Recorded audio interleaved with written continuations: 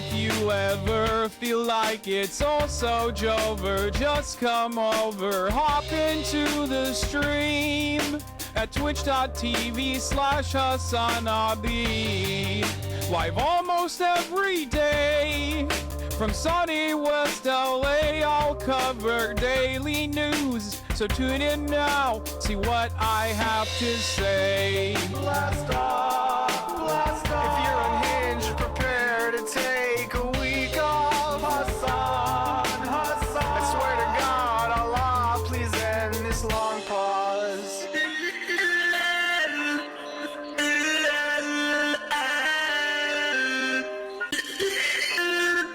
Boss makes $1 and I only make a dime.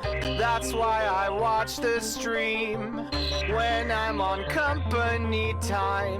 Boss makes $1 and I only make a dime. That's why I watch the stream when I'm on company time, like now. Hasan, Hasan. I'm probably in the chat right now. Hasan, Hasan. Get it, Hasan is streaming. I'm just a gamer frog, of course I hate myself. If there's just one stun lock more, my hopes will go up on the show. You're just a debate perv, of course you hate yourself.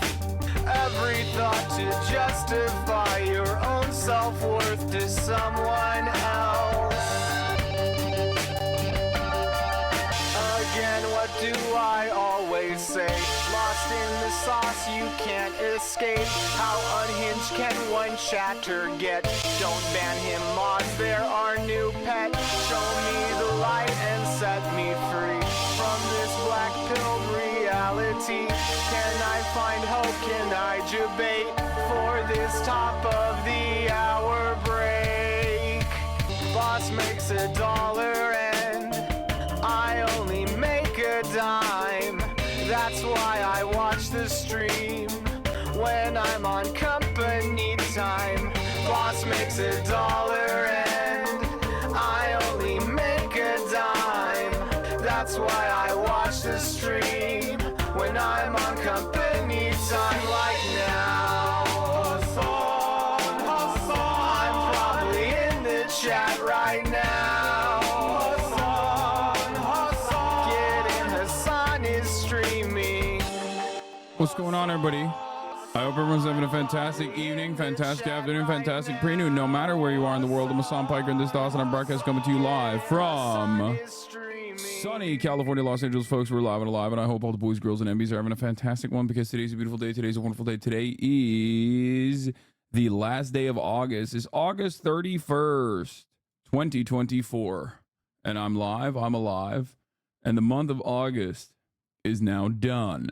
That's right. Normally, the month of August is a cursed month for those of you who are in the know. For those of you who have been in this community for a couple Augusts now, usually the month of August is when I get canceled. Obviously, August 21st, 2019, that was a big one. That's like one of the first famous ones where I said America deserved 9/11. I was on Fox News. Last year, around August, or in 2021, around August, that's when I bought the house, or rather I got doxxed and that my house purchase was leaked. You know, it's usually a month full of a lot of people just being like, fuck Hasan, fuck this guy, hate this guy, you know. I guess I did technically get kicked out of the DNC, but I don't really consider that to be that big of a, I don't think that was that big. Like, it wasn't that bad. Like, that wasn't like a cancellation, you know what I mean? So yeah, I am gonna say this, you know, the month of August this time has been fortuitous. I feel like I've been vindicated quite a bit this month of August, rather than get attacked mercilessly as I do in other Augusts.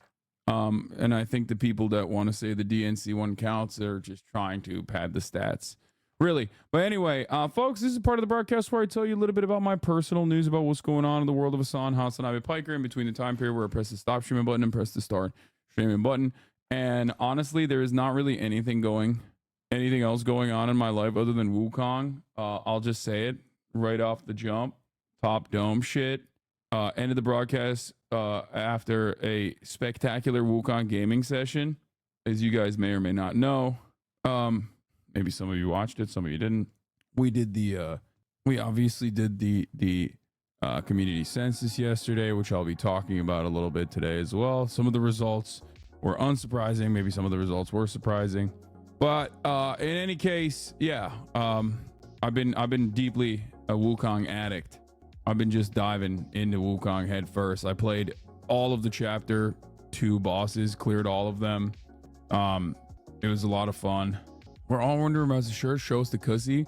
Yes, I'm wearing the famous Cussy shirt today. Yeah, secret levels 2.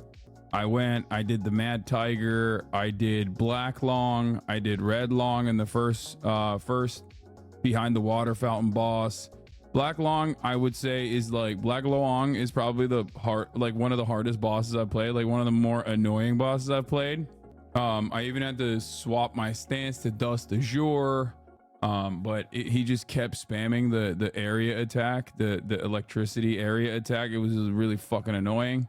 And I only later found out you can just like stand on top of a rock when he does that, and then you'll be fine. But in any case, ladies and gentlemen, boys, girls, and MBs, this morning I did something that is truly unique though. I woke up and I kept playing Wukong instead of going in. Yeah, the Boy collab came out. I know we're gonna be watching that, of course, obviously. But yeah, what was I saying? I didn't work out this morning. What's different about this morning is that I did not work out.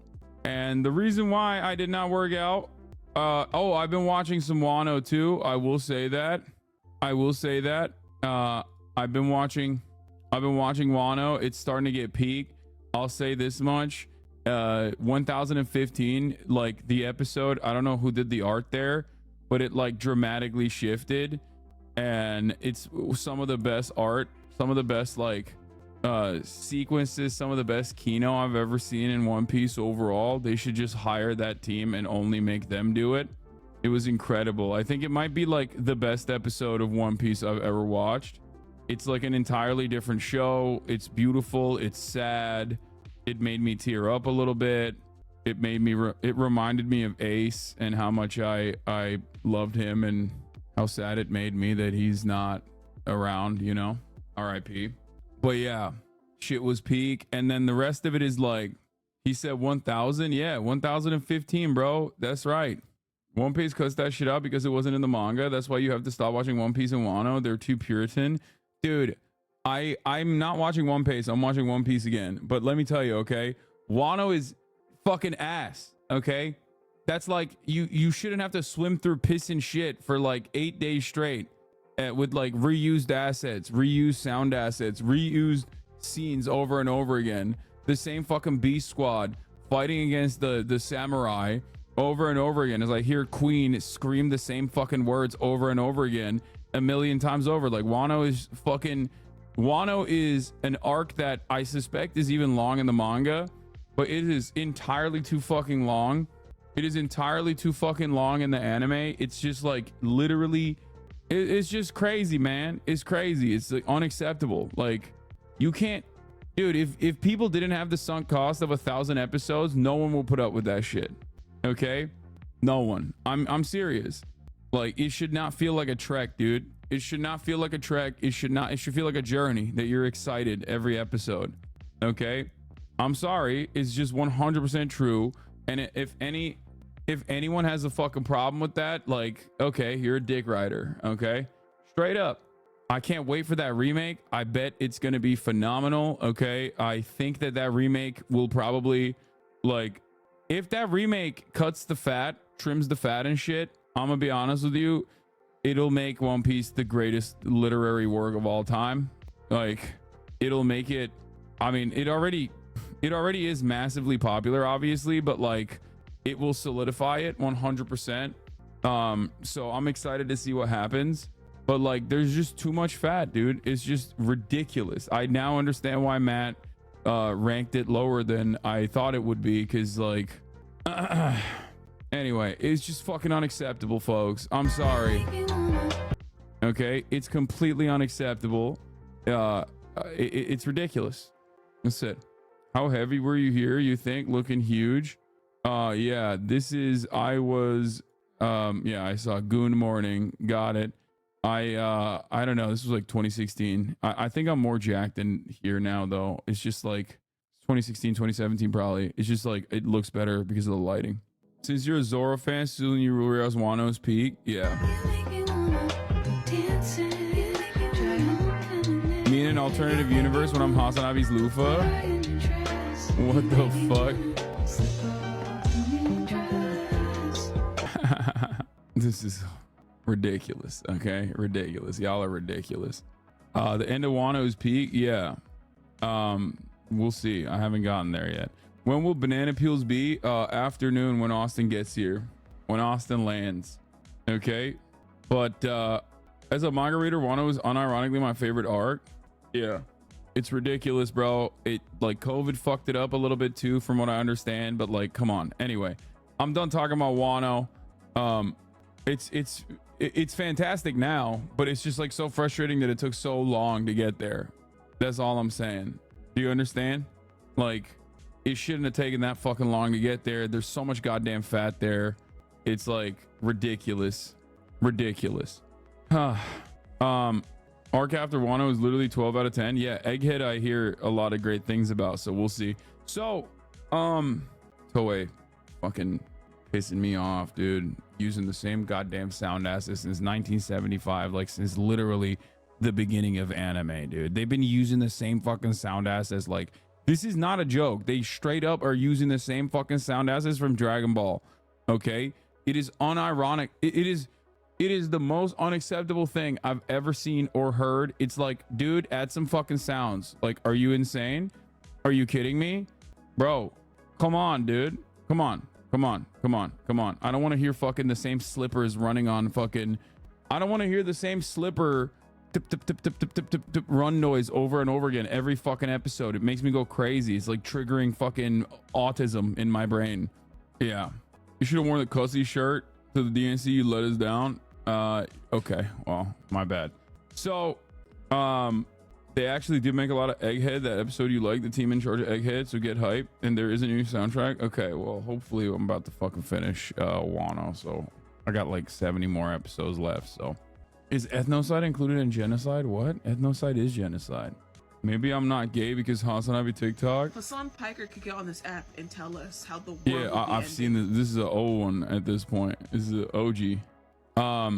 Yeah, we've from what I understand, we've turned the freaking frogs trans. Okay, that's what we're doing out here. Like, let's be real.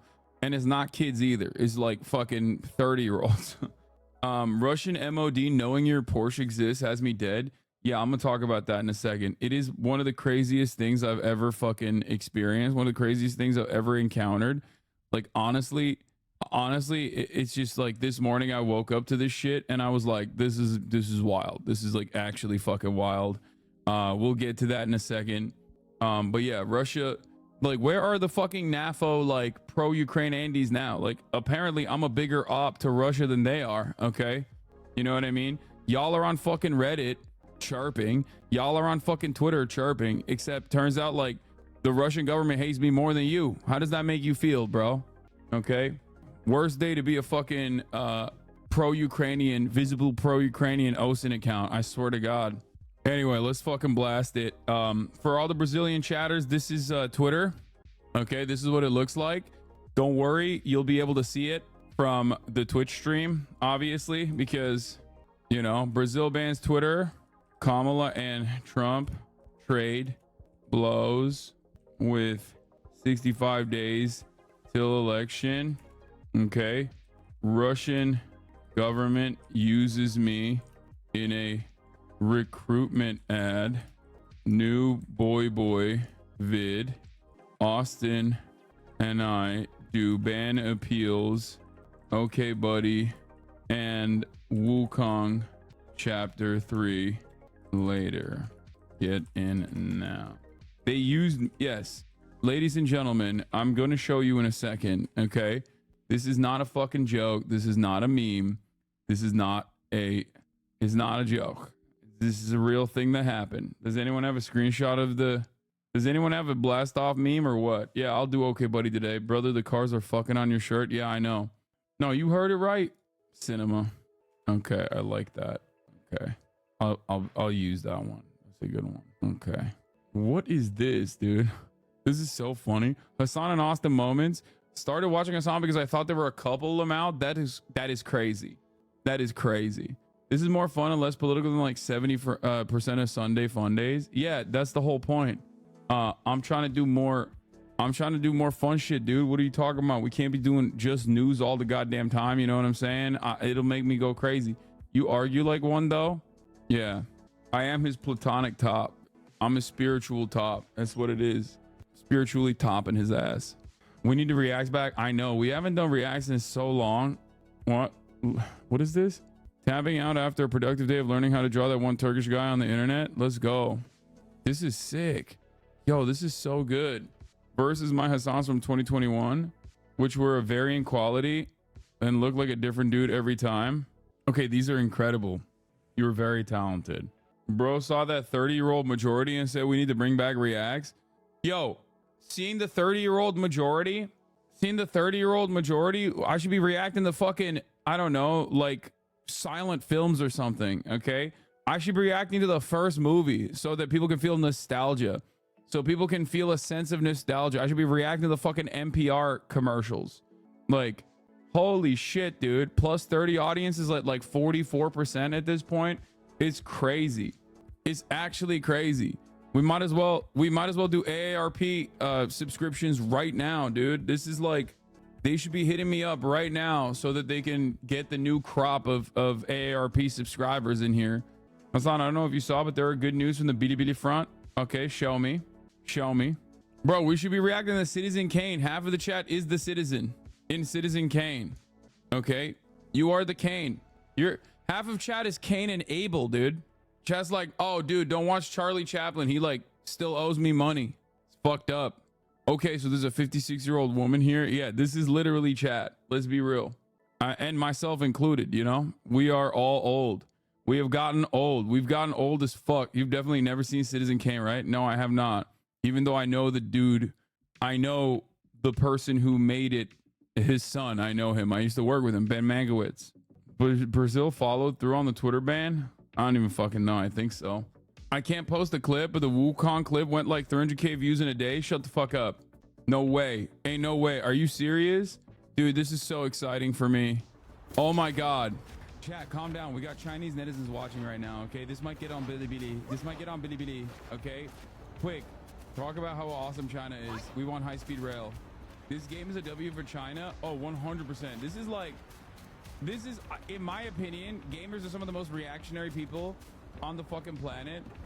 And this game is like endlessly successful in terms of doing soft power for China. Oh shit! I was not paying attention. Holy shit. Oh my God. Bro. Hasan China trip when? The video is taken from Zopai Anchor who has a fantasy about high-speed rail. I realize my comment will be posted on Bilibili. I hope China's high-speed rail can reach the Ivory Coast.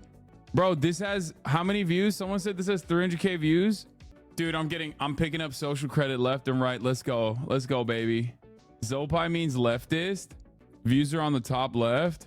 146k? Is that what it is? Oh, 300k. Yo, let's go in one day, dude. 300k in one day, baby.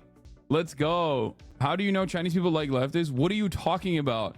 CCP Glazer, China Glazer. First of all, Chinese people like anybody that isn't immediately hostile to China. Okay, so that's number one. And number two,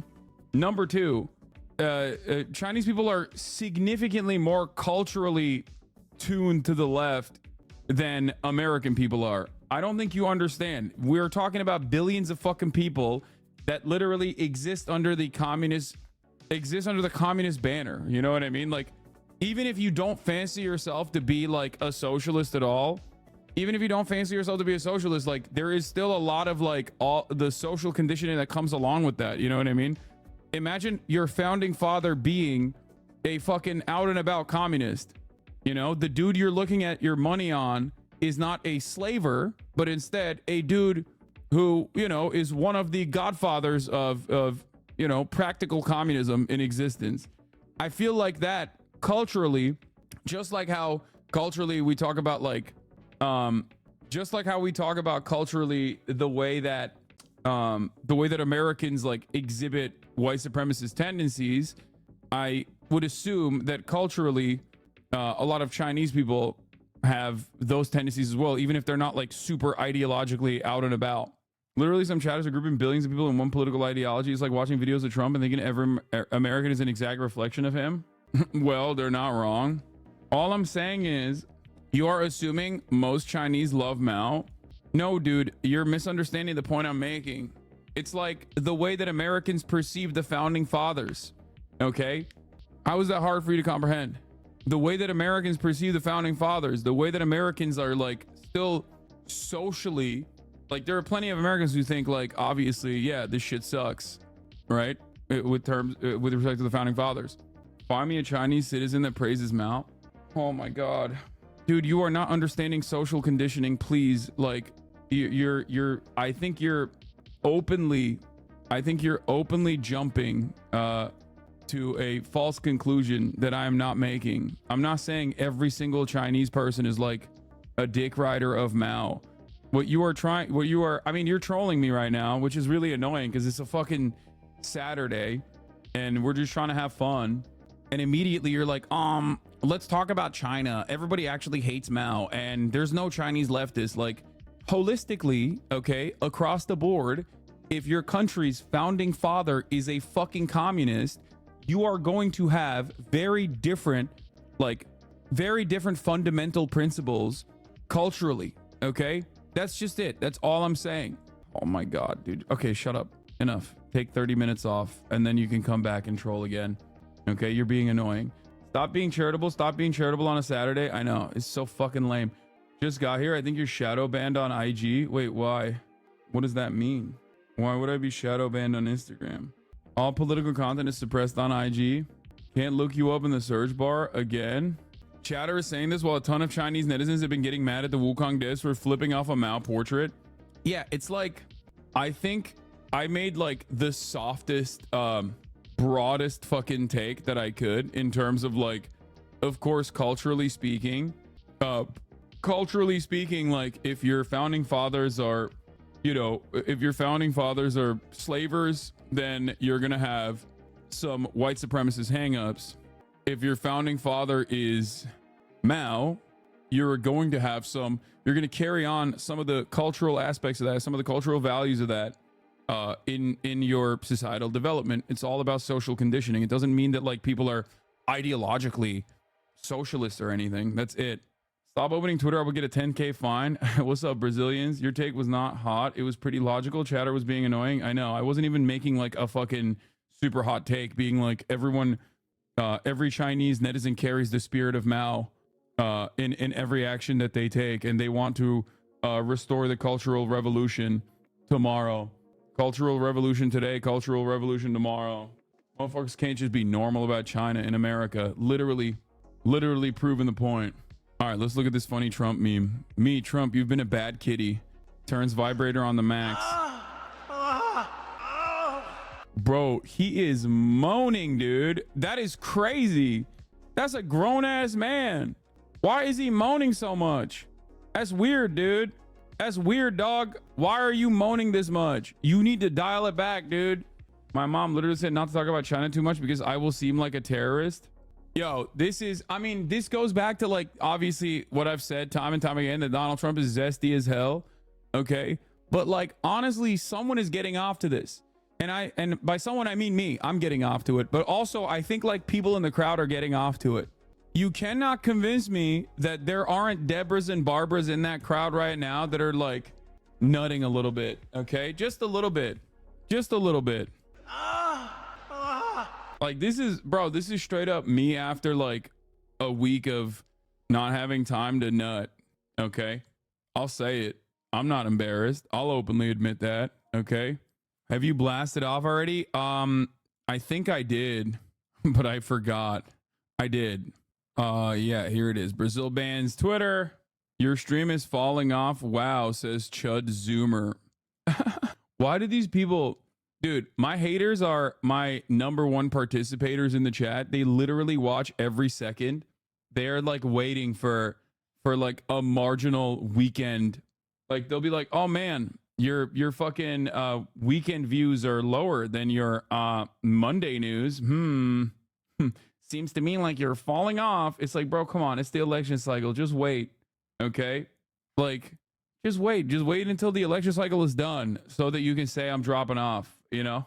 Tracking my fucking stats like that. Maybe everyone is dying in the background while we play circus. What? Guy who used to work at PragerU and Heritage Foundation has a problem with Groiper War. Wait, what? I don't think this guy is real, bro. I don't think this guy actually worked there. We need Nicholas J. Fuentes to change up his advisors. Groiper War 2 would have been much more successful if he wasn't surrounded by talentless, dorky, lazy hacks. Oh, man. Okay, I'll be real, dude. Do the right thing. If you call yourself a Groiper and say things like Groiper War unironically on the timeline, do the right thing. You know, rid society of this poison. Like you're on borrowed time. You're on borrowed time. You got nothing. Okay? You got nothing going on for you. Just do it. Okay? Do the right thing. Just do the right thing. Follow Adolf Hitler in that all the way to the end, you know? Preserve your family's honor, you know. A lot of you guys love Japanese culture and shit. Why don't you do that? Why don't you come to the recognition that you brought great shame? You brought great unimaginable shame to your family. You know what I mean? And do the right thing. That's all I'm gonna say. What is this? As an Indian HasanAbi head, I'm proud of the way you handled the anti-Indian sentiment on your podcast appearance. So. Oh, this? They definitely do. Where are you getting this information? From Jewish niggas I went to school with. This guy was saying that like Jews get reparations in America, like by the American government. When he called in, he's like, everybody gets reparations but black people. And and it was pretty funny. And he's like, but then when he starts talking about Indians, it was hilarious. Here, watch. Jewish motherfuckers that got down at school. They told me that shit. Yeah, Jews did get reparations from the German government, but that's not what he's saying. He's making it seem like every Jewish person in America is still getting a fucking check from the American government. I got something to tell you, my brother. Look, have you ever met a bro Jew? That's great. That's a crazy source. Hey, state your source. Jewish niggas. The AE Pi frat. The AE Pi frat. This is a Jewish fraternity. He's right. That is a Jewish fraternity? Yeah, it is. Yeah, wait. Hold up. But he said everybody else other than black people are getting money. Who else is getting money? All right, so they did give money directly, but when a lot of immigrants they come here, they get jobs. They can apply for this thing where they don't have to pay taxes on their job for like the first 3 or 5 years. I wonder why. And you notice that's why every gas station, and you go in there every 3 to 5 years, they always have a different Indian person at the desk. Because they re-sign it every 3 to 5 years. Maybe when I signed the mass contracts. Yo, this is amazing. I know your Google search is fucked. Like, where are you getting I'm this getting from? shit straight from the source. From my Indian neighbors. Who told you this? Who told you this? Please don't say Indian niggas. My Indian neighbors who live across the street. His name is Kush. So what? Did they leave after 5 years? Like, are they gonna leave? Nah, they signed it. They signed the paper over to whoever move over here next. They just keep passing it along. Okay. Maybe That's why everybody's last name Patel. Oh my God. Yo, what's going on? Bro? He's not wrong, but that's because of the caste system. It has nothing to do with like some weird immigration trick. I'm just saying what I've been told. They got a Ponzi scheme rolling here. It's just funny because like, I mean, it's a perfect demonstration of how like like ignorance and simultaneously like lack of knowledge in a field or on a specific thing, and then just like recognizing certain patterns can so quickly turn you into a guy who is like conspiratorial and also so far off base. Because he's like, oh, well, I saw a lot of people whose last names are Patel. What's up with that? And it's just like he has not investigated it any further. But yeah, he's not being hateful, just very misinformed. Yeah. Nerd moment. A lot of business we attribute to Indian Americans like motels were originally Japanese, but we lost during internment. Yeah, the motel game is actually locked down by Indians though, for sure. I've seen that on TikTok as well. As a Patel myself, he's not that far off from the truth. Indian business owners love to exploit recent immigrants. Okay, but he's not saying that. He's saying he's wrong. That's not what he was saying. Crash Dummy's got the funniest audience, bro. I was dying. Yeah, it's hilarious. Anyway, I wonder if he gets his curls done or if it's natural. Are you talking about me? No, I don't even have curls if you're talking about me. I have waves, but that's it. Yeah, there's a lot of funny bangers that came from that podcast. And I hope people appreciated it. I hope people enjoyed it. I have waves. No, not like waves like that. I have wavy hair. Like it's not that curly. Your hair is definitely curly. I've always wanted straight hair my whole life when I was growing up. Lol overruled. I weighed myself this morning. It's bad, bro. I thought you were fucking working out. What the hell's going on, dude? Use the goddamn free time you have to get fucking brolic. I'm 205. Shit, bro. I'm about to catch up to you. I'm fucking 225, you know? Hassan's hair. Yeah. I got waves like Osborne. Put the do-rag on for us. Come on. No. I should have done it with the boys, though. I should put the do-rag on with the boys. That's the only time where it's valid and allowed. I lost 15 pounds in the last 3 months and doing 60 minutes of cardio daily while I watch and 250 cumulative push-ups a day, 175 to 160 pounds. Congratulations, chatter. You get your friend to explain this. Why do you send Instagram reels and shit, dude? Why do you do that? Oh, it's this one? Yeah, no. I mean, this is the only time where this is allowed. You're allowed to show this. I'm too thick and I'm going on a diet today. I thought you started the diet. Put that away. Delete that. Bro, it's not happening, okay? You did this and you have to live with it for the rest of your life, okay? You got complacent. Here's what happened. You got complacent with where you're at once you basically secured the hottest piece of ass you could, Shrek. And now all y'all do is sit around in the swamp and eat fucking snacks, okay? You got to get back in the gym. Fix your diet. Caught slipping. Anyway, yes, I have the boy video on the docket, of course. Please stop linking it to me. It's right here. I know. We shot it in my house, okay? Obviously, I'm going to watch it. This is a deep fake. It's not a deep fake. You're fucking making out. Your tongue is down his throat, brother. We see it. You can't hide it. Okay. All right. Let's start with the first order of business, okay? This morning, I wake up and I got a message from the motherfucking boys, okay? From Boy, Alexa, okay? And he's like, you won't believe what shows up in this fucking ad. Now, we've covered some of these ads before on the broadcast. This is another one of these like shitty AI Russian military recruitment ads, okay? And it's incredible. Let's take a look. What are our men made of? Из татушек и проколотых ушек, из иллюзий и банановых смузи сделаны наши мужчины. Из яркого грима и стримов. That's crazy. Okay? How the fuck did I make the goddamn Russian government my op? That's insane. Okay? Who the fuck is over there? Like former HasanAbi head. They got my worst era too. They got my fucking worst era.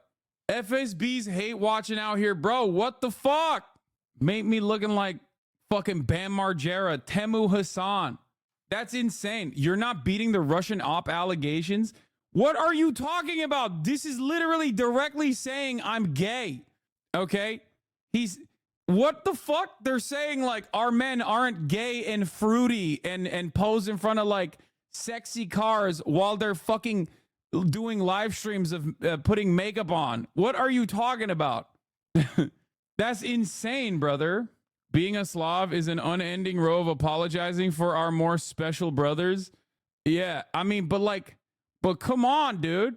First of all, you put on fucking Guyliner one time for an emo stream, and all of a sudden they're like, oh, this guy, suka bliat, he wears Guyliner every day.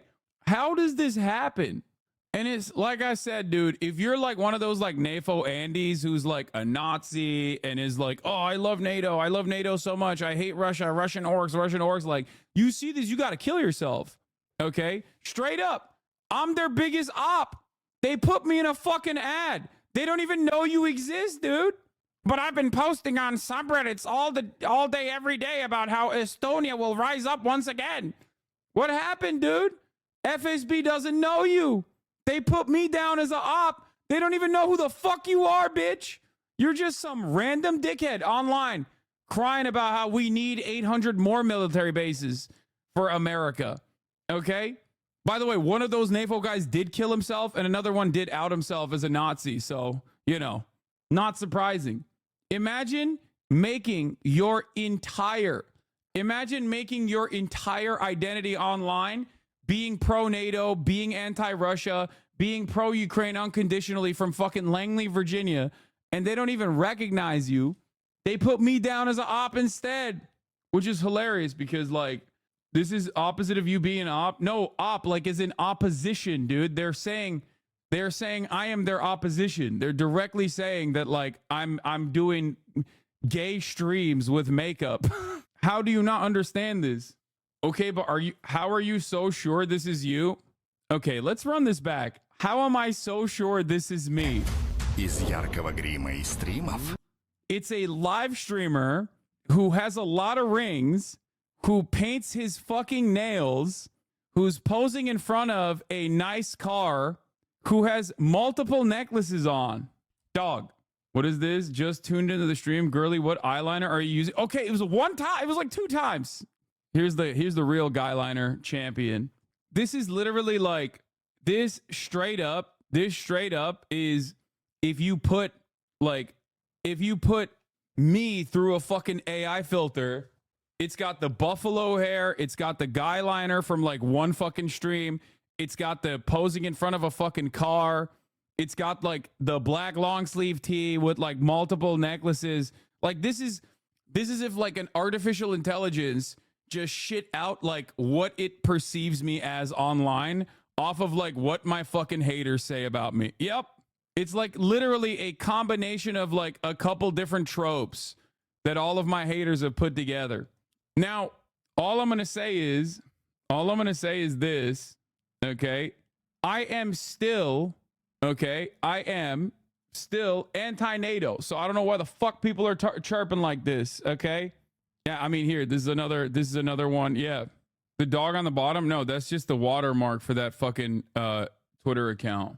Из сладких пирожных и брендов одежных сделаны наши мужчины. Из чего сделан ты? Присоединяйся к тем, кто сделан из чести, доблести и мужества. Присоединяйся к своим. Make no mistake, I am still anti-NATO, okay? I don't know what the fuck these dudes are on about, all right? And not only am I fucking anti-NATO, look, I'm anti-NATO, but I'm also anti-Russia invading Ukraine, okay? Everybody needs to calm the fuck down. I think it's funny that you're a bigger enemy to the Russians than the NATO Andes. All their shilling still gave them no clout. Yeah, dude. What's that fucking guy who like traveled all over Ukraine?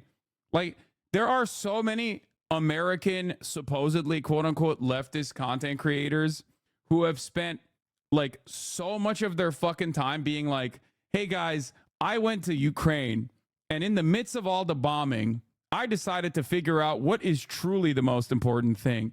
How much do these Ukrainian people that I found hate HasanAbi Piker? Okay. Meanwhile, there is an entire cottage industry online of people being like, Hasan is a Russian op. He is a Russian asset, okay? He's a Russian operative, okay? Meanwhile, turns out, according to Russia, they don't know who the fuck you are, but it seems like they don't like me a lot.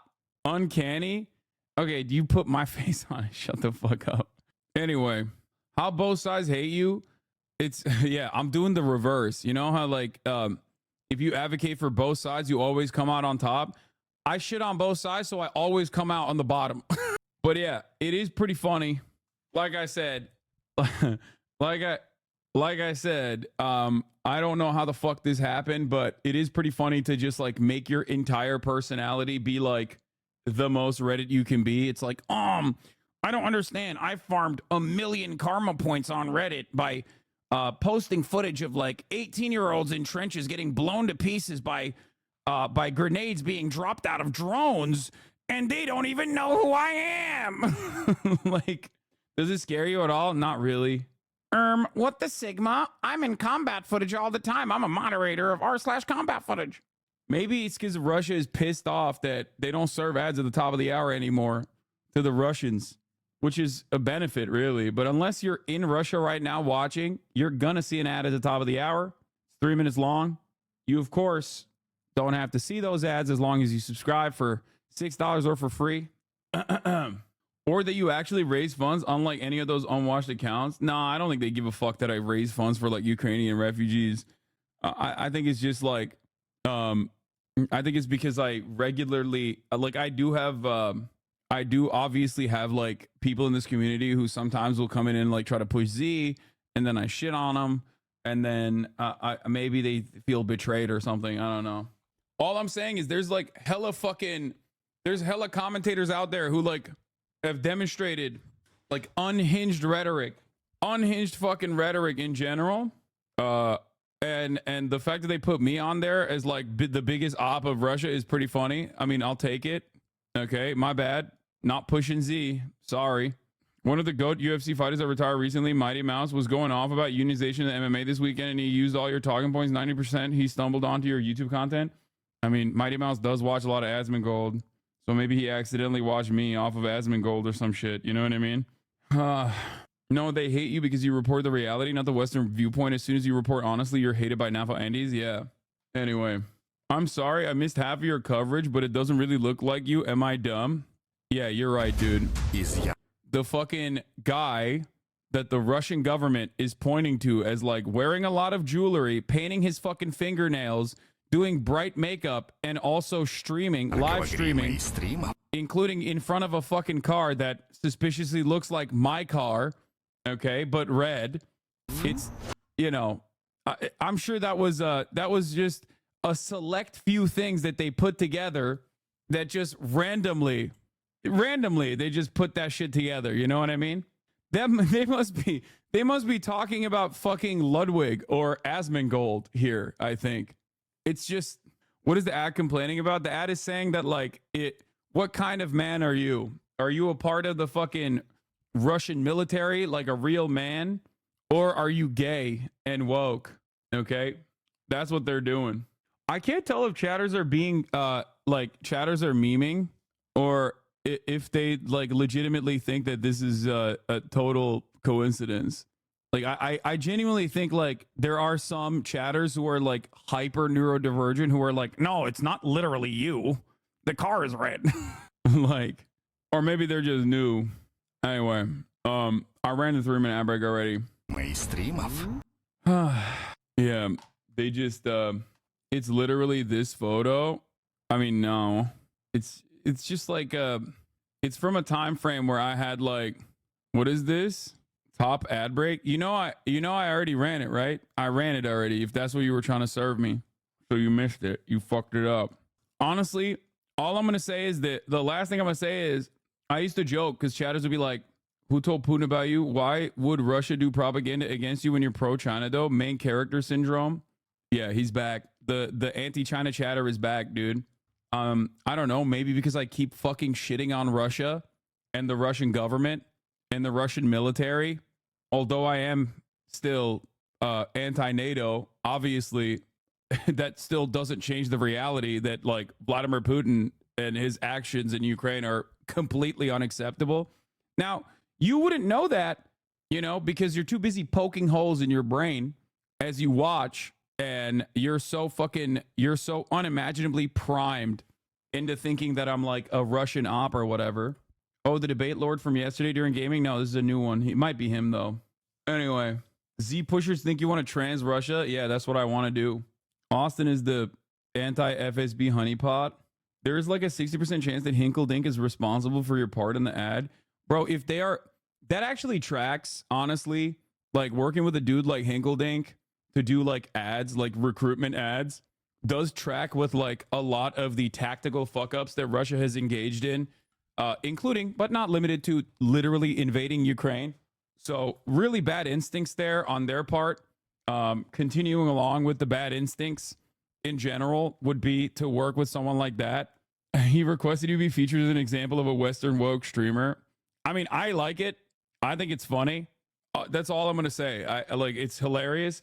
It also, it's doubly hilarious because like, it's doubly hilarious because they're like, oh, dude, what kind of man would you rather be? A dude fucking dying in the trenches because he has no other option in the fucking meat grinder, okay?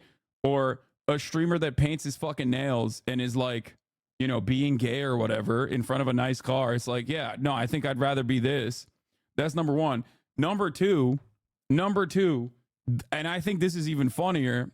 All of those like fucking r/combat footage nerds out there who are like, who've made, throwing Ukrainian men into the meat grinder their whole identity, like their entire identity, have also simultaneously considered me to be like a Russian operative, a person who is like unconditionally pro-Russia. And it feels like Russia doesn't feel that way. Meanwhile, all you motherfuckers are just like, you are not getting noticed, okay? You are not getting noticed, big dog. Just shut it down. They got the hairstyle and painted nails from this time you painted your nails. Russia is possibly the only nation that is as big as failure as the USA. Like 45% of men are physically addicted to alcohol consumption. I'll rock with the gays over the drunks any day. I mean, we got a lot of issues here in America too. Senpai is not noticing you. That's what I'm saying. In the beginning of the war, Ukrainians had more hope and thought they had a chance. But now it's clear you were right. A ceasefire deal should have happened early. Everyone I know in Ukraine is on the verge of mental breakdown, if not already there. Yeah, but remember, because I said that the 15-point plan that was facilitated in Turkey was actually good, I was actually a fucking hater and I was pro-Russia.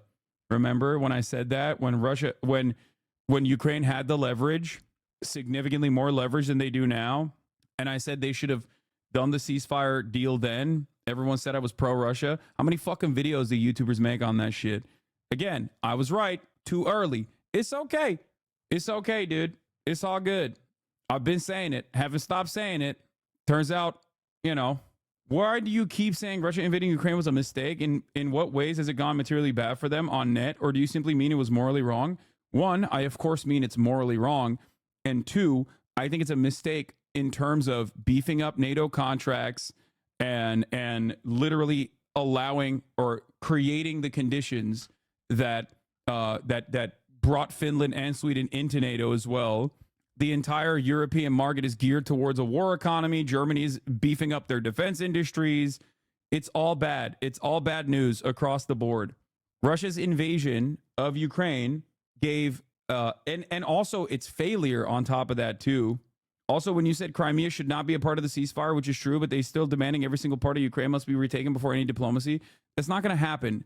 And also at the time, I said Zelensky was very smart for saying we will hold a referendum 15 years down the line for Crimea, pushing that off and taking it out of the equation entirely.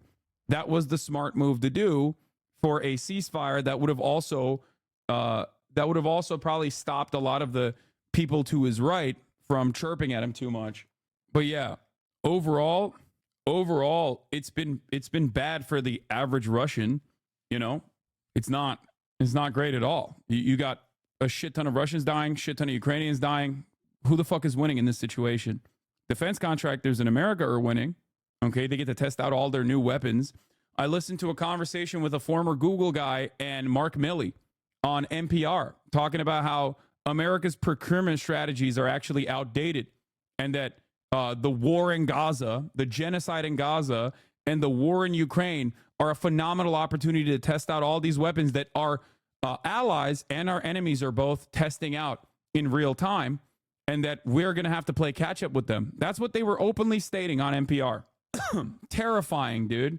Terrifying. The future of war is autonomous, is what they were saying. Okay? And that all of these people are actually doing that, and we need to get a piece of that immediately, and we need to shift our procurement strategy to not have like a fucking 15-year runway. That's where the fucking warmongers are at. Did NPR push back at all? No, dude, of course not. Was that Sundar Pichai from Google? I don't remember what the dude's name is, but it wasn't Sundar Pichai. It was another dude. It was like Eric Schmidt or something. I forget. Anyway, never let a crisis go to waste, you know? Never let a good crisis go to waste. You see a genocide? You see genocide? You see children being blown to bits? I see an opportunity to make money. Wait, why are you pro-China? They don't have social ownership of the means of production. Wouldn't a ceasefire be violated by Russia in a couple of years? Dude, this guy hit literally every talking point possible. Okay? Like every talking point. Would Russia even abide by any ceasefire treaty they signed? They are aggressive and bloodthirsty. You're right. Okay? I've maintained the same position I have from the start, which is if they violate it, guess what, dude? Back to square one. Insincere complaint. It was Eric Schmidt. Yeah, this is the one. This was the most insane, bro. This was the most insane fucking 8-minute listen of all time. Genuinely terrifying. Former CEO of Google, Eric Schmidt, and Joint Chief of Staff's, former chairman of the Joint Chief of Staff's, Mark Milley, General Mark Milley, came together and talked about how, you know, America's fallen behind on our military tech. Yeah. I like that people go, oh, dude, Russia would not abide by the ceasefire. It's like, okay, Israel won't either. There's a likelihood that Israel won't either, but it shouldn't stop you from trying, you know? And if they don't abide by the terms and conditions set forth by a ceasefire, then what are you supposed to do? You're back to square one. You're already fucking fighting. You're already in the meat grinder. All you've done is put a pause on that shit, you know? And as far as like being pro-China, even if they are talking points, what is the solution? NATO is imperialist, but what do we do? NATO is imperialist, but what do we do? What do you mean, what do we do? Get every country involved to come to the table and have a ceasefire agreement. Put it together. Most countries' positions are not like favoring war unless you're America. And now Russia as well. We have no power. Dost thou comprehend? Yes, you're right. We have no power. We protest. They ignore us. A Kentucky woman claims Kanye West telepathically told her to steal a car with a child inside, leading to her arrest. I actually believe he did this. Kanye West did do that. All right. Before we get to the army thing, there's a couple things I want to obviously cover. What is this clip? It does not matter if the war is not real, or when it is, that victory is not possible. The war is not meant to be won. It is meant to be continued. The essential act of modern warfare is the destruction of the produce of human labor. A hierarchical society is only possible on the basis of poverty and ignorance. 1989, George Orwell, Animal Factory, Animal Farm, Animal Crossing, brother. You already know what it is. George Orwell. Anyway, where the fuck was I? What was I going to talk about? Oh, yeah, here. If I could write a tweet that stated the chain of events depicted in this clip, Hosburus would say I'm peddling anti-Semitism. However, this clip is made by a Jewish settler. Let's take a look. Let's take a peek into what's going on in the minds of settlers, okay? So what kind of crazy people would want to live in a prison? When we came to live in Adoraim, we knew we would have to deal with challenges. When one of them, without a doubt, is the wall.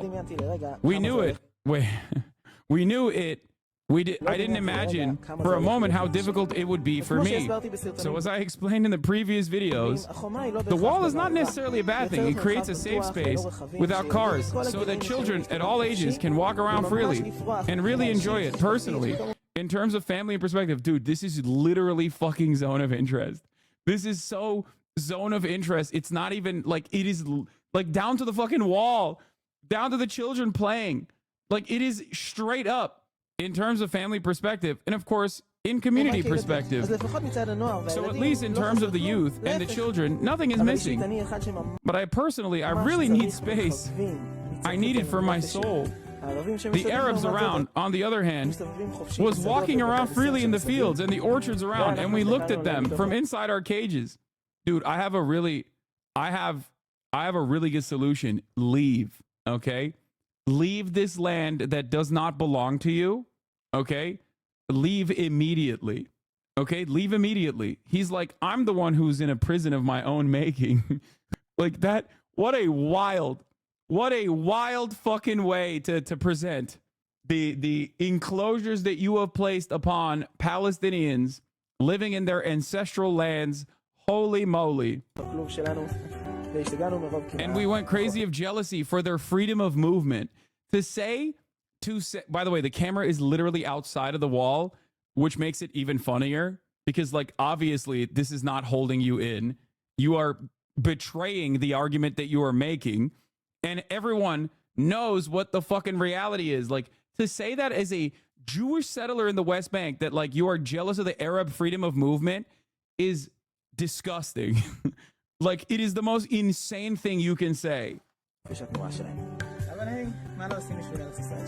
But hey, we'll do everything for our Israel. But since the outbreak of the war, everything has changed completely. From day one of the war, the army has warned us of the Arabs around us that they are no longer leaving their villages to our settlement direction, and that all the fields and all the greenhouses around us considered for them a closed military zone.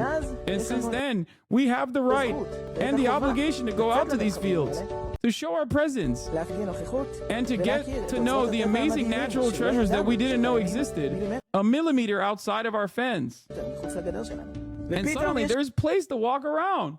And we do it, occupying the hills around us with lookout points. And we put up our flag with pride. And at the same time, around the settlement, a new fence is being built, which makes the official settlement area more than double what it was. What can I tell you? The fields and nature that I was so attracted to just opened up in front of me more than I could ever imagine. I mean, animals, dude. I don't know what else to say. Just like violent, bloodthirsty, deranged animals in a perpetual state of victimhood while directly explaining to you how he is colonizing additional territory with a fucking gun strapped to his back that we probably shipped, by the way, that Itamar Ben-Gvir directly handed to him so he can fucking use on random Palestinian teenagers. Okay?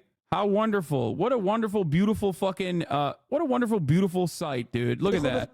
That's U.S. weapons right there that we gave Israel so they could arm their settlers. Sick. One day, dude, one day, the contradictions will inevitably cause this entire project to collapse. There is no way that this can continue like the way it has. Okay, that's all I'm gonna say. No way that isn't satire. Nobody is that. Is it that insanely tone deaf, brother?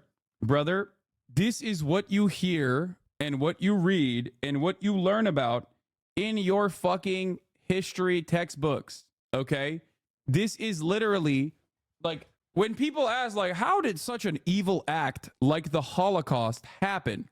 Okay? Like, how did so many Germans get on board with such a gross act, such an inhumane machine of death and destruction? Okay? You're literally watching it. You're watching it happen in real time with people who have completely fucking lost their minds. Okay? That's it.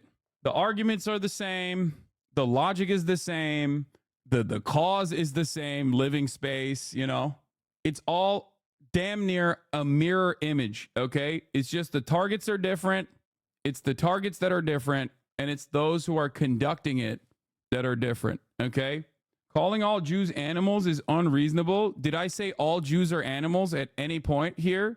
Like, when I look at like a Klansman and I say, these guys are all fucking animals, do you go, wow, Hasan, you're calling all white Christians animals? Or do you go, oh, he must mean like the literal fucking Klansmen and those who have the same mindset?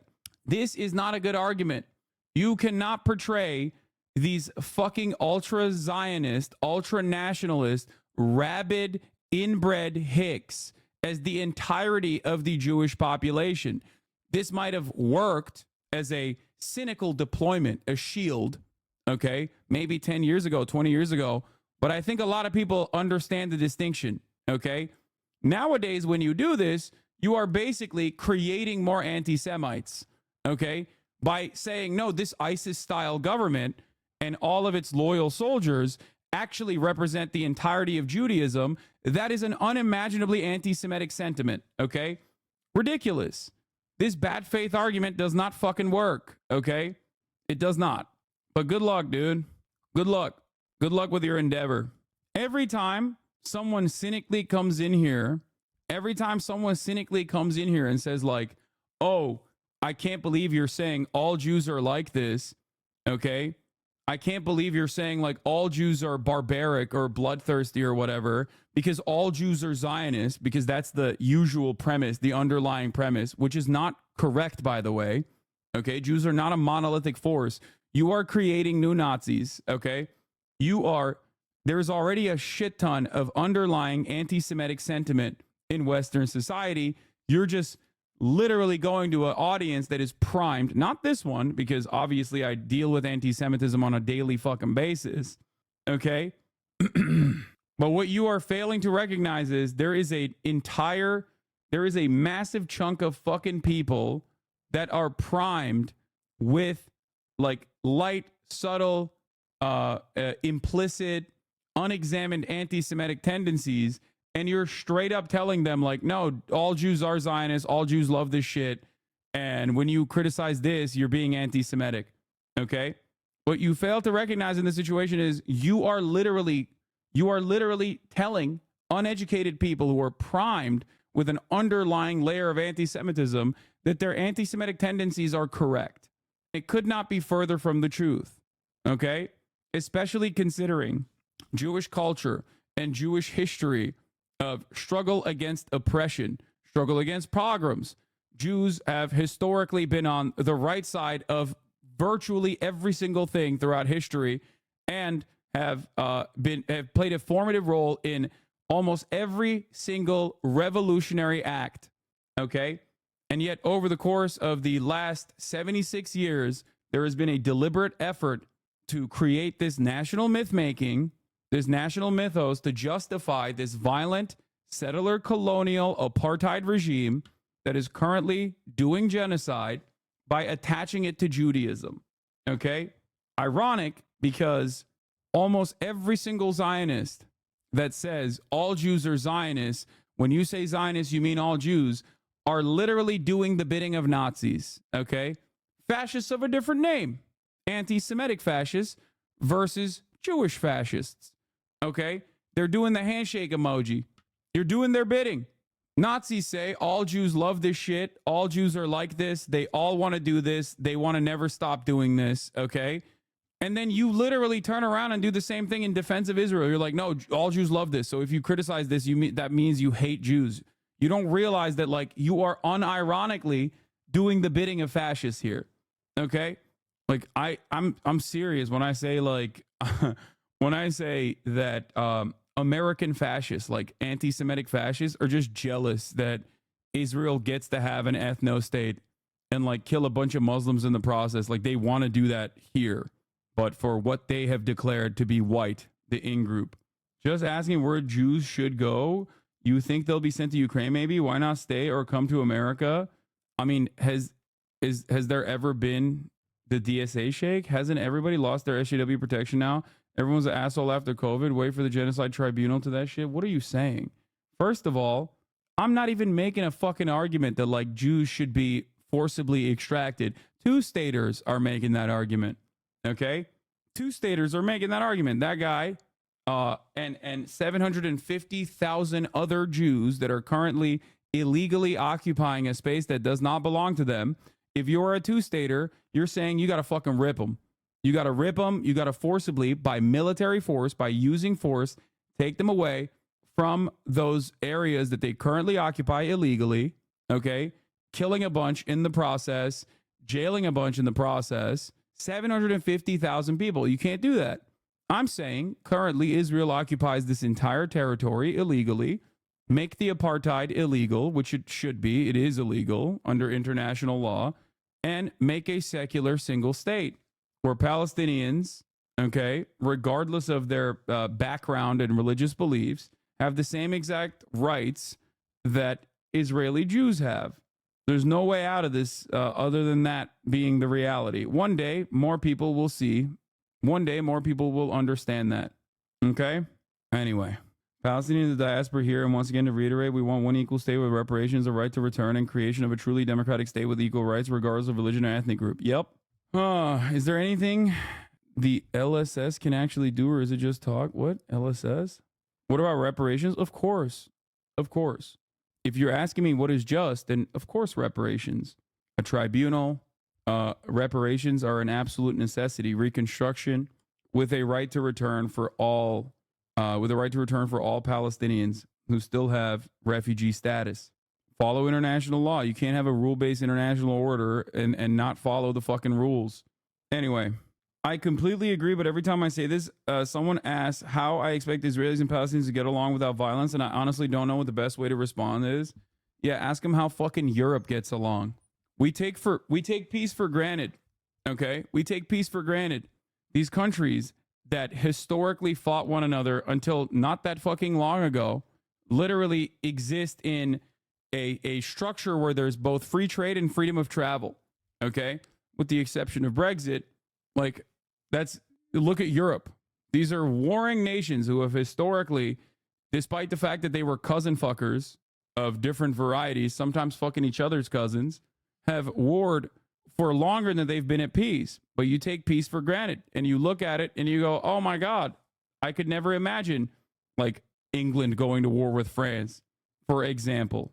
How did that happen? History is riddled with examples of never-ending conflict almost ending overnight, okay? People have always made this exact same argument. People have made this exact same argument about the apartheid in South Africa. How will black people and white people live side by side in South Africa? People have made the same exact argument about Jim Crow South, or even before that, the abolition of slavery. How can newly freed slaves live side by side with the white people? The unfortunate reality is, one that many people have failed to recognize, is that it is usually not those who are recently liberated that turn around and engage in violent endeavors, okay? It is usually not those who have been wronged historically that engage in violence in terms of retribution and vengeance. It is often those who want to maintain the racial pecking order that create the Ku Klux Klan, for example, okay? It is usually those who are comfortable in their position of power that turn around and try to maintain that same racial standard, that same racial hierarchy, like in Reconstruction, you know? Anyway, that's it. Something to consider. But a lot of these naysayers will be handled in a civil court procedure. And not only that, but also, it won't be the Palestinians. Nobody knows about the 320 Palestinian suicide bombings. They are animals claiming oppression whilst being the oppressors. The Nakba was an act of the Palestinians. They agreed to the Balfour Declaration in return for independence from the British. Stay brainwashed sheep. You claim apartheid when over 20% of Israel's population are Arab Muslims. Hasbara ops working overtime today. Okay, hitting as many fucking lines as possible, but like the unimaginable supremacist, bigoted attitude jumps out. Okay. Nobody does a fucking suicide bombing because their shit's sweet, okay? They do it because it's a last act of desperation from existing under years and years of brutal apartheid. The regular maintenance of apartheid is inherently violent. There is no peaceful apartheid. Feel me? You won't ever understand that, though, because you're a fucking bot and, you're just in here to fucking write talking points. The Nakba was an act of the Palestinians. Yeah, that's really weird. Why do I, a Turkish man living in America, know more about Israeli history than you do? A possible IDF Unit 8200 operative fucking typing in here. Go surveil some more Palestinian women, okay? Instead of fucking writing this shit in here, you stupid fucking bot. Go spit on some more people. Defensive spit in the West Bank. That's really harsh. Oh, I'm sorry. Did I hurt your feelings by yelling at a fucking Nazi? Gave him like 30% of the smoke that he actually fucking deserves? Get the fuck out of here. Aw, did I hurt the Nazis' feelings? Oh no. Oh no. Oh no. That's so sad. This is no longer a safe space. Have you noticed how they say Arab Israeli, not Palestinians? Yeah, Palestinian citizens of Israel comprise 20% of the population. Okay. And it is hilarious to act like that justifies occupying a space where, 2.5 million on one side of the West Bank and 2.5 million on the other side in Gaza is not happening, because 20% of the Israeli public in Israel proper is Palestinian citizens of Israel, who still, by the way, do not have the same fucking rights and civil liberties that Jewish citizens of Israel have. One must ask the question, okay? One must ask the question, why? Why is it that there is a demographic distinction between Arabs who are Jewish and Arabs who are not Jewish inside of Israel? Itamar Ben-Gvir is from Iraq. Why is he treated differently in Israel than an Arab who is Muslim but has Israeli citizenship? Who could say? Wait, actually, why? Because it's a fucking ethno-state, man. What do you mean? It is a religious ethno-state. That's why. It's because there is an ethnic superiority baked into an ethno-state. It's fascism. Pure fascism through and through. You can be Christian, you can be Muslim, you are a second-class citizen in Israel. If you are an Israeli citizen, you are a second-class citizen. Even inside of Israel proper, you still don't have the same rights that a Jewish citizen has. As a matter of fact, you can be a Jew from anywhere around the planet and have more rights inside of Israel than a dude who has lived in that fucking same area for like 200, 300 years. Okay? Straight up. You can participate in emigration into Israel, get your citizenship, and have all the rights and all the liberties. Well, yeah, with some exceptions, except for Ethiopian Jews. That's true. Okay, show me this 300-year-old guy. 300-year-old guy. It's not a person that's been living for 300 years. I'm saying person has been living for 300, like a person who's been living in their ancestral home in the same area for 300 years as in their family. Come on. What are some examples of the difference in rights and religions in Israel? For example, a Palestinian citizen of Israel cannot marry someone who is a Palestinian in the West Bank and bring them into citizenship. Okay? Palestinian citizens of Israel can be forcibly removed from an area, can be denied living space in an area. It is the law. It is literally the law. Okay? Jewish Israelis can create Jewish enclaves inside of Israel where they can remove Palestinian citizens of Israel from said enclaves. A Jewish citizen of Israel can marry a Palestinian, but they need to renounce their citizenship. I don't know if they have to renounce their citizenship. They just can't like bring their partner into Israel. Anyway, dedicated to those who still peddle the lie that Palestinians with Israeli citizenship live in a democracy. This is from Lieutenant Colonel of the Home Front Command. It will be completely prohibited to wave the Palestinian flag in any institution or street inside the territory of the state of Israel. The waiver can expect prison sentence for treason and exile from the state of Israel. Punishment. Anybody who talks or condemns the state of Israel or supports terror first gets their citizenship revoked. Secondly, depending on the severity, gets transferred to the West Bank or Gaza if there's anything left of it. We can marry a different religion if it's in a different country, much like gay marriage. No. I'm not saying that you can't marry. Miscegenation is frowned upon, but still allowed. Gay marriage is frowned upon, but still allowed. That's why every single Israeli that gets gay married is doing it in fucking Cyprus, okay? Government benefits are not shelled out equally. The rate of benefits dispersed to Arab Israelis are 67% lower than other Israelis, despite being the poorest ethnic group in the nation, in the region. What is this? If you're not Jewish, you can only legally marry a non-Jewish person inside Israel. Otherwise, it's always abroad. There's a legal loophole where you get married inside of Israel if married by an official in Utah via Zoom meeting. 2 girlfriends of mine are getting married this way in a couple months. That's crazy. Anyway, just a lot of cool stuff happening in Israel. Definitely not fucking stuff that we know. Ironically enough, in the darkest irony, things that happen to direct descendants of the people that are now dishing it out to an entirely random group of people. Like literally just the same shit. It's Nazi shit. It's Hitlerian. Okay? Less than, Hasn't even been a fucking 100 years since that happened. There are still direct descendants. There are still direct survivors that are alive right now. Good thing that America is on definitely the wrong side of history this time around. Video of the ADL saying the major problem with Israel is the young generation of black community. Wait, what? Israel is with the young generation of the black community. Black Lives Matter starts. Bro, is that a fucking South African? Is that?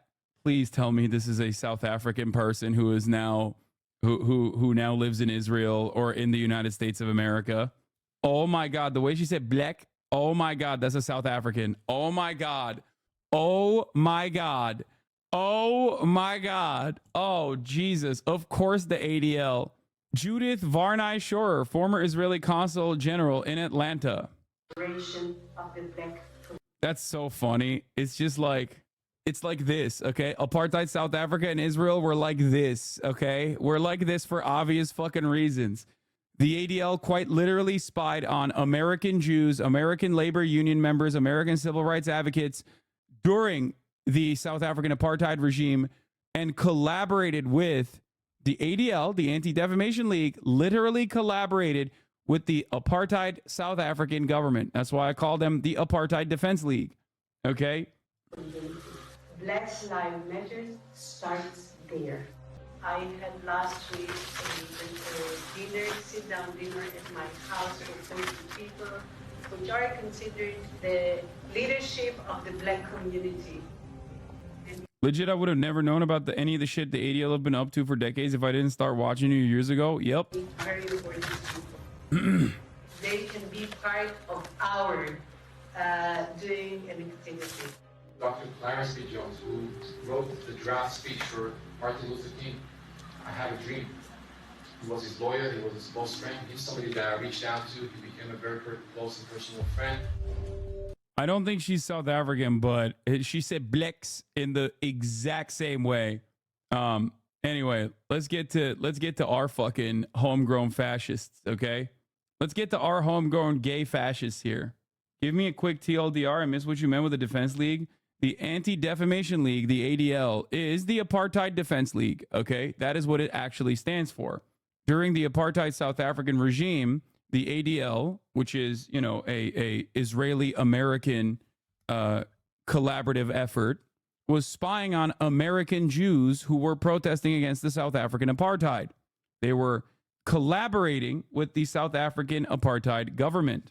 Anyway. And I wouldn't say that I have fully developed views on this, but to me what it is sort of a value system to replace the fact that they're all fundamentally atheist or agnostic. They have no real value system. Their only value system is achieve. You're a dupe. You're a dumbass. If you think that like religion, dude, I swear to God, this is some like primitive shit, dude. You're a fucking ape. If you literally are like, I have no values. I have no value system if it wasn't for Christianity. You're a baboon, okay? I'm sorry. Straight up. Like, I have no problem with religion, okay? You guys know this. You guys understand this. I say it all the time. You know, if you want to fucking practice whatever religion you want to practice, it's fine as long as you don't encroach on others' rights.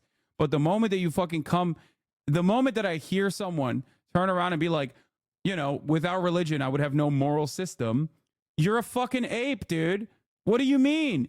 So, like, if religion didn't tell you that, like, rape is wrong, you would just be out there raping? It's akin to the same fucking idiots that say, oh, without the law, we would be doing crazy shit. It's like, that's the thing stopping you? I am now under threat around you, okay? When I hear someone say this, when I hear someone be like, oh, it's the law that's like stopping me from doing certain things, I'm like, you're a fucking weirdo, dog. When I hear someone going, it's religion that's giving me my moral values, my moral system, I'm like, that's weird, bro. You're a weird guy, okay? You would be a fucking sociopath without it, I guess. Well, you are a sociopath. We know that already. What the fuck? Like, you have no care or consideration for your fellow man without like rules in a rule book? What the fuck do you mean? It is insane to me. It is insane to me that people in 2024 openly say things like this, for the record. It blows my fucking mind. And it's not just religion either. Like I said, when someone says, dude, if it wasn't for the law, people would be doing crazy shit. People would just be doing mass rapes and shit. I'm like, what are you talking about? Like, I'm not an advocate for no laws in general, but that's an insane thing. Like, you think society's being held together? Like, you would be just going around doing mass rapes and serial killing if it wasn't for the fucking law? What's wrong with you? What a fucking insane statement, dude. The fuck? This guy, this type of person would have had their skull bashed with a rock immediately during primitive accumulation, okay? They'd be like, oh, this guy's bad news, bro. We have to deal with him. They would literally get together. The village would get together and be like, we have to fucking kill this person with whatever blunt object we can find because he is literally trying to go around and fucking rape people. Like, straight up. What the fuck, dude? Yeah, get the highest fucking rock that we can get to and dump him off that rock immediately. Head down. In a very conventional way. And so the idea that somehow they're pursuing racial or gender equity is like the value system that gives their life meaning. Well, of course, they all find that value system leads to misery. What would you say about previous ages in Europe where raping and raiding were the norm for certain nations? Yeah, I would say that we now have religion, and that still hasn't really changed. It's just that, like, we've softened that approach, and you don't get to see it that much. You know, since we're talking about the most moral nation on the planet earlier, they made one of their concentration camp prison guards who was detained for rape into a television star overnight, with 60% of society saying he should not be prosecuted for raping a Palestinian to death at all. So, you know, people have done rapes without religion. People have done rapes with religion. It doesn't really matter, okay? Leads to unhappiness. And so I think that what happens is, like, whenever you really pursue something, right? Like, let's say a doctor gives you a medicine to cure a disease and it doesn't work, right? The patient gets worse. Well, you can conclude one of two things. Either the medicine isn't working or the patient was... Bro said the fucking Holy Crusades, when they were happening, no rape and raiding was happening. No rape and pillaging was happening during the Holy Crusades. Okay? Like, you know. Was so sick that what they need is even more. Whenever you really pursue something, right? Like, let's say a doctor gives you a medicine to cure a disease and it doesn't work, right? The patient gets worse. Well, you can conclude one of two things. Either the medicine isn't working or the patient was so sick that what they need is even more of the medicine that you originally prescribed. And I think the gender inequity stuff is like, we need more of the medicine. Okay, clearly this value set has made me a miserable person who can't have kids because I already, passed the biological period when it was possible. I think automatically being around JD Vance makes one a miserable person. So he's thinking, like, all the women around me are miserable. It must be because of society and not because I keep talking about how modernity has caused women to be depressed because they can't have children after a biological age. No, dude, it's you, bro. You're doing it. You're poison for the vibes, okay? Demonstrated by the fact that the people that like you the least in this fucking country are people from the place that you are the senator of, okay? Your approval ratings are one of the few ways that we can actually scientifically look at how your vibes are, okay?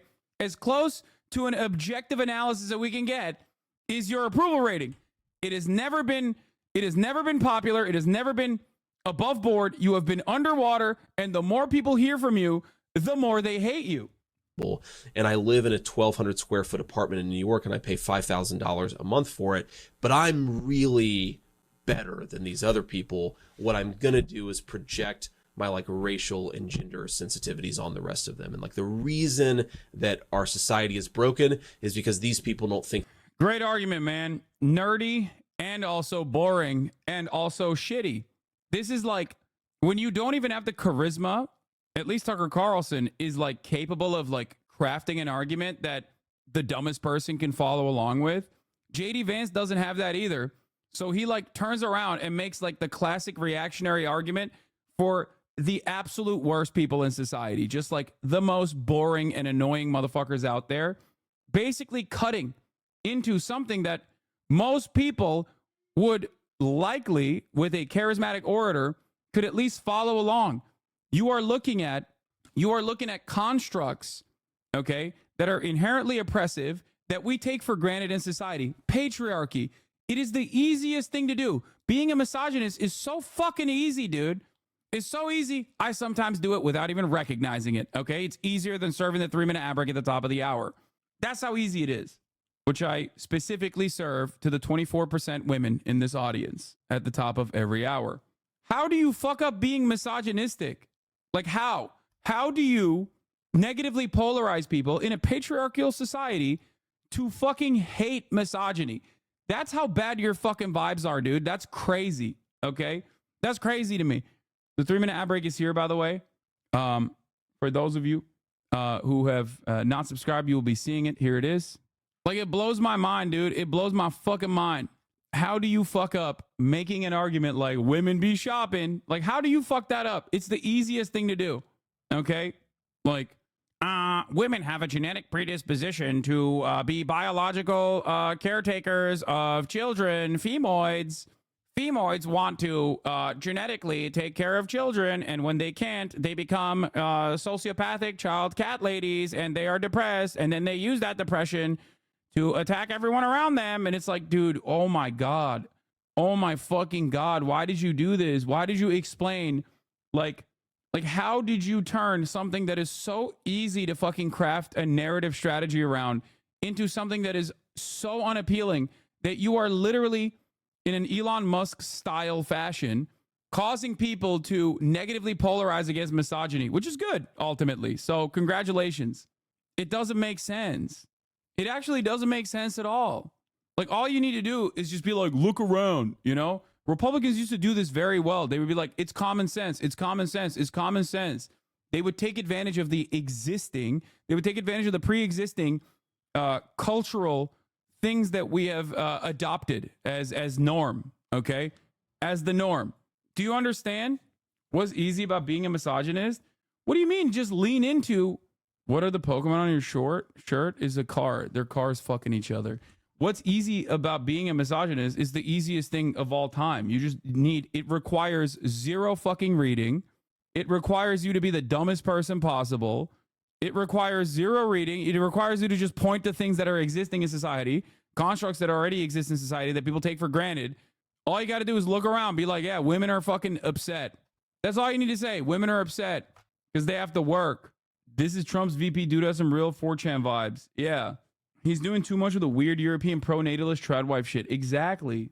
Is it too late to replace them? Nope. They're locked in, baby. Even though the way that I think has made me a miserable person, I just need to make more people think like that. So we're going to teach this in our schools, in our universities, even. Like, they think this is a real, like, they think, and this is the problem, they think that there is like a secret strategy that is making people woke, okay?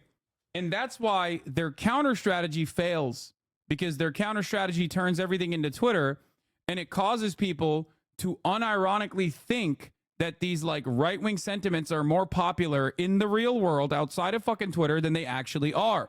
That is the problem, okay? The problem is these right-wing social constructs exist and are born out of the material conditions that people experience on a day-to-day basis, okay? So you can move the needle in the right-wing direction with culture without like trying too much, but you can't combat that.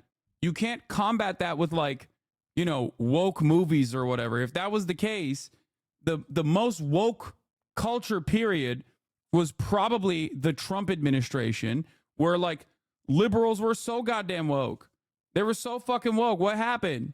Did society become more woke magically because like all of our fucking movies were woke? No.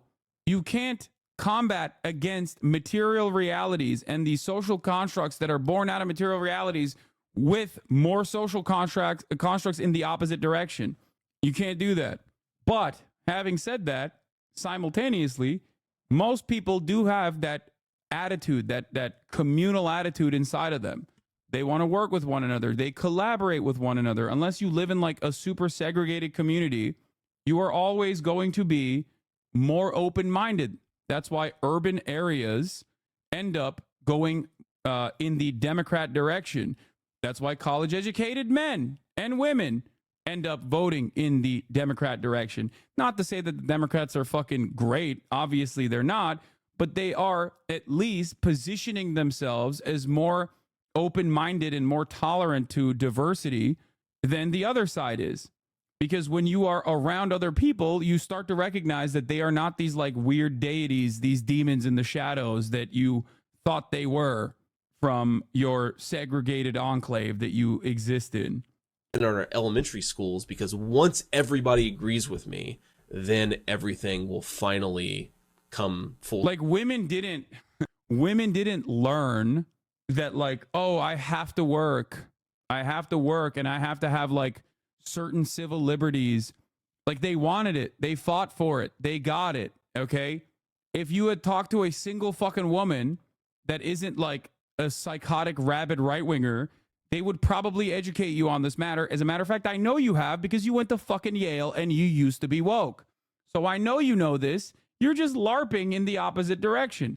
Nothing here is genuine, which I think also plays into him being a horrible communicator of these kinds of like right-wing ideologies, because he just like adopted it to win favor with the base as a careerist.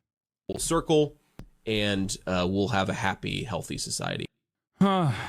Yeah. If we teach women that, like, we taught women woke, okay?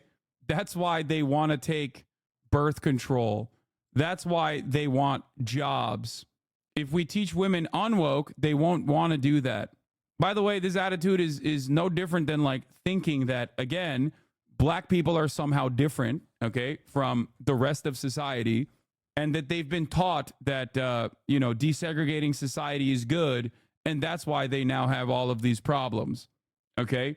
Like, it denies autonomy from the group that you are talking about, that they are just, like, easily duped, okay? That they do not want they don't have their own personal wants, their own personal aspirations, that they don't have, like, any sort of say in this process. They're just being duped by fucking woke liberal media into thinking that they want freedoms and equal rights and equal opportunity to succeed. Trump says their Project 2025 plan is to give Trump total unchecked legal power so they can jail and execute those who don't support Trump if he wins. Should Democrats be in jail? No question. When Donald Trump gets elected, should he start locking them up? No question. Should there be lists of Democrats that need to go to jail? 100%. And the reason for that is they've committed crimes. We need to make sure that when Donald Trump wins, we've got an attorney general, a deputy attorney general, a head of the CIA and the FBI. Kash Patel would be fantastic. We can have attorney general. There's some names floating around. And then they can... Why are they showing this liberal political commentator who is a centrist liberal? I don't understand. This makes no sense to me. Start having their investigators and the feds issuing subpoenas, pulling up evidence, and with real evidence, bring them to judges for warrants. Then these people can spend three years of their lives fighting tooth and nail for the crime against the government for crimes they committed, and we can prove. Yeah. And the reason why we put them on trial is that we can show the whole world we will uncover what you've done. We will make sure everyone knows, and you will be held accountable for it. Not just he's a centrist liberal with a wife and children. Obviously, I'm confused. Jail. They should get the death penalty. Hazan, would you watch that segment that Cody showed you about Tim Pool that ruins his early career? I do want to. Oh God! Oh my God! Oh fuck! Oh ew! Ew! I didn't realize that. I didn't realize who was on the other side of that. Okay. Oh my God! I'm sorry for the Laura Loomer. I'm sorry. I'm sorry that you guys got to see that. I apologize profusely. Okay. Oh, trigger warning. All right, let's do it. Tim Pool's World's Worst Guesser. I'm gonna go pee real quick. I have to play this while I play the while I go pee. I'll be back. Trump got shot. Hey, Tim, how's the lawsuit going for you? I am talking about, and to, Timothy Tim Pool, who back in April was named in a libel suit against several right-wing pundits who falsely accused a random dude of being a mass shooter. This included Tim doing that thing I just said. And listen, hey, don't worry, Tim fans out there. He will be fine. Tim Pool's podcast company, Timcast, makes, according to Tim, 8 figures a year. And why wouldn't it? With such a creative name like Timcast, of course he has 1.7 million YouTube subscribers. You see, he took his name Tim and he combined it with podcast. He's a modern Oscar Wilde, he is. The impodcast of hearing ear nest. Tim is so rich that he has his own compound / studio / skate park with several employees. I'm sure it's really cool. Perhaps we'll look at that later and see how cool it is. Anyway, what's a little libel suit for accusing someone of being a mass shooter? And while we'll perhaps maybe certainly talk about that specific mass shooting later, it's honestly surprising that Tim Pool hadn't been sued for libel earlier in his career. Because here's some news. Tim Pool, the guy and self-proclaimed journalist that this video is in fact about, just might be the absolute worst guesser in the entire world. Really. But first, our new and only time it's a segment. Hey Tim Pool, have you considered that Pool is a lot closer to pod than Tim? Well, have you? Segment over. Anyway, hey, did you hear that someone tried to assassinate former President Donald Trump? Look it up and be careful with your wording, but yeah, it's in the news right now. A lot of questions around the shooter's motivation and how they were even able to get that close, etc. I'm being vague because it just happened and I'm not going to make any wild guesses about the event before we get all the information. But don't worry, Tim will, and has. Almost immediately, Tim guessed that the innocent bystander who was killed in the bleacher was the shooter and tweeted that out with no care in the world. Hey Tim, did you learn nothing from the last time you accused someone of being a shooter? My goodness, Tim. But it's not just that. Tim has so many bad guesses about the Trump shooting. He's already guessed that the photo of Trump after the attack is just like the Iwo Jima flag-raising photograph, a symbol of unity and valor. I don't think Tim knows what that picture was of, just that it's iconic. Is it just because both pictures have flags in them? Who can say? And of course, Tim has guessed repeatedly that this is some kind of conspiracy involving the Secret Service, which is honestly a topic we might have to get into in an entirely different episode. And even more, of course, Tim guessed, before we knew anything about the shooter, that this was all Joe Biden's fault somehow. Joe Biden, the first and only person to use fiery rhetoric when Trump is involved. Tim is very concerned about the Democrats inciting violence all of a sudden, which is funny for perhaps reasons we will talk about later. Point here being that even in this very politically charged moment where we have very little information, Tim is more than happy to instantly guess very badly about things that perhaps he should just keep quiet about for a little while, because he claims to be a journalist and should thus know better. But perhaps more importantly, because he's never, ever correct. Tim Pool is such a bad guesser that there are multiple Twitter accounts devoted to posting clips of him guessing badly. That's right, his terrible guesses are so frequent that they are guaranteed weekly content like funny cat videos. Shout out to those accounts from which we will be using a lot of clips, and to the Majority Report with the famously middle-aged Sam Cedar, who regularly checks in with Tim Pool's bad guesses because, again, they are so frequent that you can just do that. He's great content. Hot con he is. He's also, and this is important, a weird, sad, little mean-spirited creep with a Civil War fetish who is perpetually courting Nazis and right-wing extremists for money.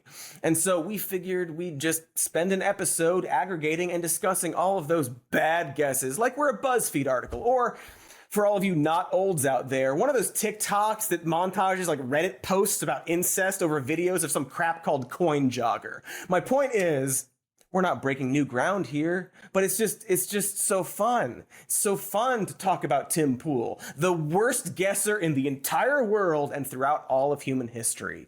Congratulations, Tim. You get an award. Sorry. Now you get a lawsuit. Tim Pool, world's worst guesser. So what do I mean by worst guesser, you ask? That's such a good question. You're so smart. Well, going back to that lawsuit and the mass shooting that led to it, in May of 2023, a neo-Nazi named Mauricio Martinez Garcia killed 8 people and wounded another 7 at a Dallas area shopping center. Garcia wore a right-wing death squad patch during the shooting. He also had a swastika and SS tattoos and made numerous anti-Semitic and racist posts online. More on all that later. But the point is that when this happened, a lot of right-wing pundits really wanted the shooter to not be right-leaning. Makes sense. They're probably just so sick of all these right-wing shooters. What's with that? So when this news came out and the shooter's identity was still being determined, Tim, along with Newsmax and Steven Crowder and other people, identified a completely different Mauricio Garcia. And, you know, a totally easy mistake to make unless you're a public figure or news pundit or proclaimed journalist with a huge audience who should perhaps wait before randomly accusing innocent people of a mass shooting. But instead of waiting or fact-checking, they all just guessed it was this other guy. They guessed wrong. And now they're getting sued. And while you may notice that Tim wasn't the only bad guesser in the bunch, for him, this comes after and before a long line of terrible guesses he perpetually poses on his show. As I already said, his show is literally just Tim skimming headlines in real time and guessing about random stuff. Just thinking aloud into a microphone after ingesting a fraction of information, sometimes to amazing results. Disney, I got a solution for you. Cut the woke garbage. Get back to American traditional values, meritocracy, individuality, personal responsibility, and community all together. And it may seem paradoxical, individuality with community. No, it's because we respect the individual's rights, but also the importance of working together with shared moral foundations. I think Tim Pool is, alongside Dave Rubin, one of the best examples, like a living, breathing example of a HasanAbi broadcast lock that you guys have heard time and time again, which is that if you want to be a grifter, being a right-winger is automatic. Like, you have to be a right-wing grifter because it's incredibly fucking easy. It is incredibly easy to be a right-wing grifter. You just need to say the words, okay? That's it. That's all you need to do. It requires no research. As a matter of fact, it's anti-research. You have to literally look at all of this information that is being blasted in your fucking face and cast aside, okay? Cast aside logic, critical thinking, all of that, and just be like, no, it's because of my firmly held beliefs that a thing that is happening in the way that I think it's happening. Start restoring that. And maybe you wouldn't have to lay people off, because they specifically point out woke controversy. Here's the story. The cuts come out of the company reported profits of $23.51 billion, which exceeded analysts' expectations. So, I mean, look, that's still good for them. Wow, that is very funny. Ha ha ha. Like, usually when we play a clip of Ben Shapiro or someone like that, we have to take time to explain why what they're saying is stupid or a lie, and then make a little joke about it. But that clip just did our jobs for us. A completely self-contained episode in that clip. Watch out, us. Tim is coming for our jobs.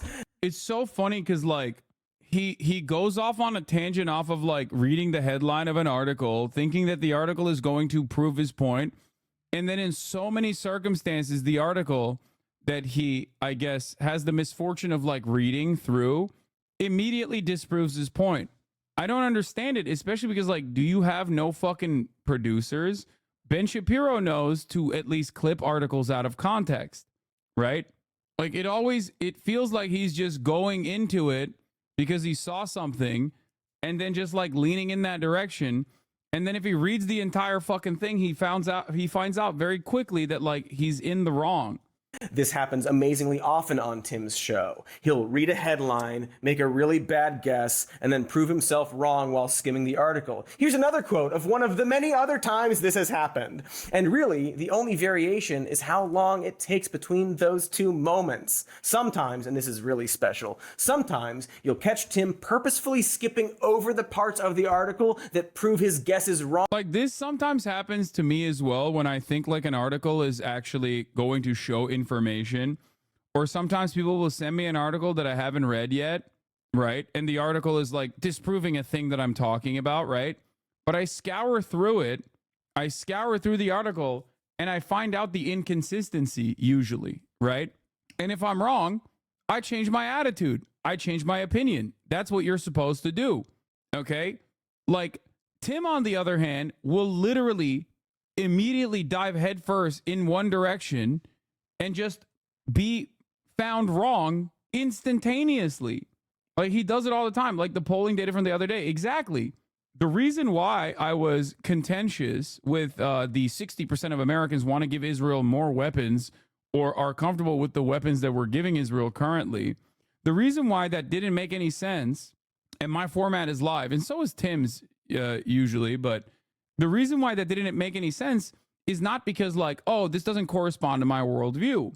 It's because obviously I've seen a shit ton of polling on this specific matter that was the exact diametrical opposite of what this article was claiming. So we looked at it, right? We looked at it and we found out that even the study itself showed exactly what I was saying. The study itself also very obviously showed that there was an inconsistency with the way that CNN had clipped that article or clipped that poll out of context. Okay? Tim doesn't have that though, because he's on vibes alone. He's not looking at polls on his off time. He's not actually reading and trying to do research on his off time. He's just going live. And what's shocking to me is that he could conduct this in the silly way that he's doing, as long as he got his producers to like clip certain parts of the article so he could clip chimp it. This would make him this would literally make him a better political commentator, a better propagandist for the right. But it's shocking to me that even though he has all those like other people in the peanut gallery, none of them actually do exactly that.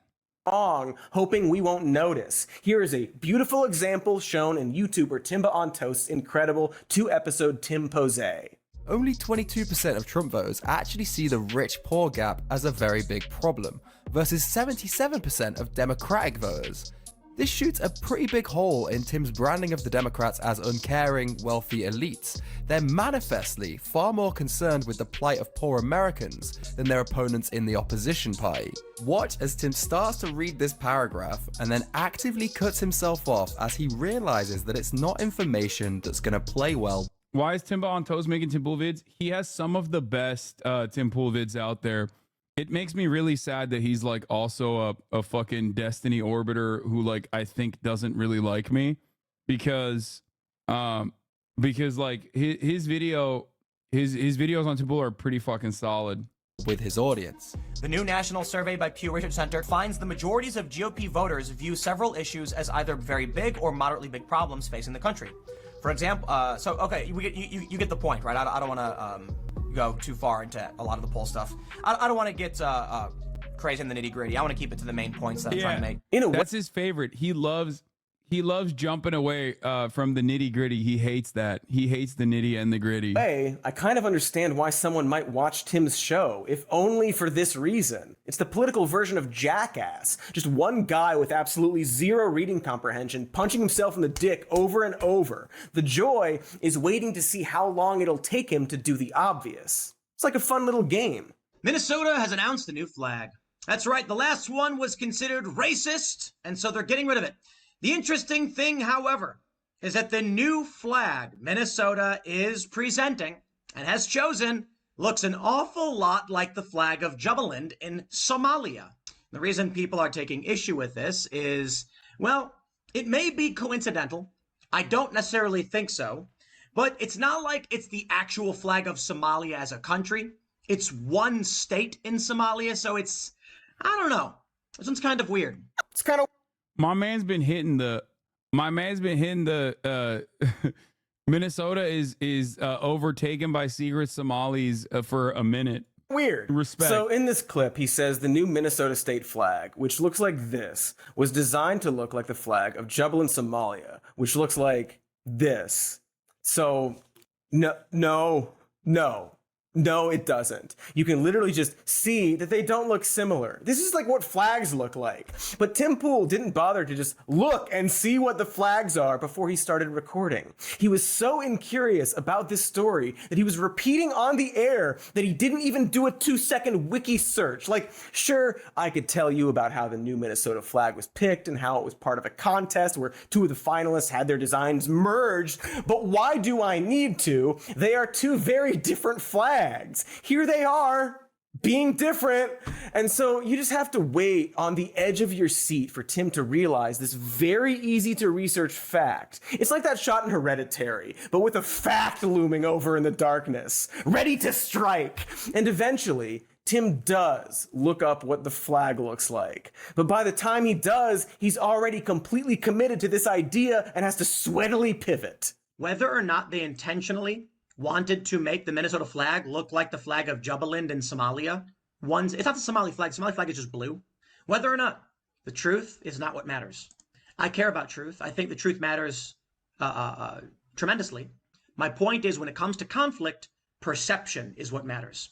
And if many people on the right perceive this as subversion, it's subversion. What is he even talking about at that point? If enough people believe this is true, then it is. By the way, he nailed it, though. He nailed it. He's right. And that is how a lot of right-wing propagandists operate. Okay? If we say enough delusional shit and enough of our audience are delusional enough to believe the delusional shit, we can create this collective psychosis, and half of the country has to deal with that now. Okay? So much of like the conversations that we now have are actually actively pushing back against this collective psychosis. Okay? It's straight up like so many of the major political issues in this country are born out of right-wing hallucinations. Okay? Literally, one of the best examples leading up to the primaries was the crime hysteria, and liberals absolutely caved and capitulated to the right-wing framing on this issue, and it became this massive problem. And now everybody's writing think pieces like, why are people so deluded about crime? Why do people think their hometowns are safe, but everyone else's towns are really fucking violent and scary? I wonder why. Okay? The current conversation, classroom litter boxes was another one. Obviously, trans panic is a big one. But right now, the biggest one is immigration. Donald Trump keeps repeating lies about how immigrants are coming in to do violent crimes in this country. Okay?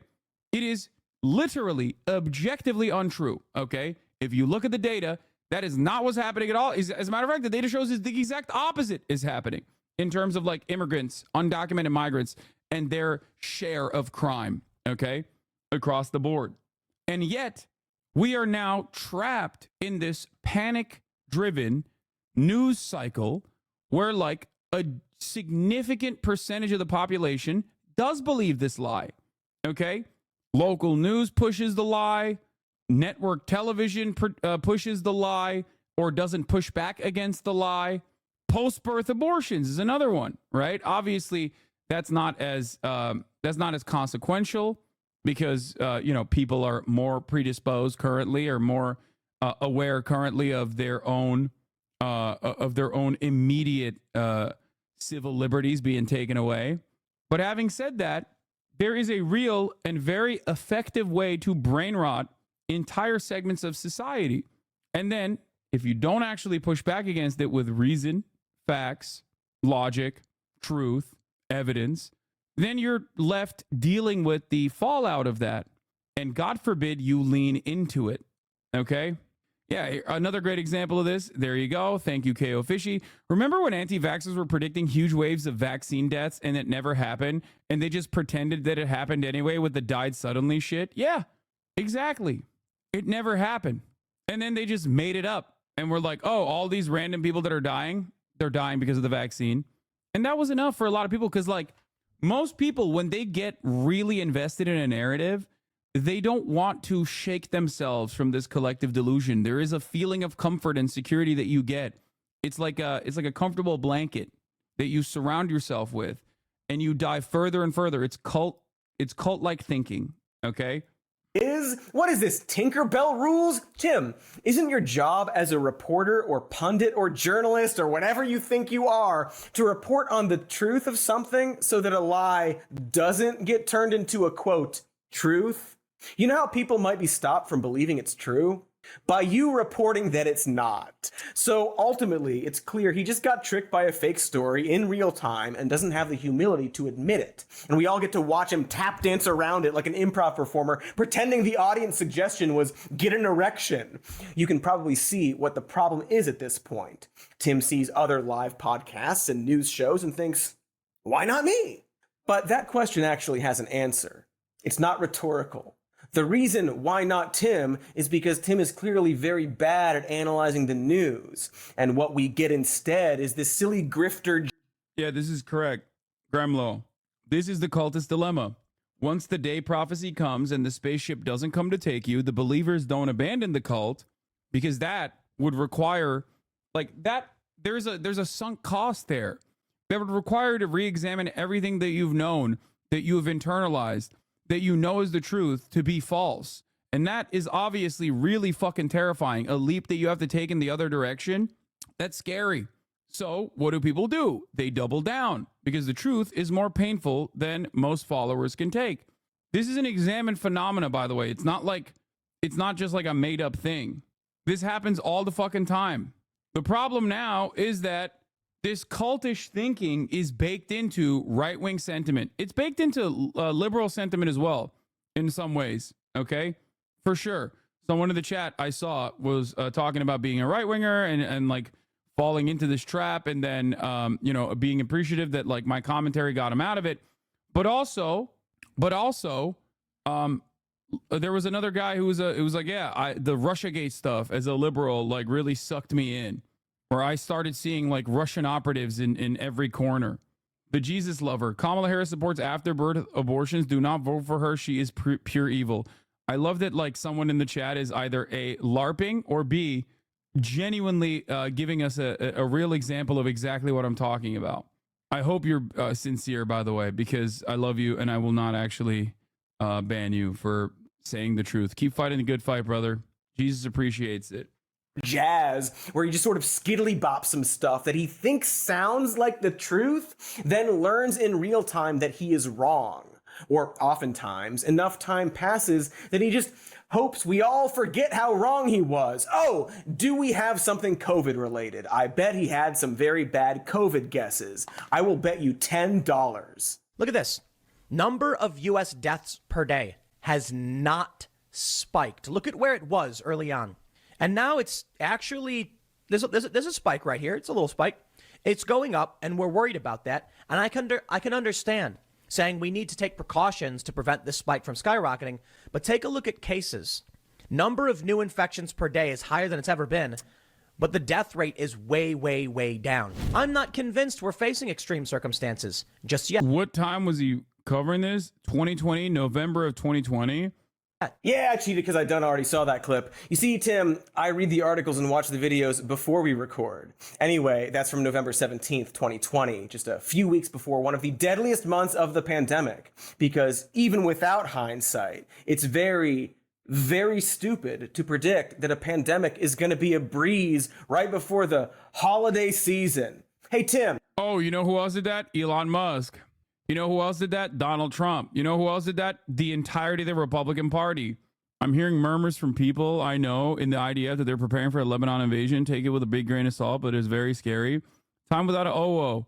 There's a chatter in here. There's an Israeli chatter in here who has the opportunity to interview Kojat, an official from Kojat, and he was wondering what kind of questions we should ask them.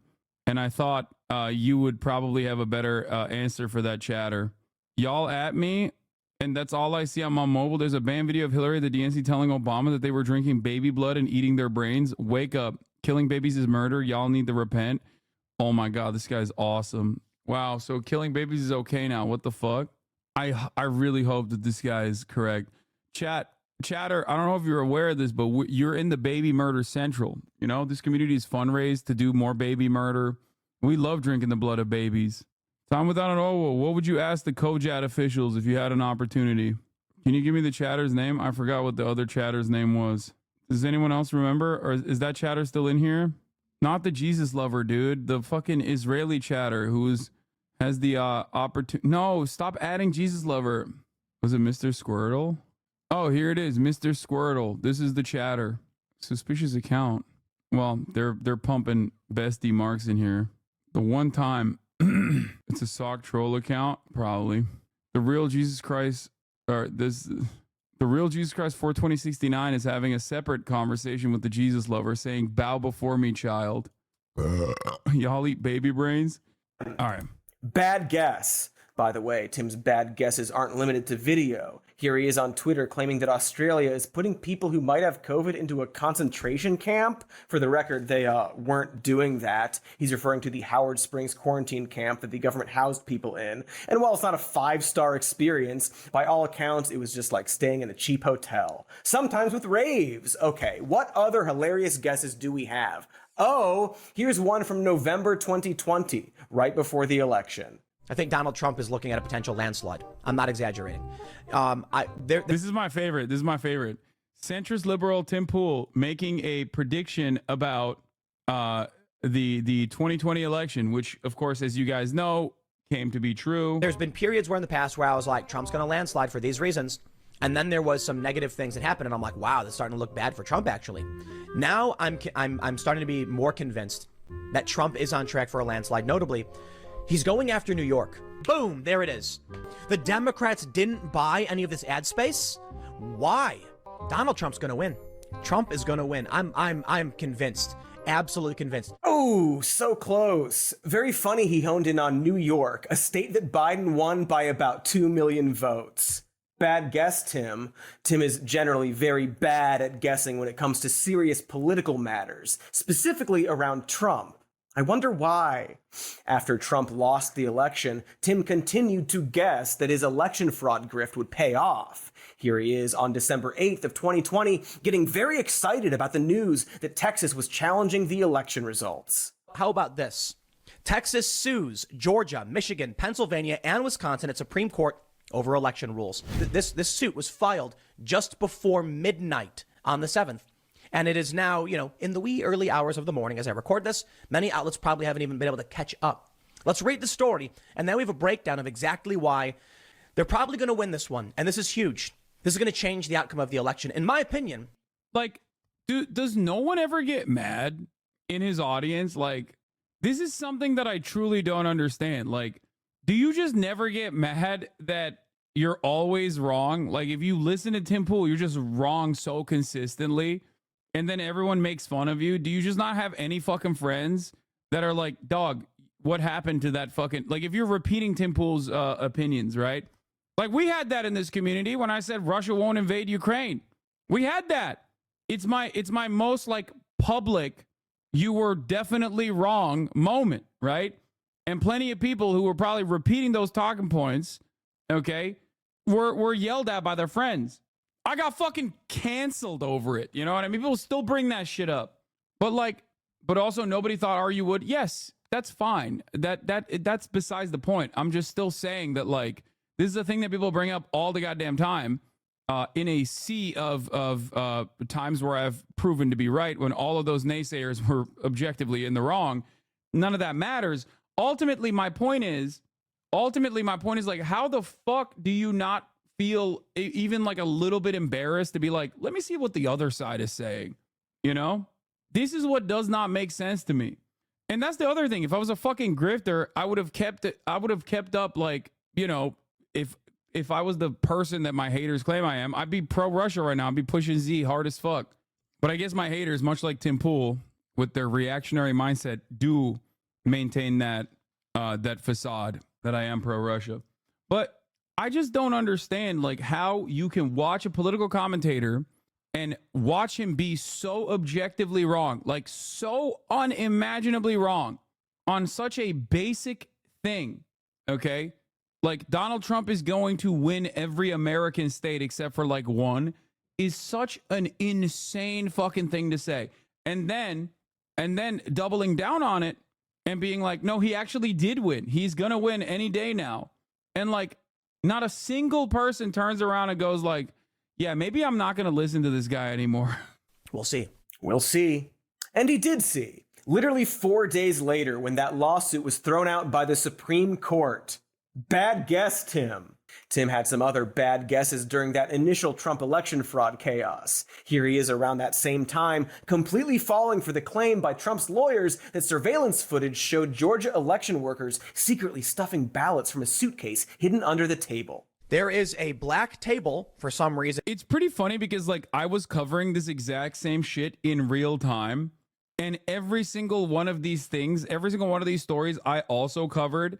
in the diametrical opposite viewpoint as Tim Pool, and I was right on every single one.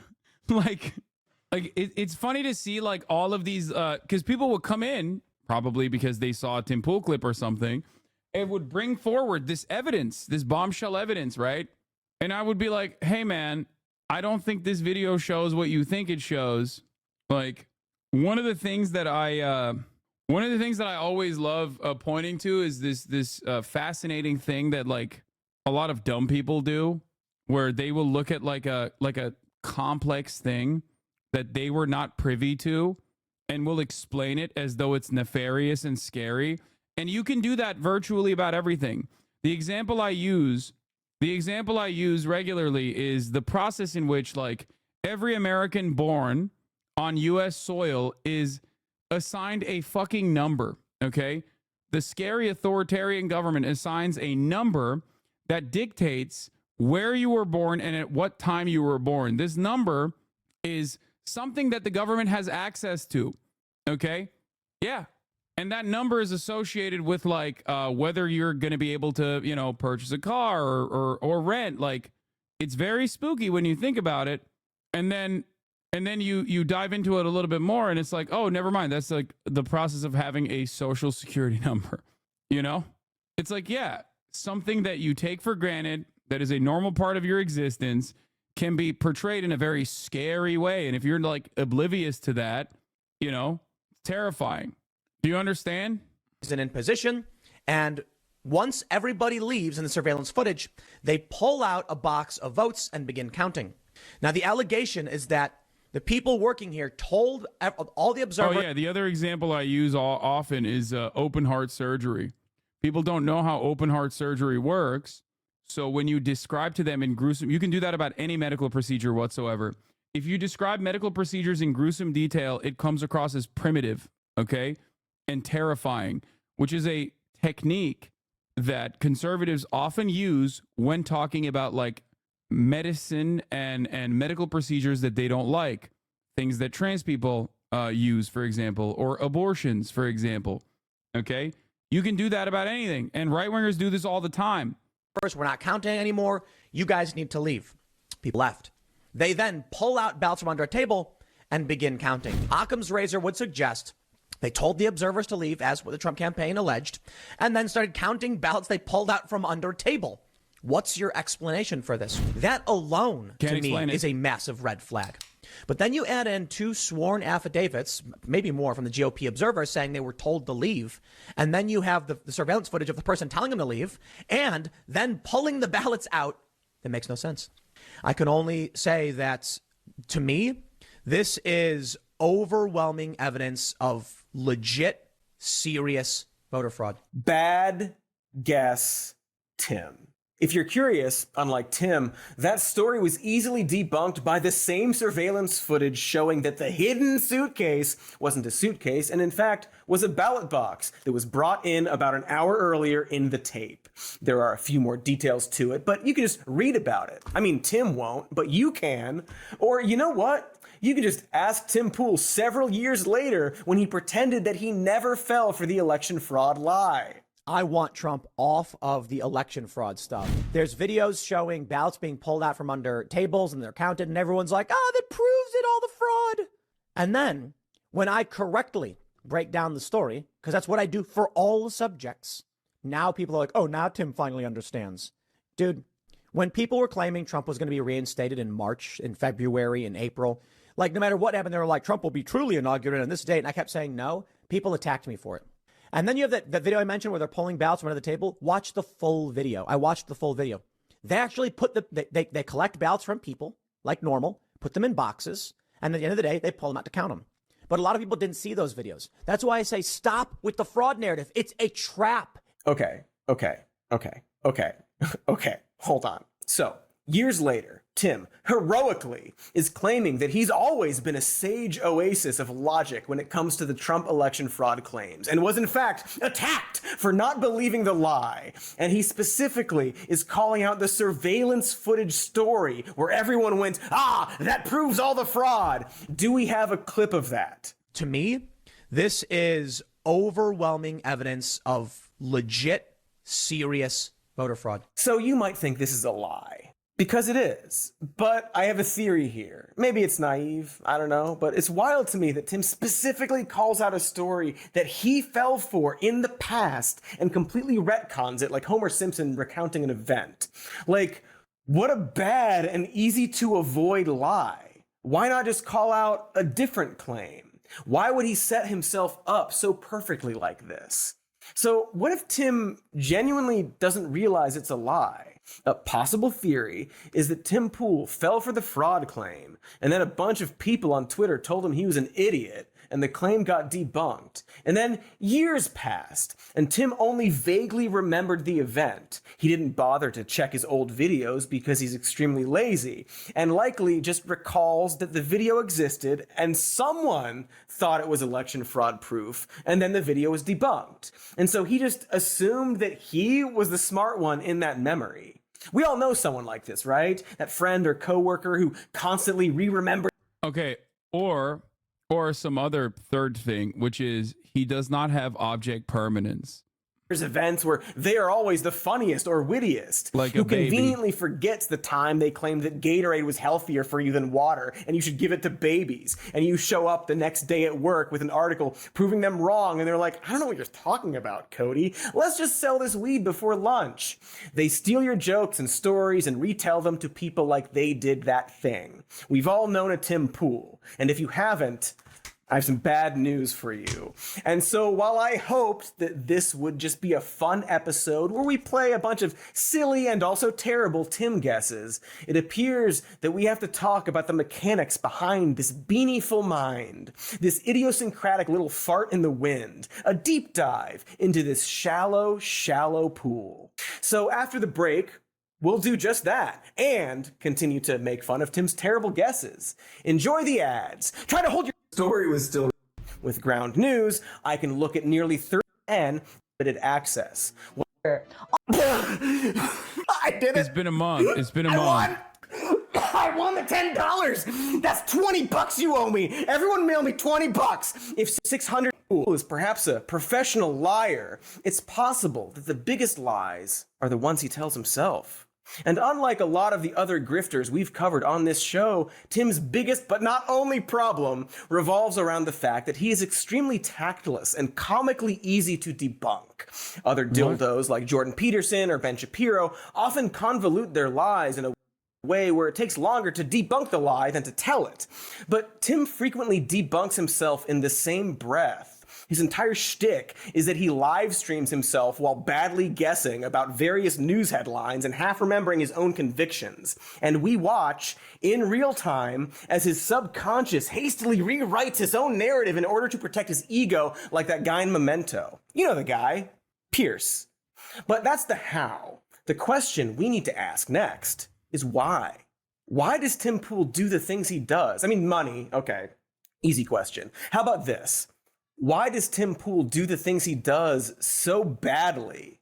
It's not just that he guesses, but he guesses lazily. Often it seems like his mouth is just moving and his brain is catching up, which happens to us all sometimes. But unlike most people, Tim's mouth has some wild things to say. Hey, remember those Hawaii wildfires? They want Taiwan. They're building up their military. There's a chance for escalation, a chance for conflict. They want the South China Sea.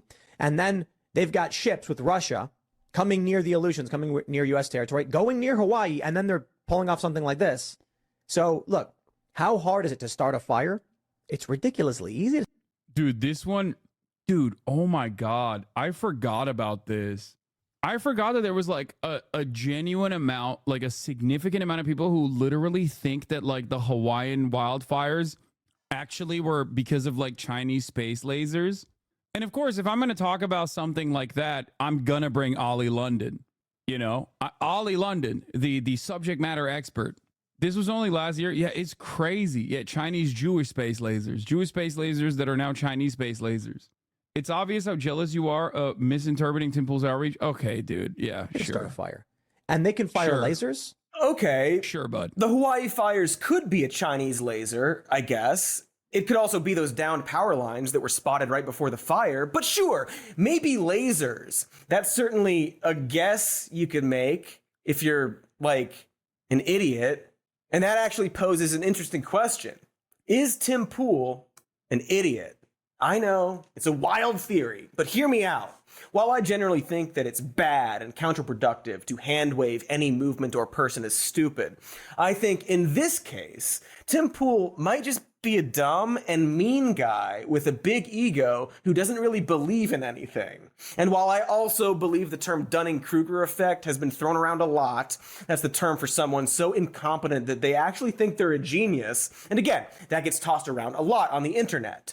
But in this case, well, the best female skaters in the world are as good as 12-year-old boys who've been skating for 4 months.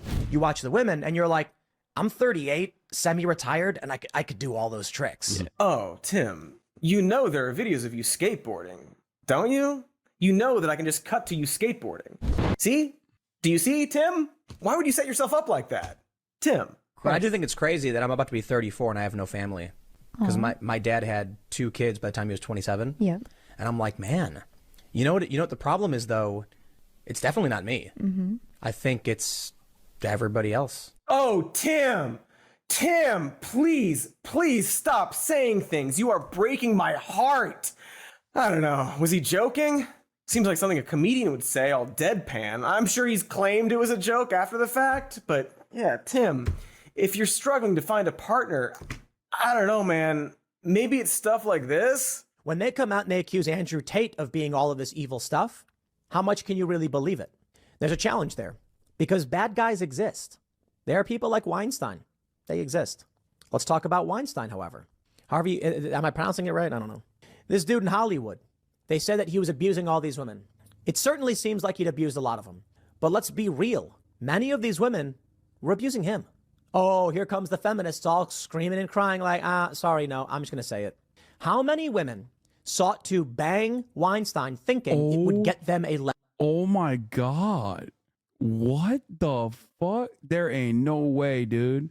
There ain't no fucking way, dog. There ain't no way he said that.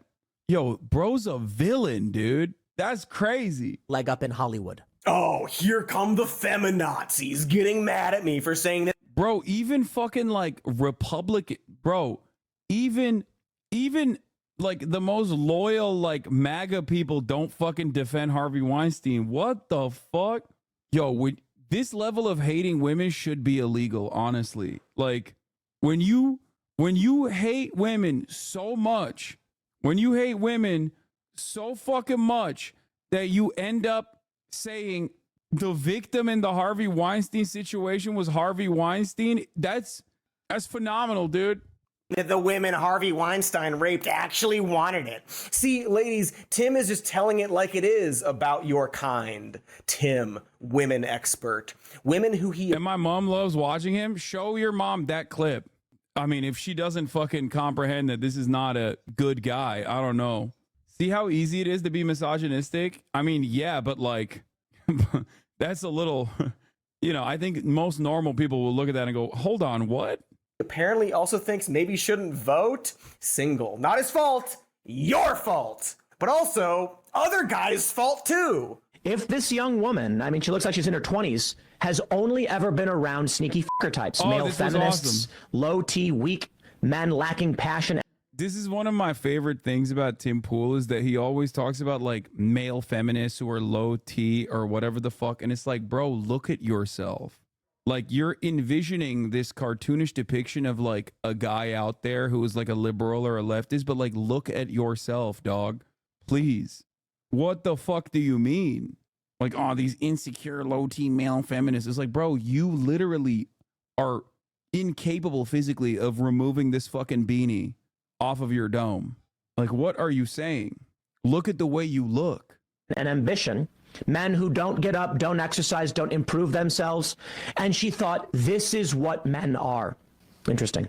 Perhaps one of the big reasons that many women are claiming to be LGBTQ is because they're not feeling strong attraction to males because they're not actually encountering real masculinity for which they would. Yeah. Famously, lesbians secretly love super brolic alpha dog masculine men. Okay. But they just never get enough of that, so then they become lesbian. Would be attracted to. Yes, That is Tim blaming lesbians, a brand new phenomenon, on feminine men. As in, the reason he thinks that some women like other women is that men act too much like women? Damn lesbians, always hating feminine things. Lesbians, famous for hating pussies. Hey, Tim, I'm gonna need you to admit on camera that by this logic, the increasing masculinization of women is making you want to suck a man's dick. That's what you're saying. All of these unnecessarily manly women are making you want to curl up in the strong arms of a man to escape the women's manliness, you see. Tim is not a man who, thinks before he says stuff. Not even for a second. It's like his one conviction. He wouldn't even think before he says stuff for money. Good thing he doesn't have to, actually. And despite all of this, despite being vocally single, despite saying he has no family, no kids, Tim is more than happy to act like an expert on these things. I'm hanging out over the holidays, and I'm hanging out with this couple, and they've got 2 kids that are 2 and 5 years old or whatever, and they're just like, dude, all this talk about gender neutral stuff and whatever, it's fake news. Because anybody who's raised children, is that a boy and a girl, they just know boys do things and girls do things. They were telling us for some reason, the little boy has just started smashing things. No one ever told him to do it. And for some reason, the little girl started picking up dolls and nurturing them. For real. They were the little girl wants to carry around the dolls and baby them, and the little boy is just smashing things, and they're actually why are you doing that? Because little boys are different. That's right. Tim Pool, child and women expert, thinks that little girls don't like smashing things based on a conversation with a couple he was hanging out with over the holidays. How is this not the type of conversation you'd have with some guy at the bar who gets increasingly sadder the more you learn about him? He's speaking with such confidence about something he very clearly has no actual first. To be fair, he is also speaking to an audience of equally out of touch basement dwellers for the most part, or divorced dads. So I suspect that his audience is not going to be able to check him on this. You know what I mean? They simply do not have the lived experience to be that seems weird that your only experience with this is by talking to a couple, hand experience with. And so I really think that Tim Pool is just a guy with a really inflated ego who thinks he's way smarter than he is. And you can really tell that whenever he lies, or rather tries to lie. What is that? You need to show the Tim Pool audience. Just saw it recently. Yeah, I want to see that. I saw someone on Toilet Paper USA subreddit. Someone was posting a Toilet Paper USA subreddit link. I want to know what his audience looks like. I can't believe I'm asking for a subreddit link, and of course, Weeby. A few days ago, Tim Pool held a members-only live show, and the audience was exactly what you'd expect. When Tim Pool says he's building a culture, this is what he means. Oof. Yikes, dude. Oh my God. What do you mean, of course, Weeby? Oh, I'm sorry. Who runs the fucking Brett Cooper subreddit on Reddit? Who's a moderator of the Brett Cooper subreddit? You are, motherfucker. Yeah. Don't come in here and be I'm not a Redditor. Left is falling for fake news classic. I don't know, man. I don't know, big dog. Proof's in the pudding. I like seeing stuff like this because it also, kind of shows you why people have certain opinions. A lot has to go wrong in your fucking life for you to be able, for you to become such a hateful person, right? It's sometimes good to just bring people back to reality a little bit, Beanie. Sure you do. You've seen it in every clip. He doesn't take it off. And we all know why he wears it. But when he was finally... I'm going to skip the beanie part. I don't really care. It will be Steven Crowder. It will be Timcast IRL. These will be the shows that are running in the background. So when people are sitting there, that's what they're going to see. Tim Pool audience video. All right, guys. So recently. I don't know about you guys, but one mystery that's always interested me is someone I think Where about is is, it? well, first of all, I think views for something like what the audience looks like. So guys, only 3. Without warning, there they are, guys. We don't deserve this, guys. I don't know. I feel unworthy of this gift, this insight. I love this. Look at them. They're even better than I imagined. Congratulations, guys. God damn, dude. God damn. God damn, son. God damn. Is basically our community's demographics. Bitch, I'm outside more, okay? I interact with my audience more frequently than Tim Pool does. You know what the fucking audience looks like, okay? It does not look like this. The fuck? Called out? What is... Where are the other members of the Austin Show podcast, like the Mormon white woman, the gay socialist, and his drag queen husband, Will Neff? It's hilarious. It's crazy. I think I do recognize a couple different strains there. I'm going to spend some time analyzing this for sure. What a gift. Such a relief to put to bed some of the stress of harboring that mystery. You were right. Yeah. Should Bray Cooper conduct more interviews with sportsmen and celebrities? Yeah. That's probably Weeby's alt account. No Engineer 9080. Also posting like, yeah, no, it's real, dude. 100%. Yeah. And if you try to unmod yourself so that you can relegate usership, like ownership over the subreddit to your alt account NMPX11, we will know. Okay? We will know. Let's look up Reddit Brett Cooper. Let's see if he's done that already. Okay. Oh, he has. Oh, suspicious. Suspicious that it's not even NMPX11. All of a sudden, the top moderator is yet another alt account of Weebies. Oh, God. What the fuck? That was scary. That was fucking scary. No comments, no posts, nothing on the overview, just one subreddit that he owns. Okay. There's no porn. Don't worry. It's just like putting his fucking Gooner account, his Gooner alt account on blast. Classic, dude. More classic, more typical than a Tim Pool audience, more typical than the top of the hour ad break, coming 9 minutes late because I forgot to run it. And I really couldn't come up with a good fucking debate. So I'm just going to straight run it now. Here's the 3-minute ad break now, okay? Real conversations and real news. And that's how you win a culture war. And you know what? There will be angry leftists screaming and crying, but we've never catered to them in the first place, so we don't care. Yes! Winning! Tim is winning the culture war, according to Tim, who at one point claimed that his band... He has a band! Did I mention that? Tim has a band called Timcast. He named it after his podcast. And Tim has claimed that his band would be more popular than Taylor Swift if it weren't for, like, the system, man. More of my fans buy my music than Taylor Swift buys hers. Yeah. Dude, why do right-wingers always miss the mark on popular culture so fucking hard? Why do they do that? Like Ben Shapiro has brought this up before as well. It's very odd. Ben Shapiro does this shit too, where they're like, oh, this is a completely crafted persona. Like Taylor Swift, Kamala Harris's campaign is completely crafted just like Taylor Swift. And it's like, dude, do you think that you can magically make someone that famous? Like there's a certain thing, like there's industry plants and whatnot. But do you really think that someone could reach that level of popularity without like any sort of genuine fucking interest in what their output is? Okay? It's projection, by the way, from entirely astroturf movements. That's why they so consistently miss the mark. That's why they so consistently claim that grassroots mobilization is like always attributed to astroturfing on the fucking Republican side. You guys are not understanding what I'm saying. Of course, Taylor Swift has a shit ton of industry machines as she is now too big to fail, okay? Got like a lot of people with vested interest keeping her at the tippy top, okay? That part is true.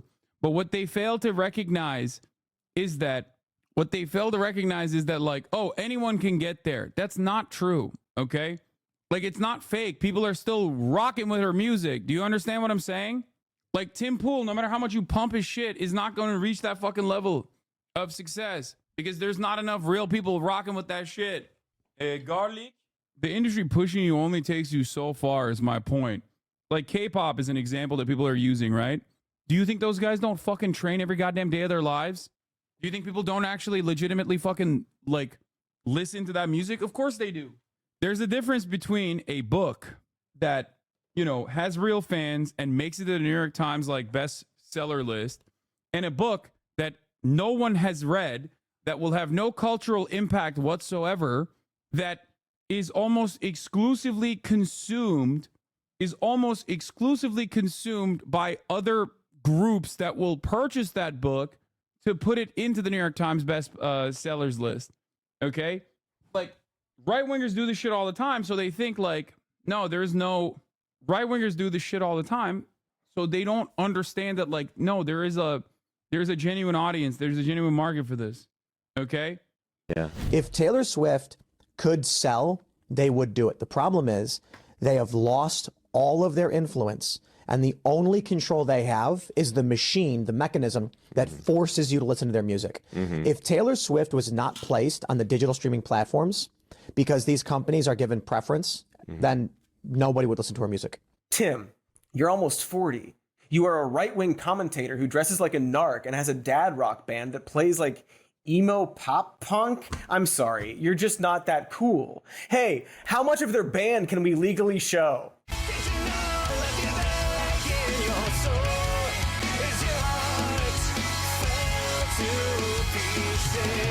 That much. We can show that much. And if that clip was just a black screen, I will say that Tim's band it's fine. It's not my thing. There are some talented musicians involved, I'm sure. But I think it's generic and bad music. Unremarkable and melodically just kind of a ripoff of a Paramore song. The chorus is, "Did you know I left you there, staring at the heartache in your soul, as your heart fell to pieces. Heart twice, so close together." Really evocative and unique lyrics. It's fine. I don't know. I think it sucks. Whatever. Sorry about your breakup, Tim. Guy who has gone on record saying that he's been single and it's specifically everyone else's fault.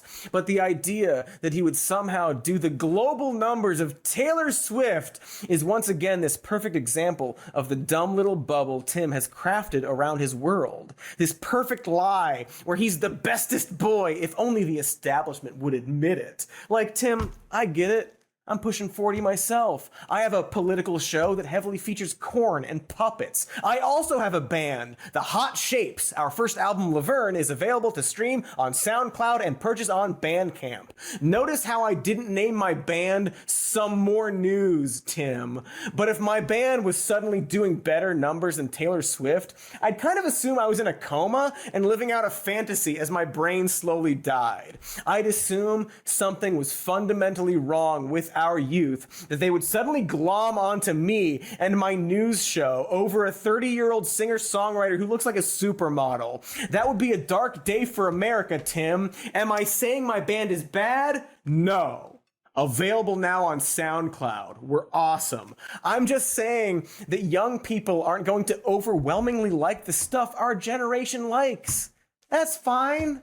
I mean, they're wrong, but it's fine. And it's how the world works, Tim. You're not 20 anymore, Tim. Take the beanie off and stop trying to lure kids into your Neverland Ranch skate park. So this is when you first walk in the doors. We got the arcade machine, we got slot machine for some reason, we got these workstations, we got hangout spots, we got projectors, massage chair, because sometimes you just need a good massage, and we got this bar. And as you can see, every flavor of cereal. Oh, and boxed wine. So we want everybody to be able to come down, hang out. Mike came out, he hit the... Come on, kids. Come get a massage and eat some cereal. Oh, my God. Oh, my God. Now I understand why he was fucking defending Harvey Weinstein so hard. Grind Holy bar. shit. It's been done. That's it. You laid your stake, you get a little flag in it. But to other people, man, I don't care what you do. If you got something fun you want to do in the park or come hang out and film something, airsoft, whatever, you know, we're trying to open it up to as many people as we can, but it's still a private space, so... That is footage from Tim's office/skate park/compound I mentioned earlier. His words, compound. This is like the first time we filmed actually walking through the compound, I guess. You can call it a compound. Yeah, I do not think you can call that a compound, but whatever. And actually... So they have to lie about it and say things like it's a cult or a compound. Okay, so he doesn't want you to call it a compound? That video is very funny. He just whines about how his compound is not a compound, should give him the cool factor and inspire people. And he gave a tour like MTV Cribs, a really fresh reference that really shows how cool you are. I don't know, maybe I'm being a little mean. You know, I like video games and slot machines and massage chairs, but that place looks like shit.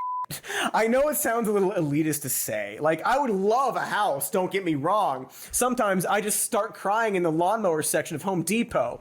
But according to him, Tim is a millionaire.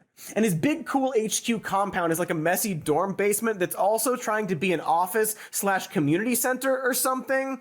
Like, looking at that video, I don't want to be physically in that space. It's like a dingy stoner pad. It's not really well decorated, and it feels pretty creepy to be like, hey everyone, come to my private skateboard compound. I have boxed wine.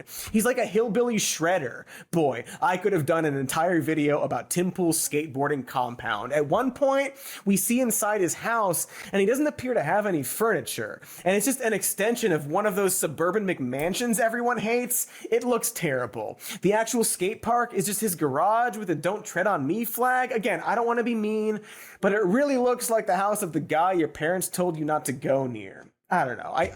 I guess I do want to be mean, but I actually feel bad right now. Like, that video is 3 years old, so maybe it's nicer now. I hope it's nicer now. Man, this was supposed to be fun. I don't feel fun. I feel sad. But cheer up, Cody, because if you recall, I didn't just say that Tim Pool was a dumb guy with an inflated ego. I said he was a dumb, mean guy with an inflated ego. For example, here's Tim talking with his editor-in-chief about how they can legally hurt people who wander near their big, dumb houses. If you come within, if you come anywhere near my house, you're on my property. Yeah. In a castle doctrine state. Same. I'm really out there. And the closest, my mailbox is a mile away from my house. I'm not kidding. An actual mile from my house. So, if anyone comes anywhere near me, I even thought about putting landmines in on my You can't legally do that, can you? I probably not. The mice, or the squirrels will blow up. Cool gun necklace.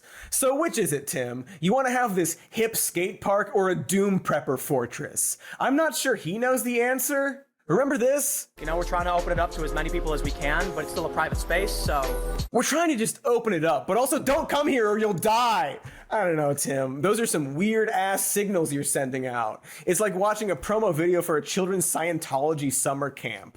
Tim is constantly struggling between his laid-back skate bro persona and his deep-seated rich guy asshole brain. You can watch him suppress it in real time like he's the Hulk on a Japanese game show. Back in 2023, a DIY skate park near Tim ran a best trick contest. And being the chill skate punk he is, Tim tried to donate toward the prize money and got hilariously rejected by the people holding the contest. Because he sucks. And he tried to insert himself into their event. And as a response, Tim, totally not mad, announced that he was going to buy his own land to build his own skate park. Don't you already have a skate park, Tim? Remember your weird compound park? Anyway, it turns out that several months later, Tim would buy the land that DIY skate park was on. The one that rejected him. He did it under his extremely ironically titled shell company, Will of the People. And when that DIY skate park went on Instagram to tell everyone what Tim did, Tim half denied it, tweeting, quote, "I am being accused of spending $850,000 to buy the land under a DIY skate park because they wouldn't let me skate there. While the idea of me buying $1 million plot in 3 weeks is absurd, I do own it, though. I will allow them to believe every bit of it because it's based." Okay. So it's absurd to think he purchased the land, but also he does own the land. So he did purchase it, but he totally didn't do it out of spite, but it would be totally based if he did, which he didn't, but so cool if true. Boy, that really sounds like a stupid person trying to lie about doing something mean. He also claimed that he totally would have let the DIY group stay on the land he purchased under them, which one assumes is also based of him, and then seemed to imply that they were pedophiles or something, which again, based. This is all very based. Bro, he's literally like a 90s villain, like a 90s rom-com villain. Who does any of this? Why? Dude, any of this. And so ultimately, it sure seems like Tim wanted to be involved with these cool young local DIY skaters, got rejected, said he was going to buy his own land, and then purchased their fucking park from under them as revenge, and is now trying really hard not to admit to himself that he's the villain in an 80s skateboarding movie. The rich conservative land developer forcing everyone to play with him because you don't get it, kids. He's actually really based if you get to know him. And I think the reason why Tim can't reconcile his desire to be this hip skate dude and political journalist / commentator is because his opinions are uncool and mean. He has the body of a young-ish Gen X dude and the brain of a 90-year-old Facebook conservative stockpiling ammo. Allow me to demonstrate. I do think it's fair to be like, my child is not old enough to learn about sex ed and the birds and the bees. When it comes to innocence and all that stuff, I'm like, dude, I'm not saying the kids should be in the mines. They do yearn for them. Minecraft is proof. They yearn. But kids should have jobs. Children should be working. And I will say that with absolute vigor. Hey dudes, I'm Skateboarding T, here to rap with you with vigor that kids should have jobs and not learn about sex. Check out my band. I named it after my political podcast. Also, I don't care if you die. No amount of children dying should justify someone having their rights taken away. That's just it. That's just it. My lord, Tim, you can probably guess that he's talking about guns there. There are a lot of clips like this, clips that I don't really need to debunk so much as let speak for themselves, where Tim will just say the type of silly and obviously wrong stuff you hear on Fox News. Here he is rambling about how he watched an AI video about Christmas and mourned his lost nostalgia because people named their kids Muhammad or something. I saw on Instagram an AI-generated video which created the most intense version of this feeling. I would say it's akin to some kind of nostalgia, some kind of like feeling of home. It was an AI video of a cabin. Dude, Tim really hasn't grown as a person since his 20s. Yeah, but like mentally, he has like the same hangups. You pre-watched Lamau? Wait, what? Why is this clip just taking me back to twitch.tv, bro? Overall, bro was so horny to fucking make the clip that it didn't get created yet, and then it just takes me to Twitch. Oh, Cody said the same thing about it, him being like an 80s movie villain. Okay, whatever. It's fine. My point is, Tim Pool has like his mentality is like stunted in many ways. Like he has a baby brain, but also simultaneously he has the same like hangups that like a 75-year-old man has. Like he'll watch an AI video unironically, and it like creates a feeling of nostalgia in him, and then he's not even embarrassed to recognize that. Like he's not even embarrassed to admit that.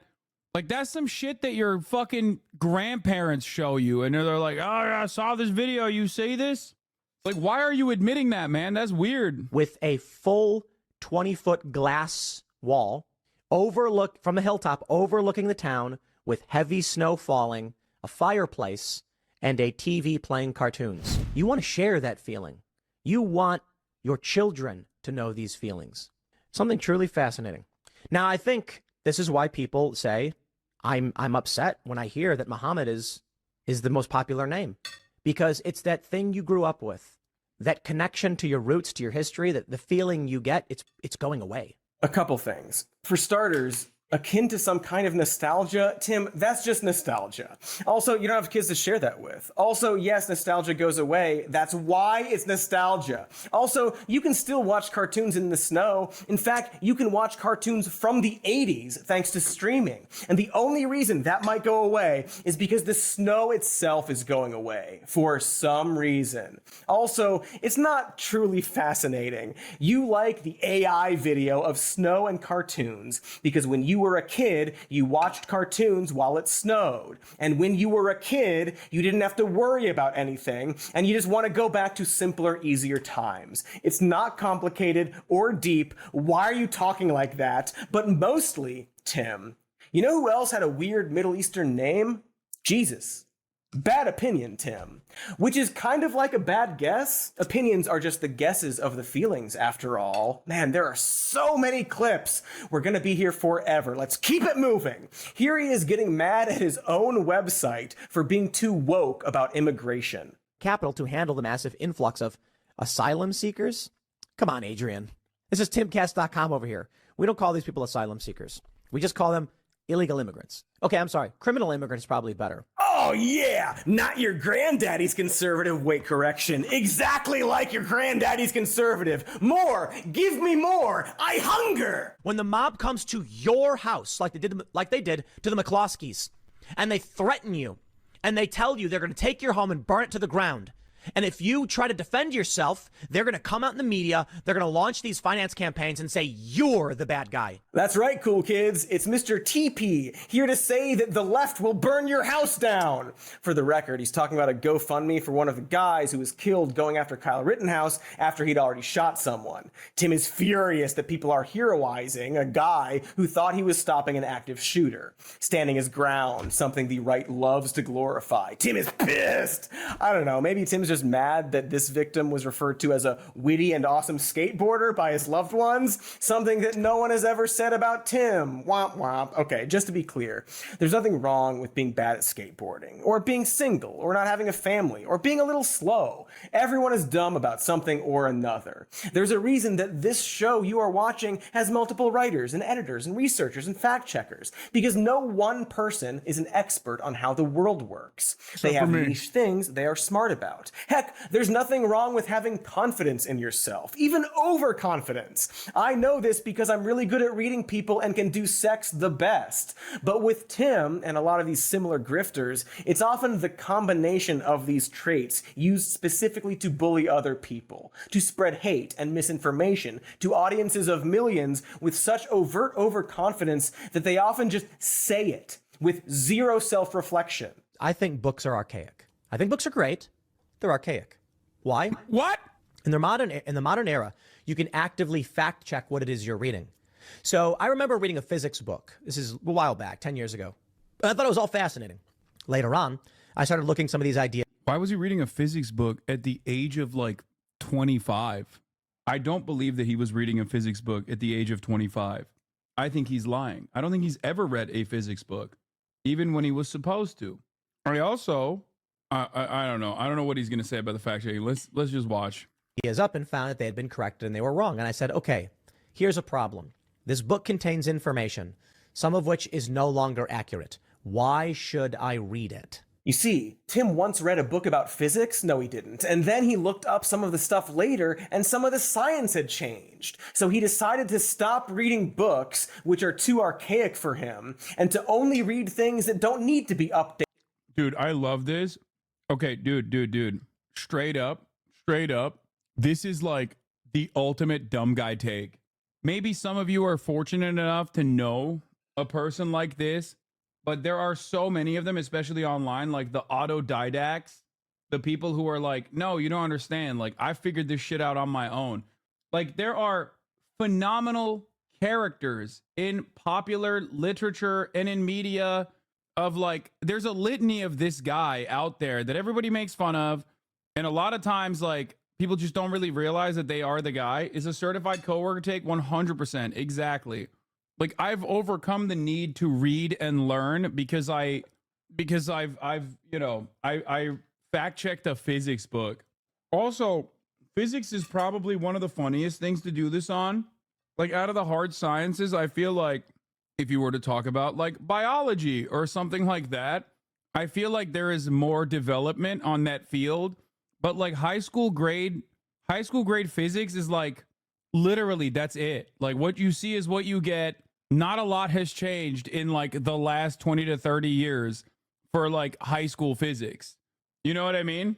Like what did you read in your book that was then instantly fact checked that you found was incorrect in your high school physics book?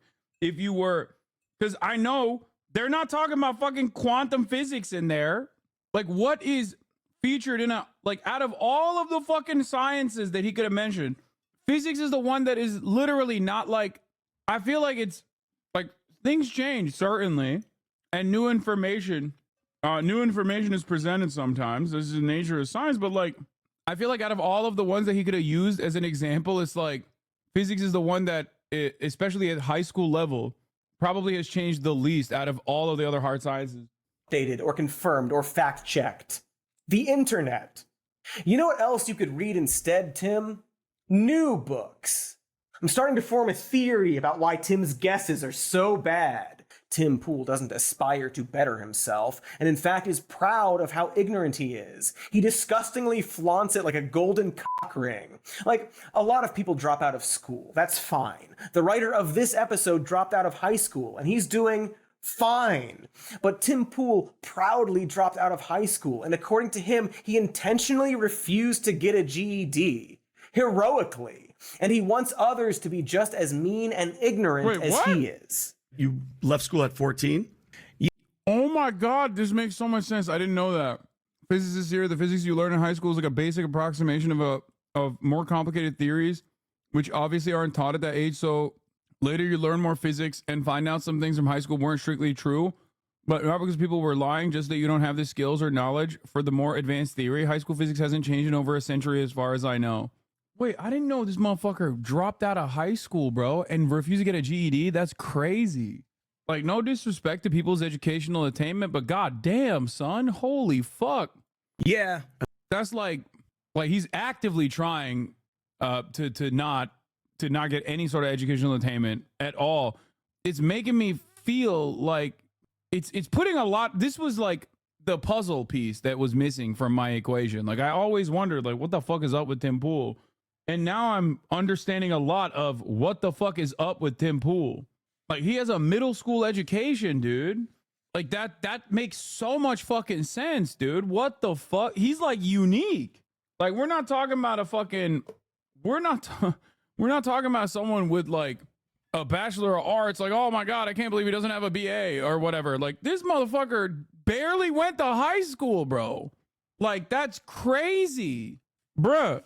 You're just walking around like a fucking caveman? Like, how do you let that happen?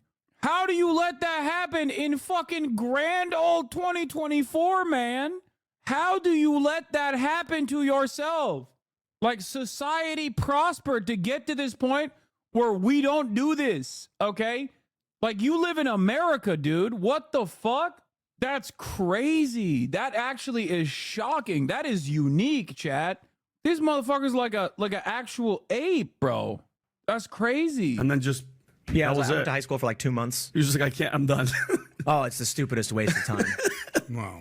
Yeah, you're not advocating not graduating high school, though. Absolutely. Yeah, really? Huge waste of time. Waste of time, kids. Just ask Tim Pool, the worst guesser who ever lived. And I know what Tim would say. He'd point out that if he's so stupid, why is he so rich? And yeah, that's actually a good question. Because frankly, it's weird that he can be this obviously misinformed, this proudly ignorant, guess so poorly, so consistent. I'm not kidding. I think about this quite a bit.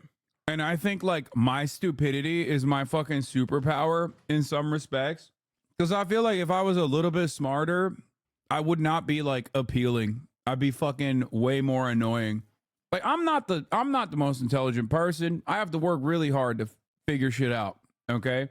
And when I was younger, I was like very upset about that. I always felt like, oh man, I gotta fucking study so goddamn hard. This shit sucks. Like, I'm serious. If I was actually a more intelligent person, I feel like I'd be fucking unbearable, dude. Like, I think it makes me, you'd be way more horny for debates. You're actually wrong. Let me tell you something, okay? The greatest trick that debate lords pull is to present themselves as incredibly fucking knowledgeable. They are not. That's why they so consistently find themselves wrong. So consistently. Like, it's just a pure aesthetic thing. Destiny comes to mind, okay? He has the confidence of an autistic man who's read a lot of books. That's how he presents himself. And a lot of people, sometimes autistic, sometimes not, who haven't read a lot of books, end up falling for it. Jordan Peterson did this as well, okay? They think, oh, this is a knowledgeable person. But if you've done even a little bit of reading, if you do a little bit of interrogation, you will recognize very quickly, oh shit, this dude is has no fucking idea what he's talking about. This is Gary being in front of the class. Sorry. There are brilliant people who debate and debate well. I'm just saying that like plenty of people who do it as a sport online simply aesthetically present themselves as very intelligent or very knowledgeable, but like they're not. I mean, the greatest example comes from Bonarelli actually going up against the dude who wrote the fucking books that he claimed to fake read. You know what I mean? Made him look like a fucking abject fool. This guy's popping off, dude. Holy shit. I knew he was going to come in hot with the Kojak questions. Holy shit. Anyway. Consistently and get rich doing it. I mean, it's not that weird as evidenced by other rich people. But after the break, we're going to find out how this happened. I'm sorry. I thought this was going to be fun, but I got to crack this dumb little nut, not in a sex way, and ask why Tim Pool could have possibly gotten famous to begin with. But first, let's crack these ads. Yes, in a sex way. Hey now, we're back. Hi. We're doing a Tim Pool. We're diving in that pool. That toxic, shallow pool. We discussed how Tim Pool just seems like a really overconfident dumb guy and gave many examples. And here's another one. Remember that libel suit against Tim? It turns out that Tim Pool actually tried to represent himself in court. And what was really strange is that most of these defendants were represented by counsel when we were talking to them. The only one that wasn't was Tim Pool, who thought that he could negotiate with me without an attorney. Oh my gosh. And he didn't get a retraction either. Tim Pool, law expert, proud GED refuser. It seems clear that Tim Pool is so overconfident and dumb that he is capable of actively sabotaging himself. It's a very specific type of dumb and reckless we see with people like Trump or Alex Jones, where they get by for way too long and then, in theory, eventually see consequences. We're especially seeing this with Jones, whose empire appears to be dissolving before our eyes like a dead raccoon in a hot tub. And as I said at the start of this, I do not think this libel suit will be the only lawsuit Tim Pool sees. And someday, maybe not soon enough, we could easily see Tim sabotage his little empire into oblivion. But right now, it's easy to see why Tim Pool is so overly confident, the same way someone like Trump was so overly confident. For the first half of Tim's life, he's been able to get rich by having absolutely zero knowledge or skills. And I think the reason for that is simple and because of two things. I think there's Number one, Tim Pool was exactly in the right place at the right time. And I think there's a difference between Tim Pool and Alex Jones. I think Alex Jones is also telegenic and endlessly charismatic. And I still mean that when I say that. Like, he is. He's a fucking demon and a bad person, okay? He's a fucking demon and a bad person. Make no mistake. But he's a fucking showman, okay? He is a truly entertaining individual. He knows it too. Like, he's been on TV for so many damn years. He knows what works. He knows what aspects of his personality are making him charismatic. He knows it. Trump as well. Trump is charismatic. He's a showman. That's why it's so sad to see my goat kind of no longer have the same juice and the sauce that he once had. Also evil, by the way. Trump also used that charisma and his telegenic show business genes for evil. Tim Pool has none of that. Number two, Tim Pool doesn't actually believe in anything and was willing to say whatever he needed to get ahead.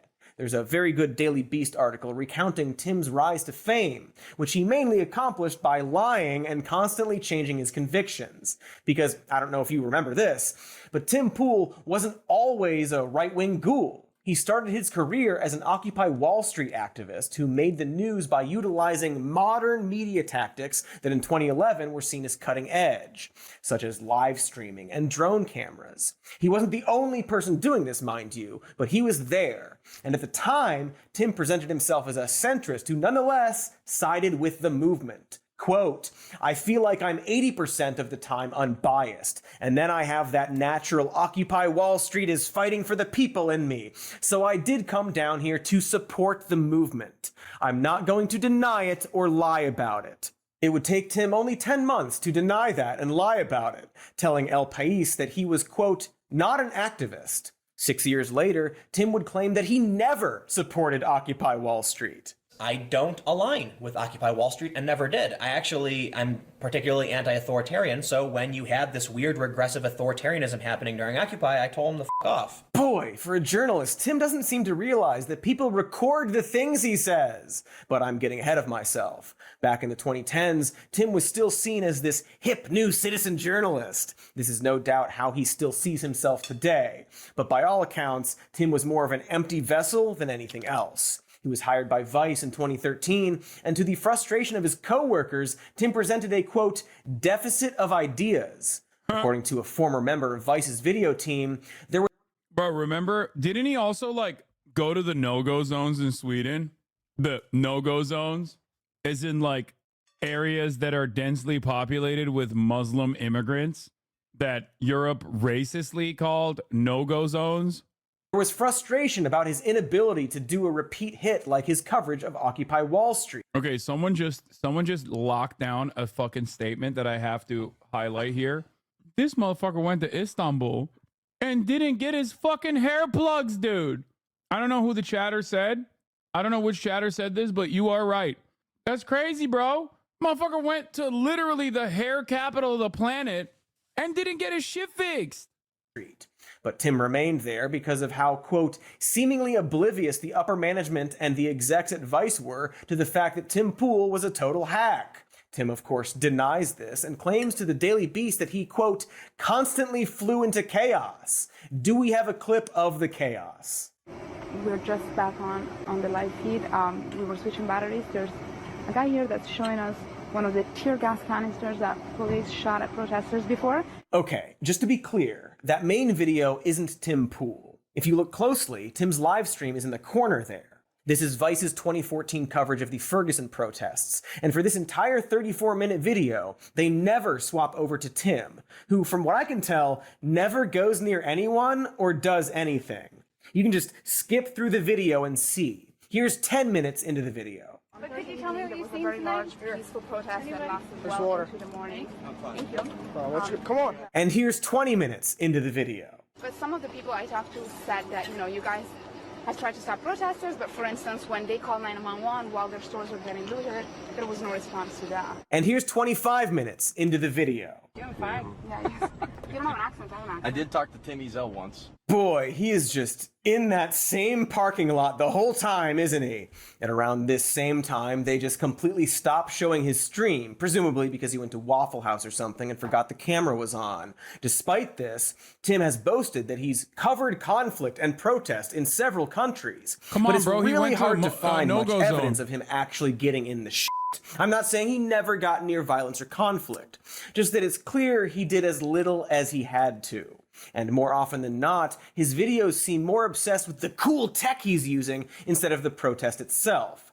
Here's a video out of Vice where Tim covered the Gezi Park protest in Istanbul, and most of it is about how he used Google Glass to do it. Okay, Glass, take a picture. Right now I am in Istanbul, Turkey, here to report live on the ongoing protests. The audience I'm trying to reach is everyone, me personally. I want as many people as possible to know about what's going on and to care about things that I believe are changing. Okay, if he actually was at the Gezi protest, like, that's dangerous as fuck. Like, Turkish government don't play around, they murk motherfuckers. But I actually don't really understand how he, like, went there, didn't see any action, and then simply just walked around like a dildo with a fucking Google Glass strapped to his face. How do you make, like, this is peak Vice too. How do you make peak Vice look lame?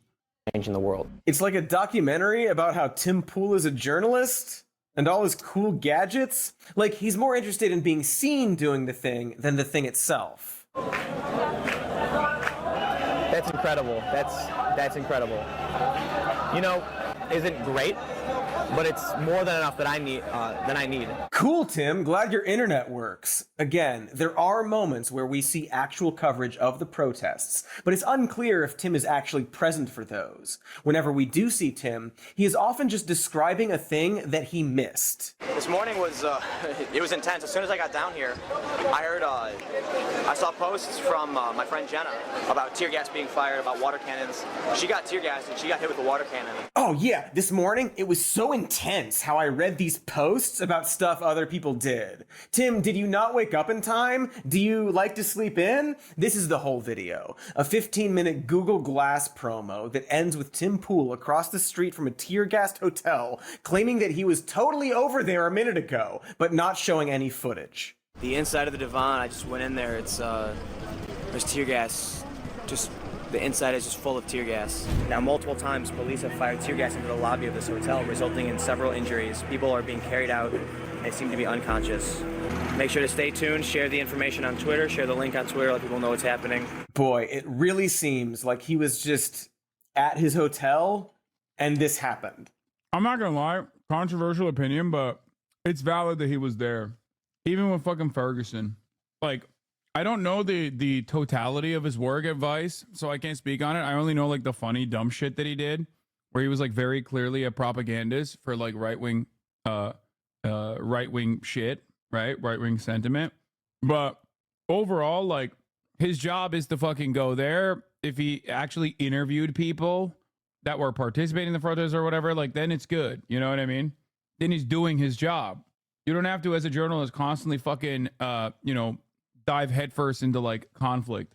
Also, bad guess about the relevance of Google Glass, Tim. Anyway, that's Tim in Istanbul. He also covered the rebellion in Thailand, where he... We decided to leave the Dindang area and make our way back to the hotel and get our bearings. But we just saw a PDRC stage demolished, and we're hopping some motorcycle taxis to make our way back. Trying to figure out what's happening. Rode around on mopeds? No, really. Here's his Vimeo page titled Thai Revolt, and it's mainly just videos of Tim Pool riding around on mopeds away from the action on Vice's dime, I assume. He's just riding around, sometimes talking about what's going on, but not actually showing it. Okay, that's gotta be hella annoying. Oh my god. Oh my god, imagine. Because, like, these guys have other fucking journalists that they can send out there who will actually film the conflict. If he's the only person that they're sending out there and this is what he's doing, oh my god, I'd be so fucking mad. I would be so fucking mad. Like, that's actually fucked up because, like, you have a job there. Your job is to literally show what the fuck's going on. That's actually messed up. This is a crisis that's been going on for many, many years. Hard-hitting stuff. To be fair, Tim does put feet on the ground, but much like his Istanbul coverage, it's almost entirely just him claiming that a thing just happened while the camera shakes so hard you can't watch more than 5 seconds without getting a headache. And we're trying to figure out what our exits are. You know, if things go south, we need to know where to be.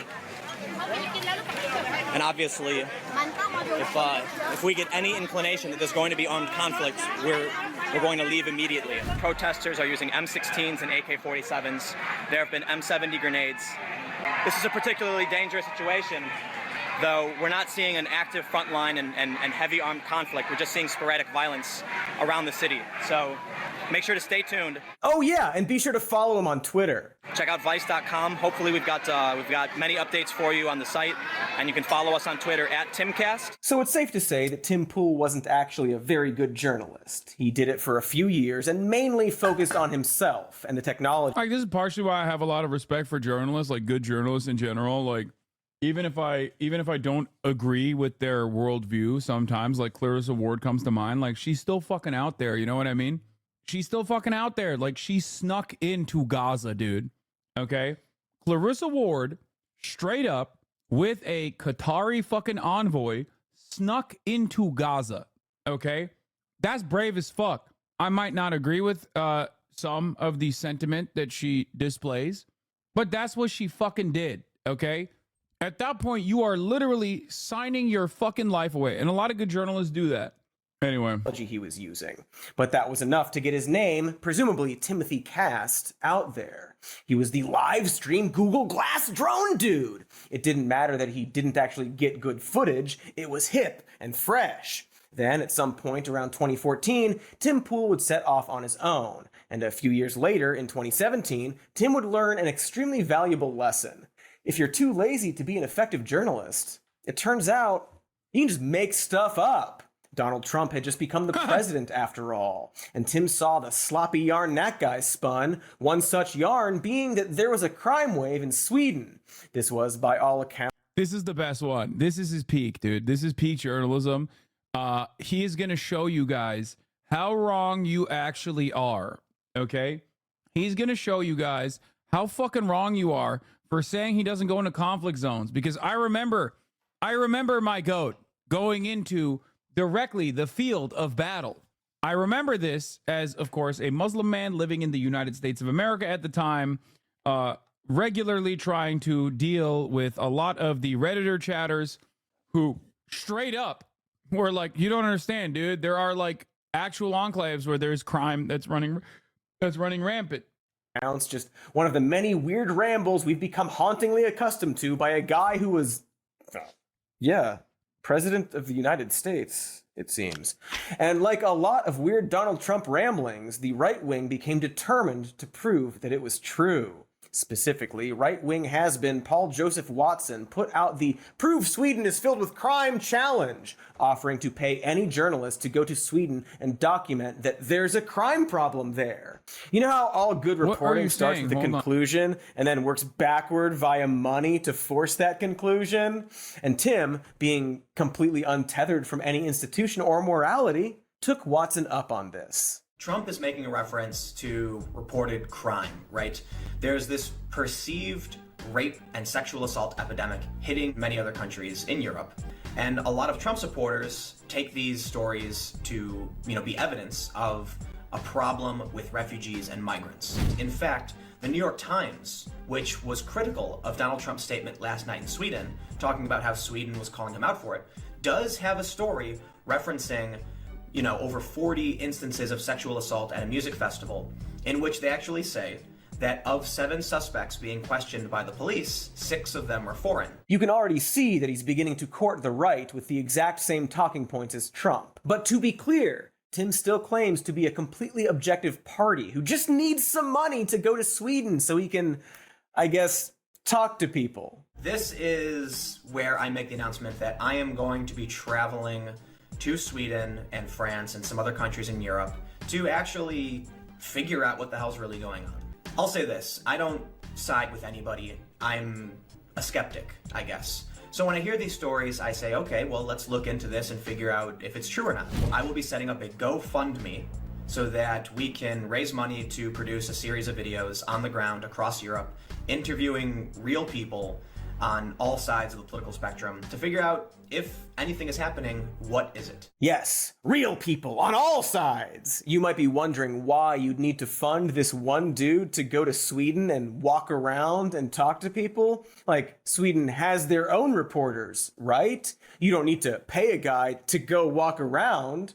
But amazingly, this worked. Tim got $20,000 for his trip.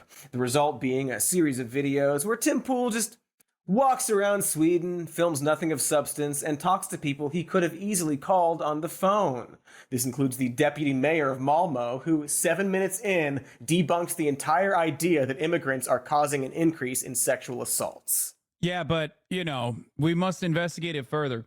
That's crazy, man. What a scam.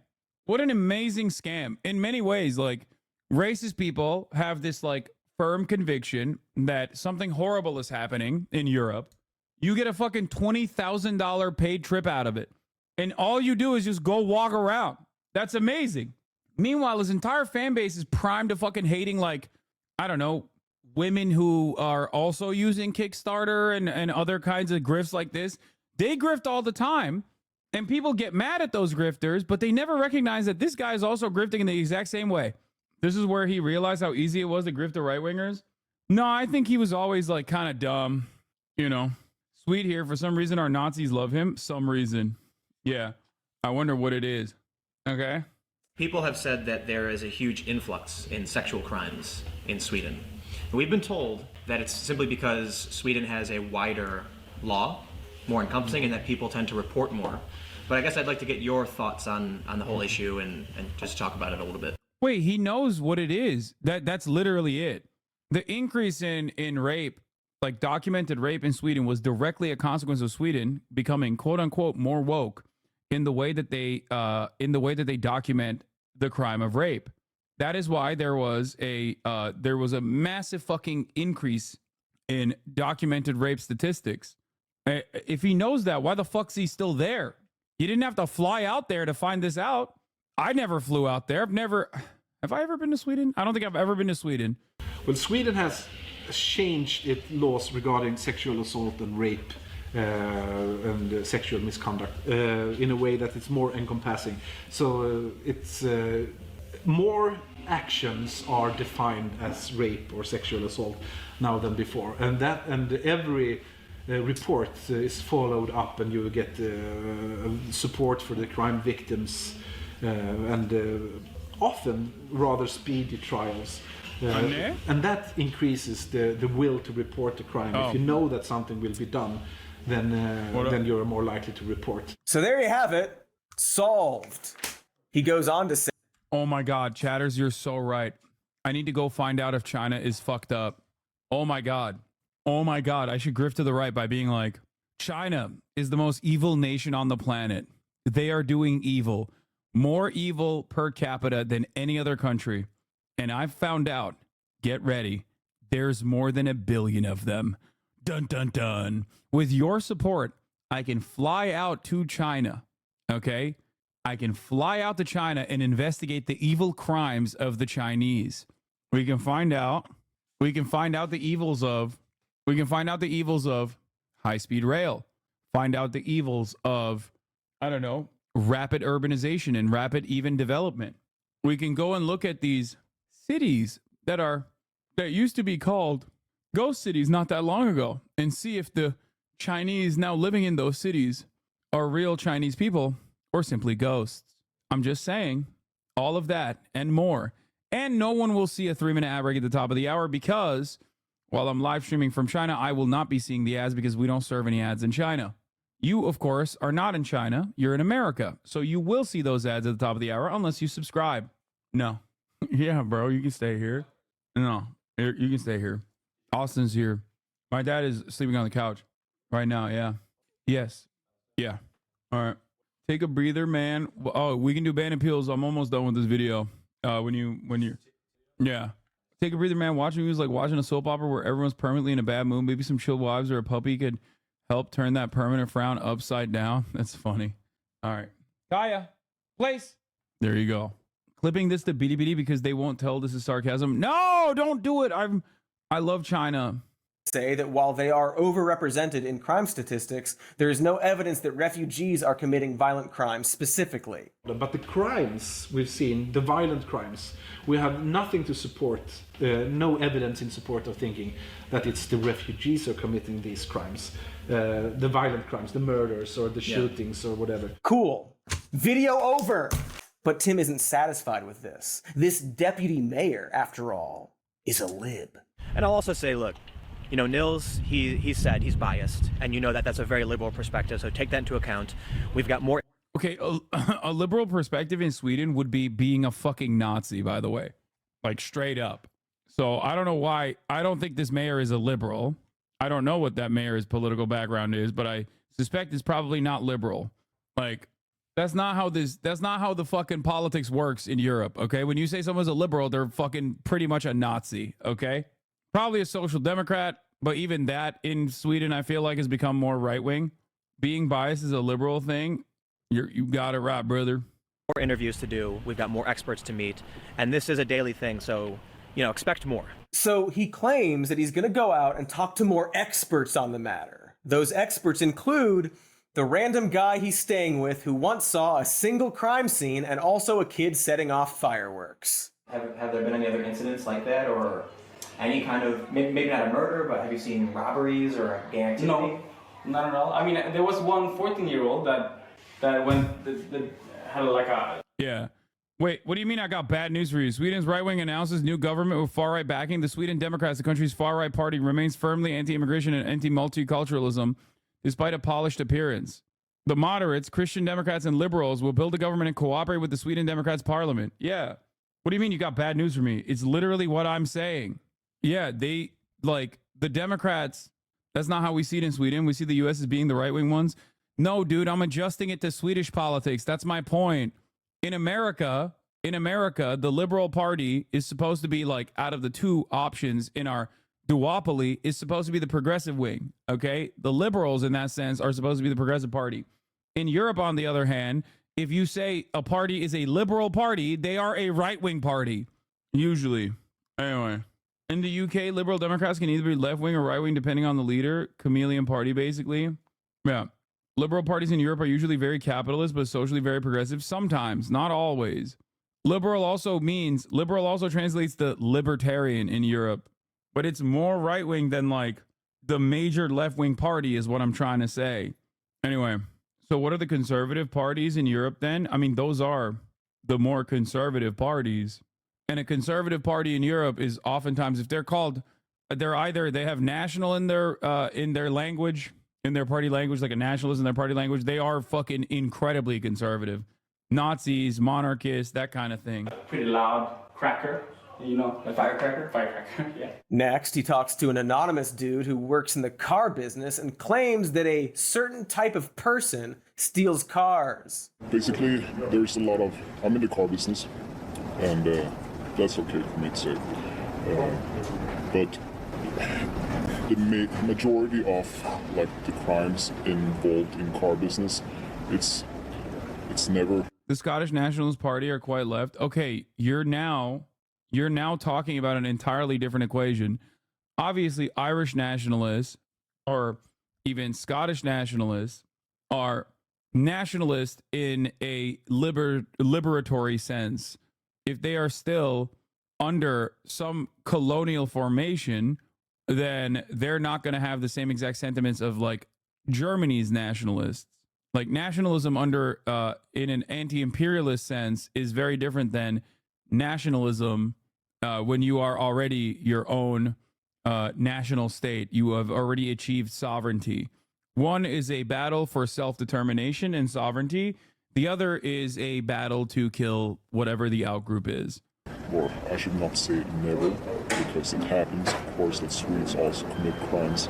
But the majority of the crimes involved in car thefts, like stolen parts, frauds, we can see like clearly behind the scenes that it's definitely one type of group of people. Still getting nothing, Tim just goes and walks around a problem area, the problem being that there aren't any problems there. So we're walking around Rosengard.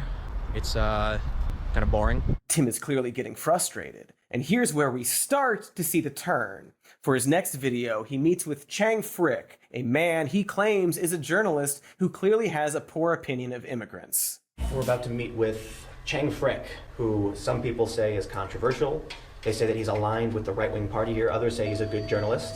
The Swedes, if I use that word, or immigrants who have been living here for enough time, the criminality amongst these people have been really decreasing. So if we didn't have this big immigration, the numbers would be really low. Again, nothing happens. They drive around, go to a mall, and it ends with Tim looking at Chang's computer as he shows him photos of crime scenes. Could have just been an email.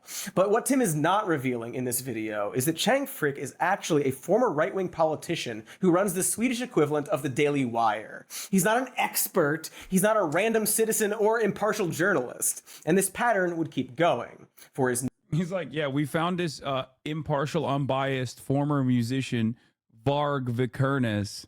Please do not look him up. But he's going to give us, a real look on what's happening in all the Nordic nations and in Europe and in the United States of America, as a matter of fact. Okay? He's going to tell us all. He's going to tell us about everything that we need to know. Okay? This is proto Tyler Oliveira style reporting. Yeah. Some say he's controversial. Throughout this conversation, he called me a Jew multiple times for being a Christian. I do not know what to make of this, but it seems like he's a wise man. Next video, Tim would meet up with Eva. He called me a Christ-cuck Jew over and over again. RP, who, as the Daily Beast outlined, is just another right-wing columnist who once complained that Google results cater to the blacks and gays. Google, much like Grok, is woke, unfortunately. But again, Tim just says he's a personality and maybe controversial and shrugs it off. We're gonna go meet with this guy, Ivar, who is a journalist, he's a personality, and apparently has a really good perspective on what's going on here, though it might be controversial. I don't know, I'm not Swedish. I don't know, I'm not Swedish, says the guy who specifically... Varg's been posting that Trump is trans for like this last 6 months. Yeah, he's like, I'm telling you, he's so out there that it like leaps back to being funny, okay? Where it goes from scary to like, I mean, this guy has literally done a crime, okay? He fucking murdered, I think, did he also engage in church burnings too, if I'm not mistaken? Like, he fucking stabbed his bandmate and killed him. And he is such a fucking Nazi that he literally says, if you are Christian, you're also a Jew. He is a firm and committed believer that all followers of Abrahamic religions are also Jewish. Okay. And for those of you who are not following along, who, if you couldn't figure it out, he's using Jew as a pejorative. Like, he's not saying like he means like you're bad, you're Jewish if you're Christian. He's transcended beyond like the normal level of like Christian fascism. He isn't a Nazi. He said that he isn't a, he said that he isn't a national socialist because he isn't a socialist. Oh, that's awesome. Austin's Food is here. Covering Sweden as a journalist. Yeah, he's you a pagan. See here how he's like such a fucking hardcore pagan that he believes that like if you're a believer of any Abrahamic religion, you are Jew. Guessing has begun. Tim has just completely stopped trying to give context and is just walking around talking to propagandists, extremely ready to take their word for it. These videos are amazing in that they show Tim's origin story in real time. He purportedly tries to do real journalism, gets bored, and by the end, he's just flat out lying in order to push a right-wing perspective. Of course, maybe the big giveaway there was that he specifically went on a right-wing propagandist's dime. He talked to a single politician who immediately and rationally answers the question around immigration and crime. What happened to fucking Paul Joseph Watson? He used to be so poppin' in like the InfoWars heyday when Donald Trump was like visiting Alex Jones. He just fucking disappeared. Does he still make videos? Another one was another guy who just disappeared off the fucking face of the earth is the other white nationalist, Stefan Molyneux. That was another guy. Like, these guys, oh my God, dude, in the fucking heyday, these guys were popping. He still does. He still gets videos. He still gets views. When diversity backfires, Oprah's an idiot. They're really doing it. Damn, motherfucker still watches shit, bro. He's got decent numbers. What the fuck? Is this like a Stefan Molyneux meme type situation where it's just like I'm completely oblivious, but this guy is still pumping out, he's still pumping out slop? By the way, this is still a drop off, okay? I can't believe I'm saying this, but like in comparison to where he was or what he was popping off with, like the numbers that he was churning out, in comparison to the numbers that he was churning out, like this is minor. Like this guy in his fucking heyday was hitting biblical numbers. Like he was hitting crazy numbers. Yeah, see? Sexodus. Why are young men giving up on women? 3.8 million views. Never before seen video. Obama whines about white privilege. The truth about Hillary's bizarre behavior. 8 years ago. 7 million views. Butthurt crying Hillary voters compilation. 7 years ago. The truth about popular culture, 2.8 million views. Like all of his top fucking videos. The Islamic State of Sweden, 6 years ago. Like when I tried to explain to you how fucking insanely right-wing the internet was 8 years ago, 7 years ago, like when I try to tell you, like this guy was consistently churning out videos that were getting 1 million views plus. Like 2014 to 2018 was peak Paul Joseph Watson era. Back then, it was like the Milo Yiannopoulos era. You know what I mean? Like these guys, YouTube was so bad back then. Holy fucking shit. Like even that, this is the reason why even now with all things considered, with how like shitty Twitter is, right? With how shitty like debate lords get sometimes, like how racist debate lords get. I still believe that it is nowhere near as bad as that era when I when I was at the Young Turks, and my God, did people fucking despise me. Holy shit. There was no safe space online at all. The entirety of the ecosystem was a safe space for the most right-wing sentiment. Right-wing YouTubers do purposely watch and like these videos just to promote their ideas. These numbers don't necessarily translate into actual engagement, like buying merch and paying for memberships. I think what's actually kind of sad about it is that like it's happening again now, but this time with like even dumber arguments somehow. Like, this is the nerdy kind of racism that most people abhor now, that they used to do all the fucking time and that shit was popping. But nowadays it's like, we've gotten to a point where it's all like bro style PUA manosphere content creators who are pumping out that kind of shit. Yeah, we got philosopher racism. Wait, this is Drink Coffee. Wasn't he the fucking annoying guy earlier? You're thinking he would thrive on Twitter, but I've never seen him. I know. No, that is true. It was like it was a wannabe philosopher. I can't believe I'm agreeing with the fucking annoying guy who was like, everyone in China hates Mao. But I can tell where this person comes from, what community this person comes from how clued in he is on and the types of racism that he has encountered, possibly also now regurgitated by the same content creators that he most likely enjoys the content of in the exact same way. But let's not even get into that. Every right-wing content creator is just a golden one now. Yeah, but nowadays I think like the right-wing sentiment that's like really popping is no longer the fucking, whoa, dude, I use that for my glasses. Oh, sorry. There's fucking napkins right there. Sorry. That's crazy. Sorry. I do apologize. I was just a little shiny. Sorry. Insane. It's fine. What happened with Milo something? He works with Kanye now. It looked like a nice towel. Yeah. Do you think YouTube has become the least insane platform, the main social media? No, I think Twitch is better.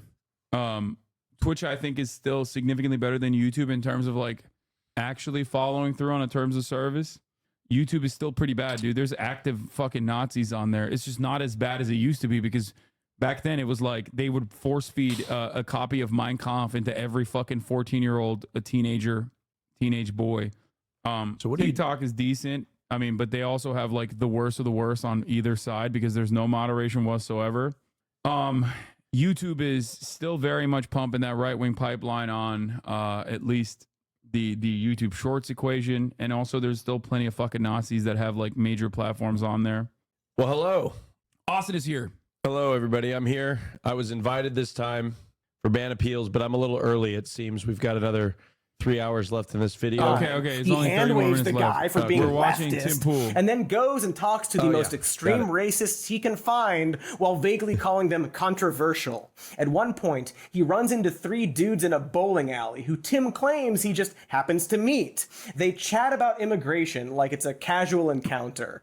And what Tim completely omits is that those 3 random guys were actually 3 far-right conspiracy theorists, at least one of whom is known for blaming Jews for the Holocaust. They're just Nazi dudes that wanted to be in Tim's little movie. When Tim was confronted about this on an AMA, he just completely shrugs it off. He doesn't see the problem. After all, he got paid. Ultimately, Tim saw nothing substantial in his all-expenses-paid trip to Sweden. The most that happens is a part where he claims the cops escorted him out of an area lest he be assaulted by some ruffians. The police have just warned us that if we don't leave now and take this escort, it's going to get really bad It's really very fast. like 50 people could be here in minutes. It's and what they happens when you put a bunch of They're white people masking. together for Damn. hundreds and thousands of years. The Swedes are not going to like that. They're going to come after you for that. Oh, no. No, it's oh, no. 2 things. All 10 of Firstly, them. Tim, we can see that there are families sorry, with that kids is walking stupid. around. It's a strip mall, not a war zone. Also, no. It's funny because like everyone else in that region treats Swedes like they're Polish. Like they are the Poles of the Nordics. You know what I mean? So it's pretty funny that they have this like entitled attitude about like racial inferiority or racial superiority to those who are coming into Sweden. And it's like, if you ask a Finnish or a Norwegian person how they feel about like Swedish people, they'd be like, oh yeah, they're like the Polish of the Nordics. Now, of course, the Swedes are going to get very mad at me for this and get super nationalistic. But like, Yeah. What? That's not true. That's the Danish. Okay. I have a lot of Swedish. I've been to Sweden. I have Swedish friends. And when I was there, they were really, really against immigration. Are they still against immigration? Yeah. Okay. Yeah. They're all of those countries are now becoming more and more like far right. 2017. I remember 2018. They were talking about like in Malmö.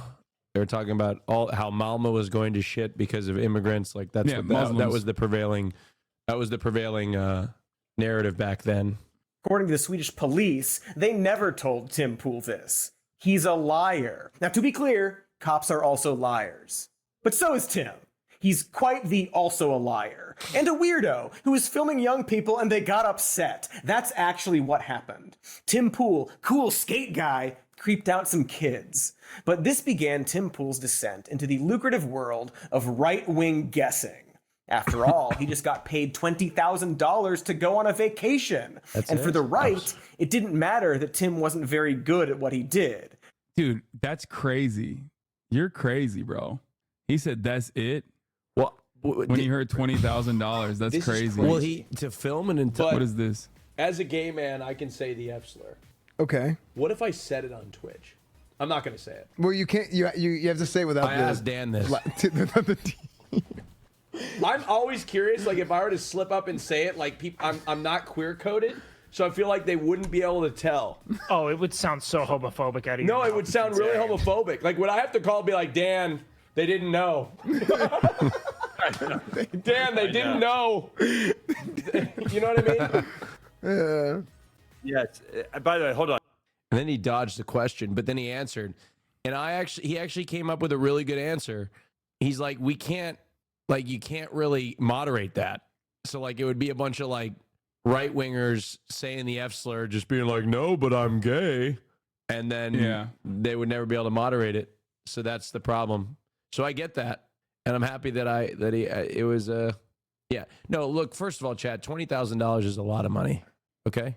Thanks, man. It's a lot of money. And I would take a vacation for $20,000. I just thought that Tim, how big is Tim? I thought Tim was like really, really big. Back then he was just starting off. He wasn't okay. popping anymore. But like when you're like huge, I think he would still do it for $20,000, which is a lot of money. Again, no, that's a tremendous amount of money. Fucking crazy, bro. No. There's a lot. That's a lot of money. Rich. You're so rich, dude. No, that is a lot of money. How much did OTK pay you? No, they didn't pay me at all. But let me tell you, I would take $20,000. You know what? I would be thankful for $20,000. Answer for this, Austin. Okay, so the backstory behind this is I was in the platform as creators at the DNC. I'm going to stop you right there. Okay. We're going to start from the start here. Okay. Now, a lot of these creators here are Gen Z, which you are not a part of. No. You are not a part of. So which one was it? Were you like really libbed up and you wanted to be on camera, or were you really excited at the prospect of being featured in a Gen Z photo? No idea that I didn't know. Okay, there's two options. Yeah. Which one is it? It was totally just to be on camera. Oh, I had no idea what this was about. I was in the thing. So this is what happened. So I'm in the. So you weren't like, even for a brief moment, you weren't like, man, these people are all much younger than me. I didn't even know that's what it was about until after the fact. Okay, so we're on the floor of the DNC. There's like this place where creators can like get close. It's where I watch Bill Clinton speak, and like you could get close to the stage. As the platform, we had to get escorted down there, escorted back, and I never saw the floor, by the way. How many times did you get down to the floor? Just once. It was kind of hell. I had to stand the whole time. My back started to hurt. Crazy. It's crazy that like you got more play at the DNC than I did. I don't think so. You had like access. Like the New York Times interviewed you. I mean, I did get interviewed a little bit more, but okay. But like that was me related to me. That was nothing to do with like the New York Times wasn't like they were very specific. They wanted to know what I thought about everything. But anyway, regardless. Okay. Regardless, back starting to hurt while pretending you're Gen Z Lamau.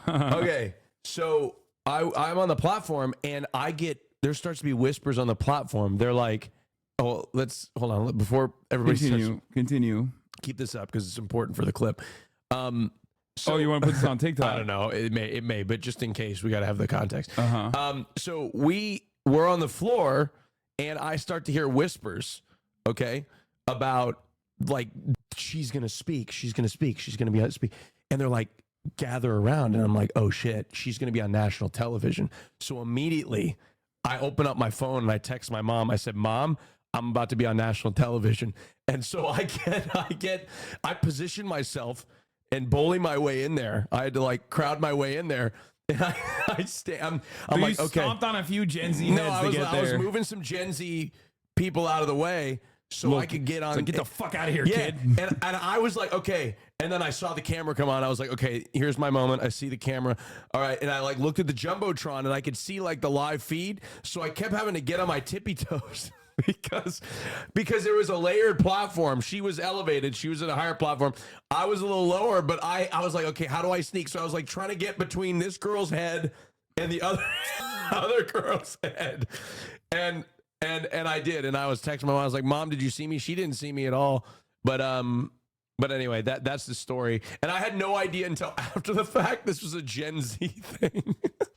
Which made it 10 times funnier. Olivia Giuliana came up to me after the next day and was like, I think that was your friend, that really old guy that just like kept. Shut the fuck up. Was that your friend? People kept saying that like that really old guy behind us was your friend. You know, and I did meet a couple of people, and she was a Biden dead ender, evidently. Yes. And I think Harry Stinson was there, who's also a Biden dead ender. And I actually felt for a moment, I was like, wow, as somebody who was not a political commentator, I was like, damn, I had by repeating Hasan's stuff, by watching Hasan. No, I came to this conclusion on my own. All right. All my thoughts and opinions are my own. And I was one that was outspoken in believing that Biden needed to drop out well before even you probably thought so. Oh yeah, definitely. You outflanked me on that. I did. Yeah, for sure. You taught me everything I know.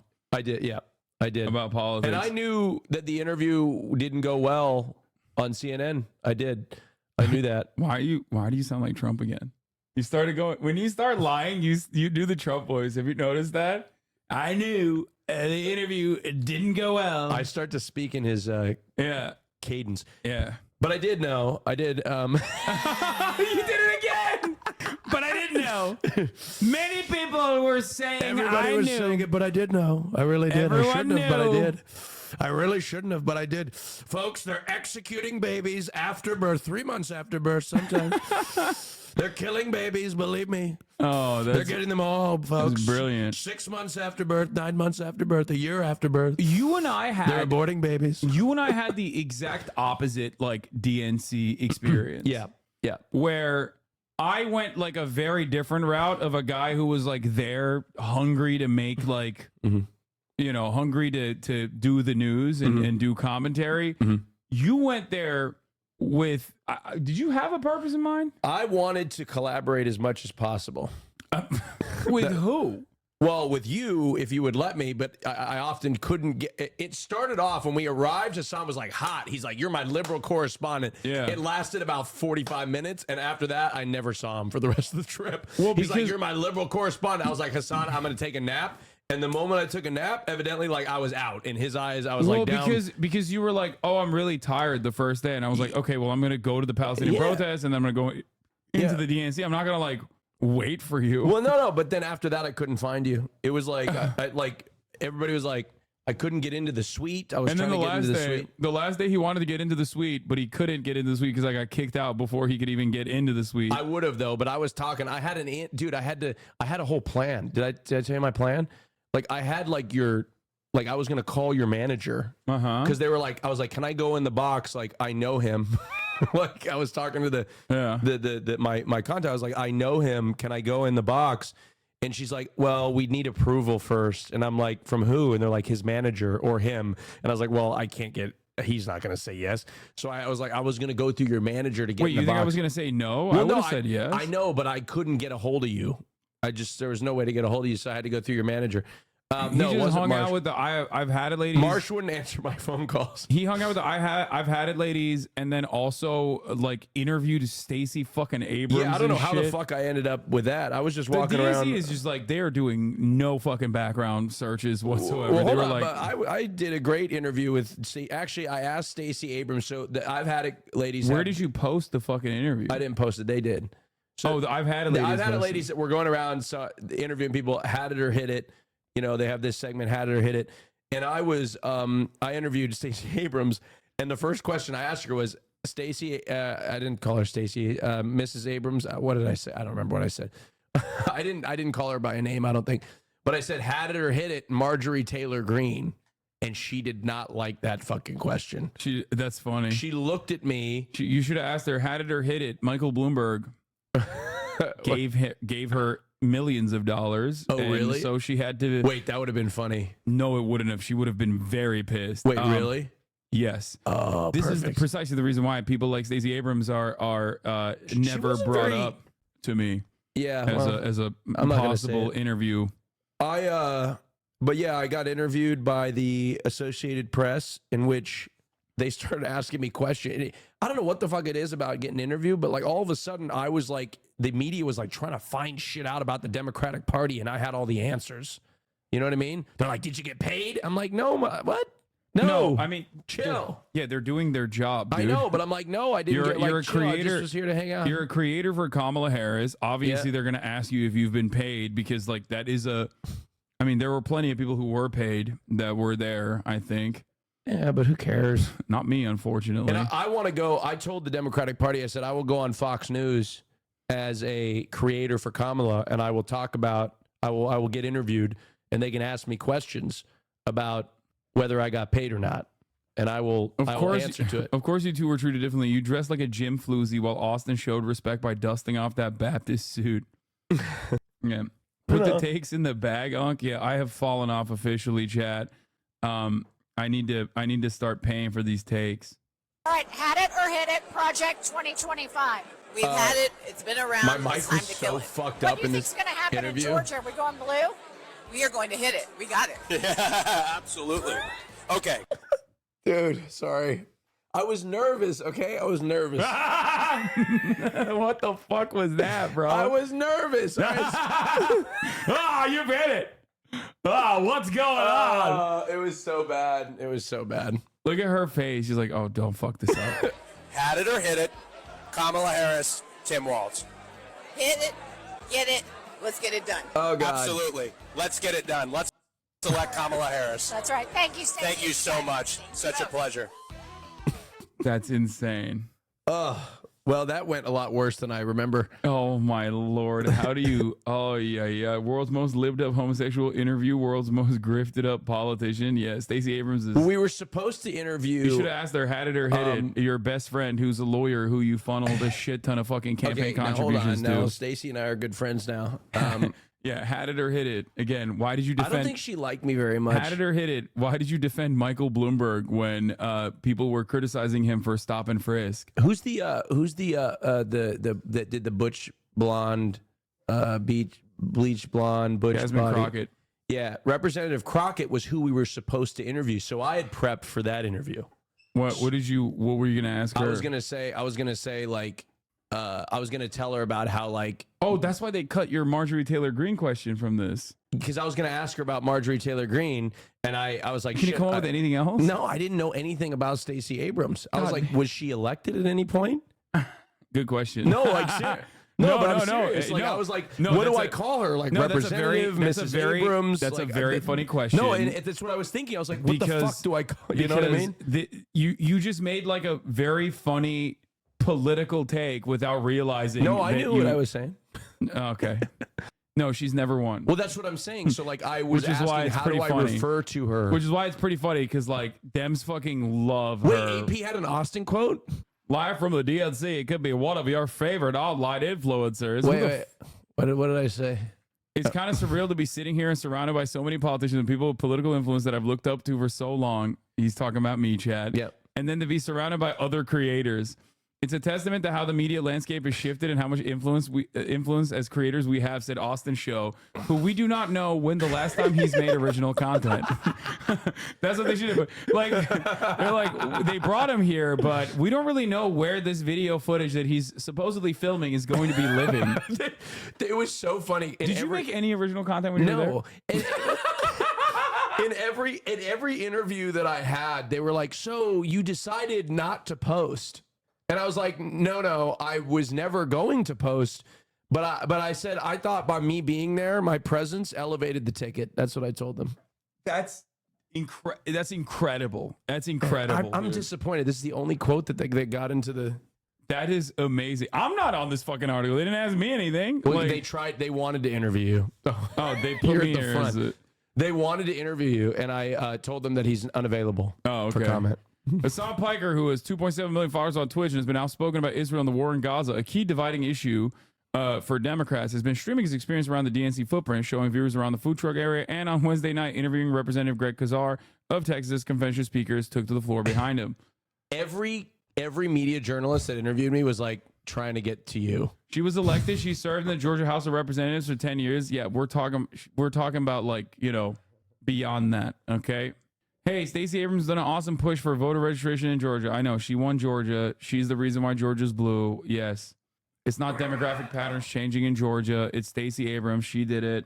It's just that she wasn't able to fucking translate that to her winning anything and losing to Brian Kemp. Why didn't they call me a podcaster? Because, you know, I think that's important.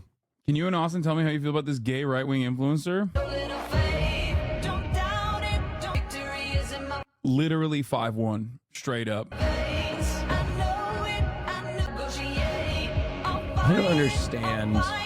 I don't understand Republican gay people.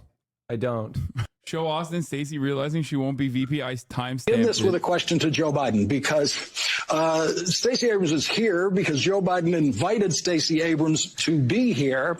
And so, Mr. Vice President, do you have an announcement to make? Is this an audition? Is there, what is the reason that you decided it's time for me to get on TV with Stacey Abrams? Well, because Stacey Abrams has done more to deal with the fair vote and making sure there is a fair vote than anybody. And she has a great capacity to explain things and to lay out exactly why it's going to be so critically important in this election. This president's already said when they put in the stimulus package the Congress first passed.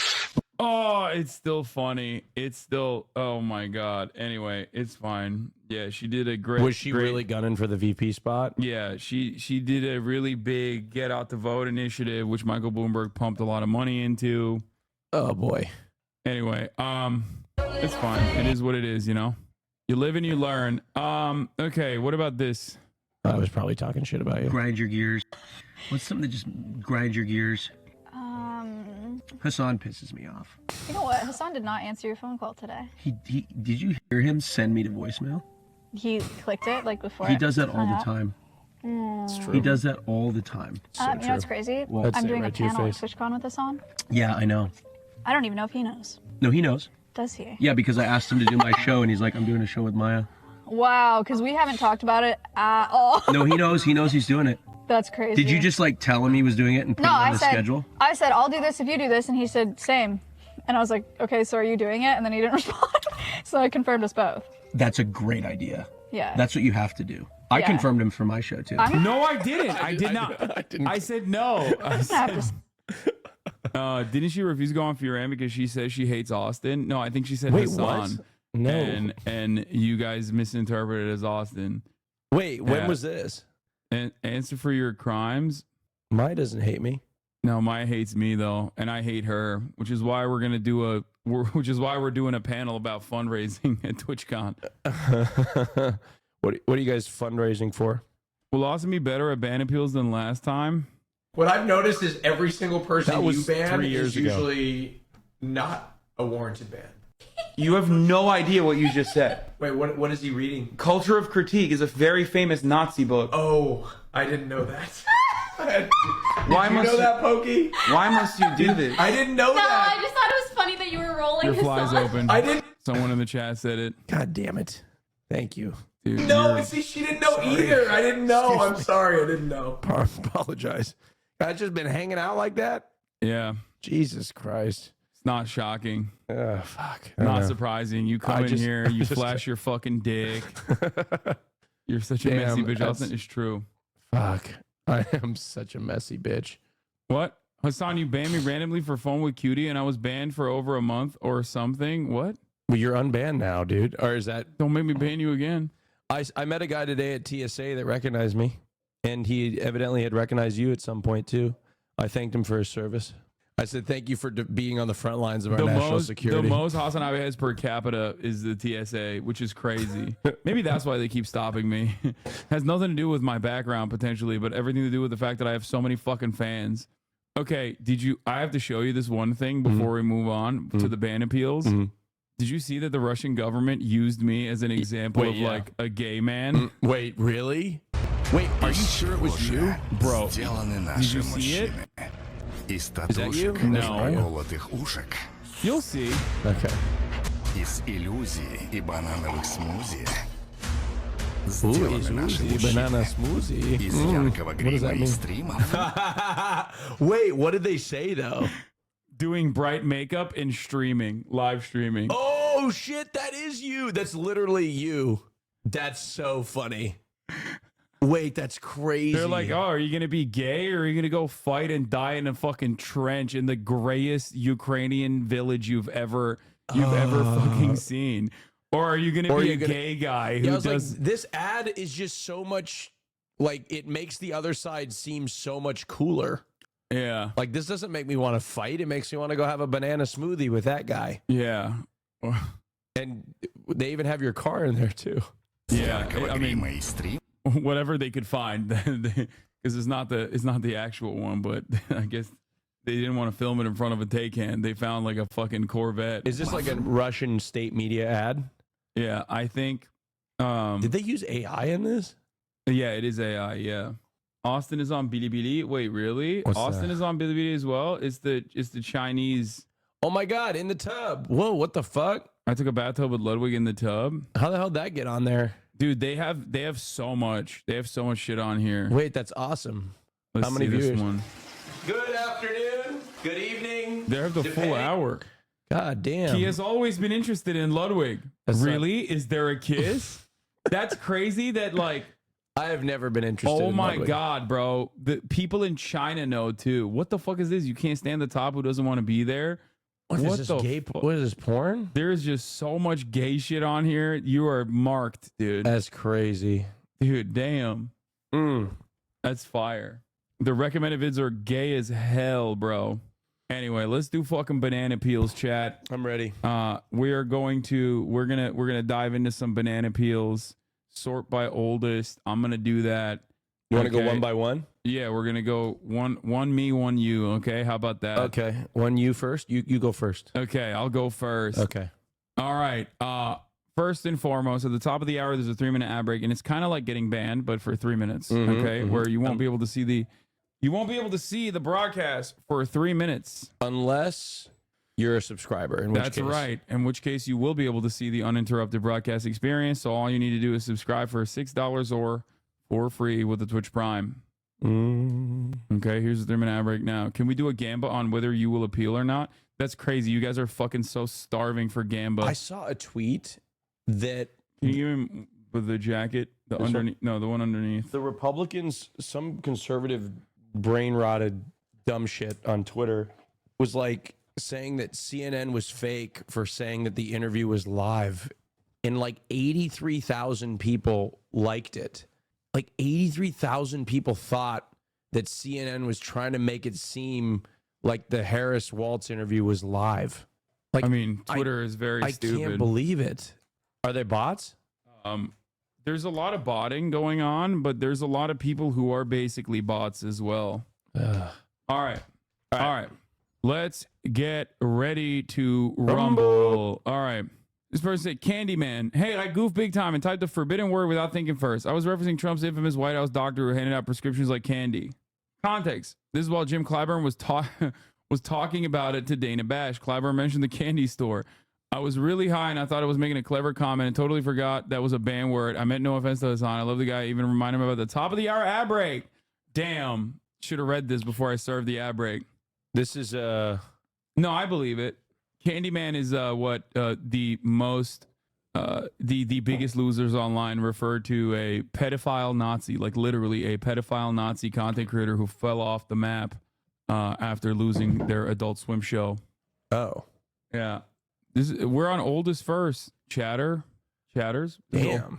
Yeah, and that's the reason why we The reason why we end up banning the word is because they sometimes try to rate it and it gets really fucking annoying. All right, let's see. And then they go, "Oh my God, you're so afraid of the Candyman, my favorite pedophile Nazi." And it's like, nah, it's just fucking annoying. Can you move the cam so we can see the messages? What do you mean, move the cam? We're looking at oldest first. What do you mean? Okay. What's this one about? Okay, my turn. All right. Bobby J 4596. They got banned for I don't understand what a migrant's perception on America is and what they assume we are obligated to do for them. Oh God. Okay. Logically impossible to sustain. Okay. They work so hard though. Oh wow. Such a nice. But MS-13 does exist. Yep. They got Philly fans too. What a douche. They got RoboCops monitoring border. You're not convincing enough. At least do it in GTA. Okay, go scroll down. What is their response? This is the context from YouTube as well. Okay. Like this is when I banned him, what I was talking to him about most likely before. None of this has any basis in reality. It's just all made up. I am beginning to recognize the unfortunate reality that I spend an insane amount of time constantly having to address falsehoods that are so permanent. Like falsehoods that have become a permanent fixture in American discourse with actual factually correct statements, okay? That people still go, la, la, la, la, la, can't hear you. What about that one time that undocumented immigrant raped someone? Okay? You're not convincing enough. I am going to fucking kill myself in a video game. What do you mean I'm not convincing enough? It's just the truth. And then you ban them? The fuck do you mean? Okay, let's see. Can we see what they said to get unbanned? Sorry, Hasan. I hope you still don't hate me. Deny. What the fuck? Sorry for what, bitch? No. Deny? Sorry for what? They didn't apologize for what? Sorry, I hope you don't hate me. They didn't. Sorry, that basically they said, sorry you were offended, is basically what they said. No, I think you're being too aggro. This person might have changed their minds. But they didn't say that they did. I mean, you know what? Think about it. Sorry you were offended. No. I get what you're saying, but I think this is an offense that they absolutely did not. I trust Austin. You know what? Fuck it, dude. Fuck it, dude. I'm denying it. Okay. Austin doesn't think you're rehabilitated. You need to send me a DM. Actually, no, don't do that. Send Austin a DM. Okay. Oh, God. All right, we'll follow up. Well. Okay. Touching Austin would heal all my problems. I'm half asleep right now. Take the shirt off. Please unban me, please. I do anything. I swear I learned from my mistakes. Let him go. Come on. Fart in my mouth. Fart in my mouth. Let him go. It's fine. He was just having a good time. That's all right. Don't do that to me. I mean, don't do that to other people. That's inappropriate. Naughty. Bad. So you denied the one guy who probably could learn from their mistakes, and you're literally like, oh yeah, this horny poster. They're just being horny, but don't do that. Okay? Okay. We're not an object. I'm banned. Okay? Except me and him, but nobody else. Okay, here you go. That's some people's thing. Don't kink shame. I want to see Hasan walk in on AOC whacking off. Okay, that's weird. Go ahead. Saving for content? Is this content? I was younger and feel bad and have learned my lesson. Sorry, but but you're younger. Okay. Look, that was inappropriate, and you should be ashamed of yourself. But I'm going to leave this to Hasan. No, go ahead. It's your turn. No, okay. No. Go ahead. It's been a year. I want to see Hasan walking on AOC. It's just very strange, and I think this is not something that you should ever do, and you should probably take another year off. Oh, almost unbanned him. Denied. So sorry. What would you call it when black people hate white people and want to kill all of them? In the sunny People's Republic of South Africa, there are a lot of black people that hate white people and want to drive them away. Also, prior to that, he said, it's only because hot tub streams are a temptation and he wants to remove temptation. Just make it 100%. Fuck it. Why not? But he also said, why are you so good with accents? Context, anti-white racism discourse. He said, I was trying to ask a legitimate question, but it was during a very heated conversation, and I understand my wording came across as racist, but it wasn't intended to be racist. I never really talk much in chat. I just miss being able to see/read chat in the rare occasions that I watch live. It's up to you. It's your turn. This is objectively first of all, this is objectively a racist ass question. Okay. Oh, I was trying to ask a legitimate question. What do you have to say to every Mexican that wants to kill specifically white families, and that's why they're coming over the border? Oh, that was just a legitimate question. Yeah, it's bullshit. Debate lore, but not a bad chatter. No, this is a bad chatter. He would have understood that this is not a legitimate question. That's why we fucking banned him. Denied. What do you mean? He literally that is not a legitimate question at all. That's not a real thing. Okay? That's the problem. All right. He had a lot of smart things to say, and I doubt you've researched this. What is this about? Why can't he be right about a lot and wrong about a lot? People too afraid of nuance. W murder when it comes to industry heads. Echo chamber. He was wrong about a lot, but he was also right about a lot. I wonder who he's talking about. Is this me? Contemporary on his wiki page. Check out contemporary reception. I didn't say anything about his way of life, just his life's work. No, man, his writings, and yeah, he was a math prodigy too. Is it my turn? Oh my God, he's literally talking about fucking Ted Kaczynski. He said Ted Kaczynski's writings were near genius level. Hasan has said worse things. I assume it was for W murdering industry heads. Hasan has said worse things. Sorry, I meant it only a little bit. They don't even know. Do you know who Ted Kaczynski is? He's very bad. Very, very bad. No, he's actually really good. What the fuck? I don't know what you're talking. I don't know. I know you don't know what I'm talking about. Oh yeah, he's the Unabomber. The fucking Unabomber, yeah, bro. What yes. the fuck's crazy? He's like murdering industry heads, as in like fucking Radio Shack employees and like fucking post-grad students. Yeah. Like blowing up the fingers of post-grad students. W murdering industry heads. Kaczynski owed to levels of writing? Fuck no.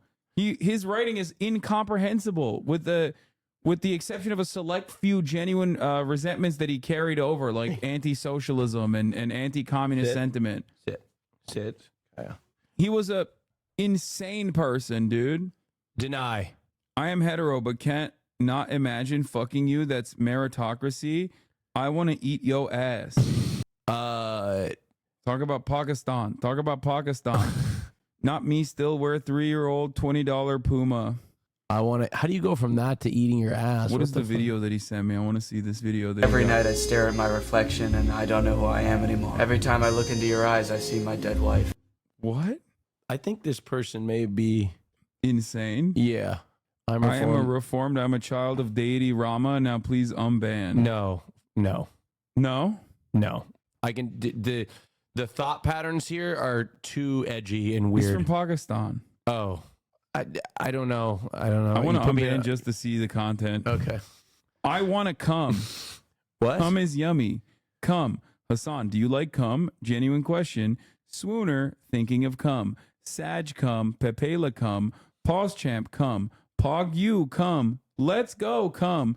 People cheer cum. People cheer cum. People cheer cum. People cheer cum. People cheer cum. People cheer cum. People cheer cum. People cheer cum. People cheer cum. I deeply apologize for my fondness of the word, reflecting the essence of life, which brings such wonderful humans like you or people of art willing to contribute to social problems we have with depiction of fantasy, where Donald Trump kisses Joe Biden. Jokes aside, honestly don't know why ban. If I wrote cum when it was inappropriate, sorry, I won't do this again. If not, I have zero idea. Hope you can forgive me. Sins come. By the way, how can I contact Discord mods? I was banned. Want a clear... I think this person deserves a second chance. There's nothing wrong with cum. Normalize cum. Bro, put cum in the apology, dude. He's normalize cum. Okay, we're gonna unban him, and then he's gonna write cum again in the chat and immediately get banned. Is this dojo pro-vaccine? You blind donut. Die. Not gay. The test has nanoparticles and vaxes you. Same as Fox. Back off. Triggered. Diluted pink shirt guy. These Twitch guys are obviously pro-vaccine. Cognitive dissonance. So this is like an anti-vaxxer. Months ago, I am different now. Learned my lesson. It's been 3 years. Wait, I feel like if they've stuck around for 3 years. When did they send the unban like request? I can't tell. He learned his lesson. Fuck it, 3 years ago. Unbanned. Italian Scrapper 69. Lol, like turkey. Unbelievable champagne pig. Hasan strikes again. Hasan the hippo. 10/14/2023.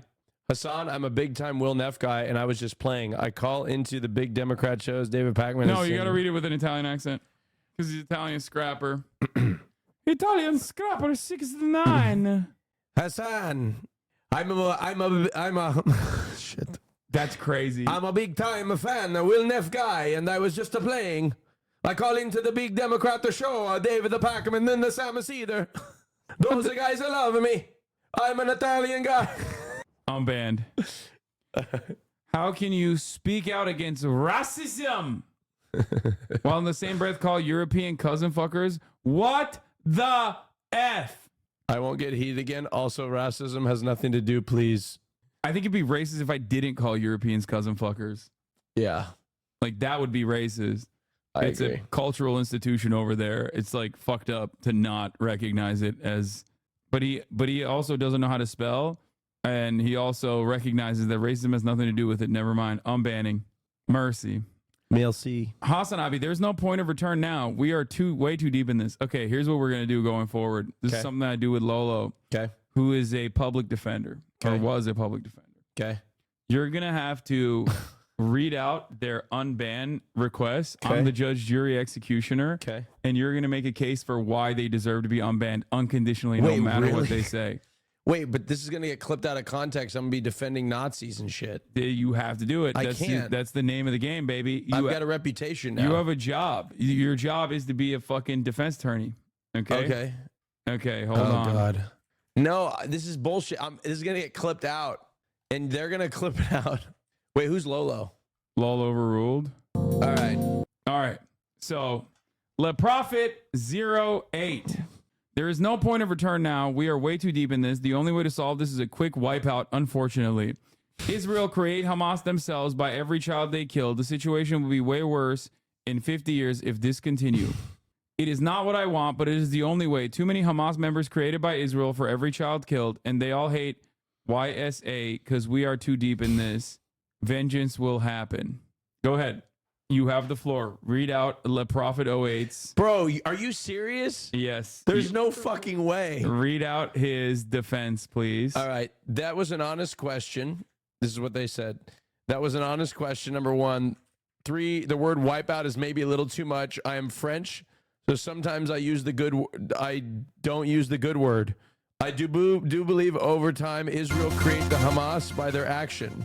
The conflict will create more Hamas member, but I should not have said that we need to kill them all.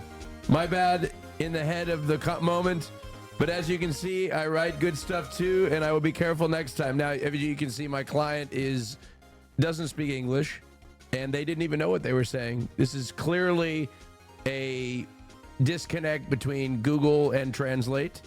And it seems like he's cognizant of like the fact that he so callously defended what my client was is the only solution. What my client was trying to say is we need to stop the genocide and we need an arms embargo. That's what he was trying to say. If you can read between the lines, that's exactly what he was trying to say. I do believe he's been banned before, by the way. Your client has been banned before over being a raider for XQC. Sometimes you have to make a few mistakes before you can learn. I don't fucking know. Fuck my client. No, come on. You have to earnestly defend him. What do you mean earnestly defend him? You're gonna get me canceled. He deserves but his I don't day believe in court, and I'm giving by law he has the right to proper legal counsel. Your Honor, my client's words were lost in translation. As you can tell, my client is struggling to articulate what he meant. And as you know, the English language is incredibly complex. And some words, although to the outsider or a foreigner, they can mean dramatically different things, but by definition be similar. So what my client really meant to say is he supports... Bro, are you filibustering? Are you filibustering like Kamala Harris on that CNN interview? He supports a ceasefire to stop the genocide and an arms embargo. That is the clear position of my client.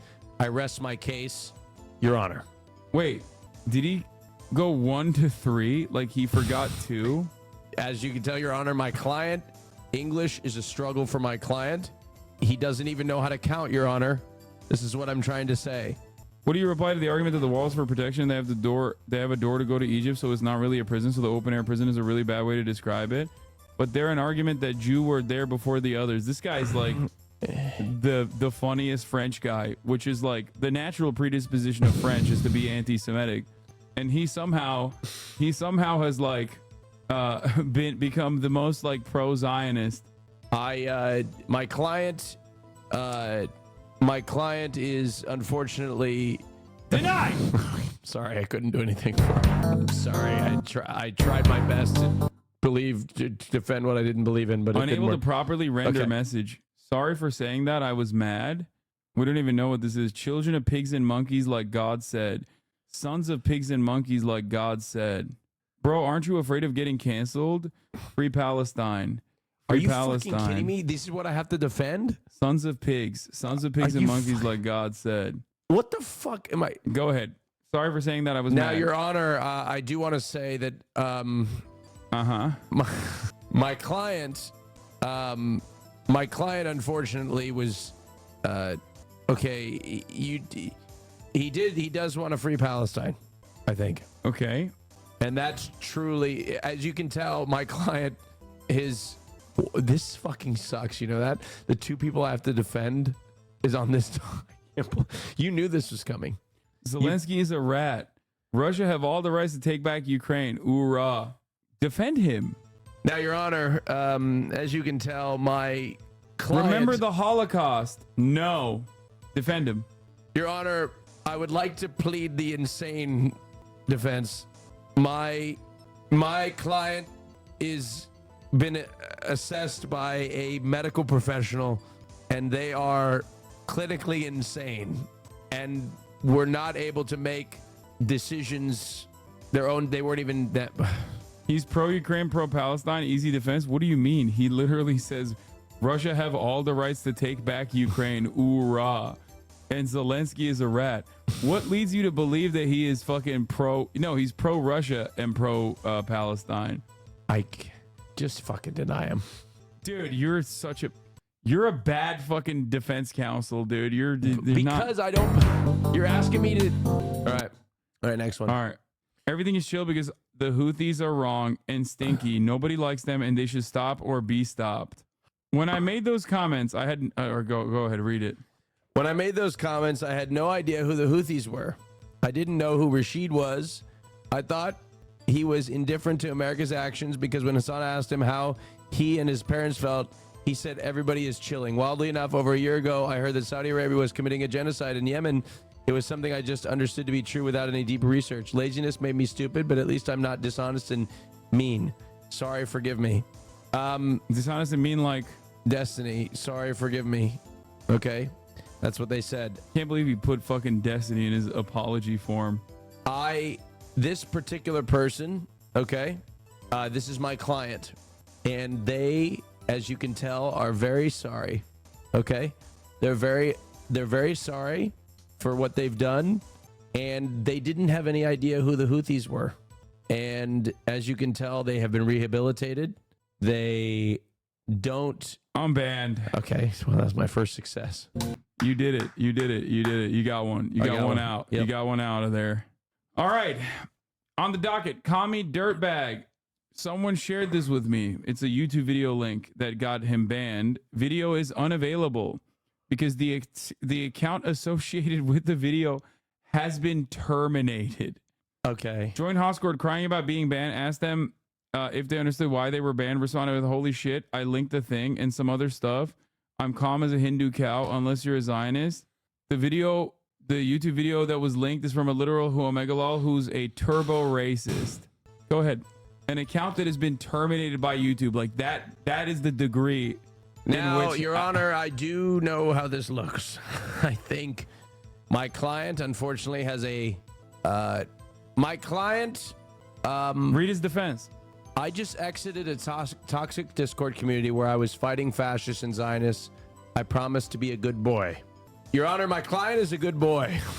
He means no harm. You can tackle the fact that there's no evidence, like that you know, the video has been unjustifiably terminated, and it's like the prosecutor mod team's word against your client.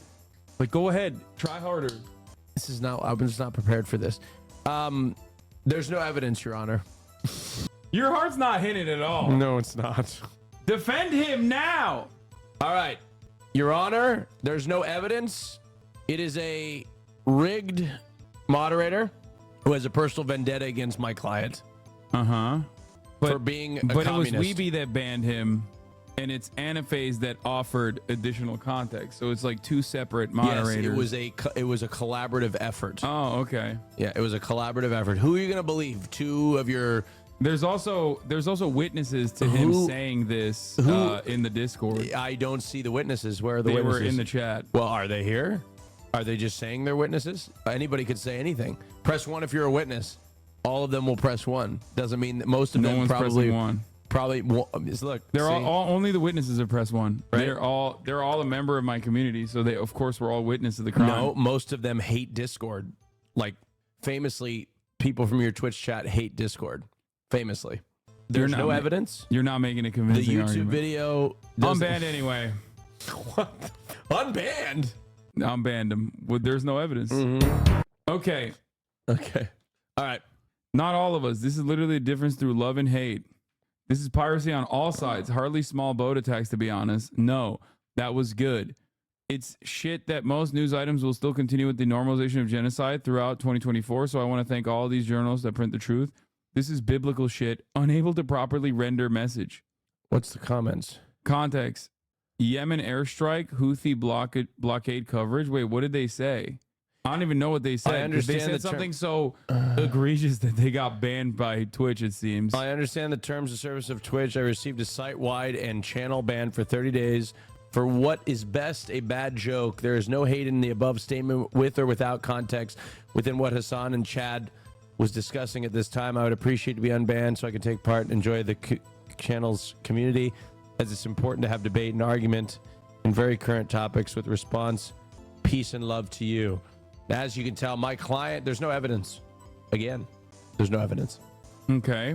Doesn't seem like he was anti-Yemen, for the record. Chatters. There's no evidence. He did his time. We're going to unban him. Okay. There you go. Twitch also already gave him a righteous punishment. Okay. If your materials lolicon is chilling, I don't know why these people care so much. What? What does that mean? Oh, no. Lolicon is like little girls drawn in anime style, oftentimes for sexual gratification. Go ahead, defend it. So what did he say exactly? If you are a materialist, lolicon is chillin'. I don't know why these people care so much. He also called me Greek. You are just Greek, cuck. You are 66% Helen. He is an Elon dick rider. Read his defense. I can't believe that like we started this off by like it being like fun, like people saying come, and then the moment I have to defend people, it's Zionists and pedophiles. Like, what the fuck? This was supposed to be like fun. This is supposed to be like fun in games. Defend him. And, like the moment I have to defend people, it's read his defense. I was joking, i.e. putting Hassan in his place for playing Turkish throat singing when he is really a Greek and should be respecting his gay heritage. Now, in my client's defense, you do look Greek.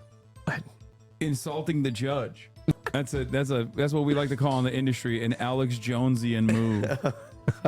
Look, dude, I'm not going to defend this. You're going to be put in contempt of court if you keep this up. I will. All right, bailiff. Look, how would you defend him? How would I defend him? Yeah, easy. Okay, freedom of speech. He was actually making a joke. Well, you could say freedom of speech for any of this. Well, that's the whole point. You're not doing a good enough defense. You could say he's exercising his free speech. As you can obviously see, he doesn't know what he's saying. He literally said that I was a Greek dude, when it's very obvious that I'm Turkish and not Greek at all.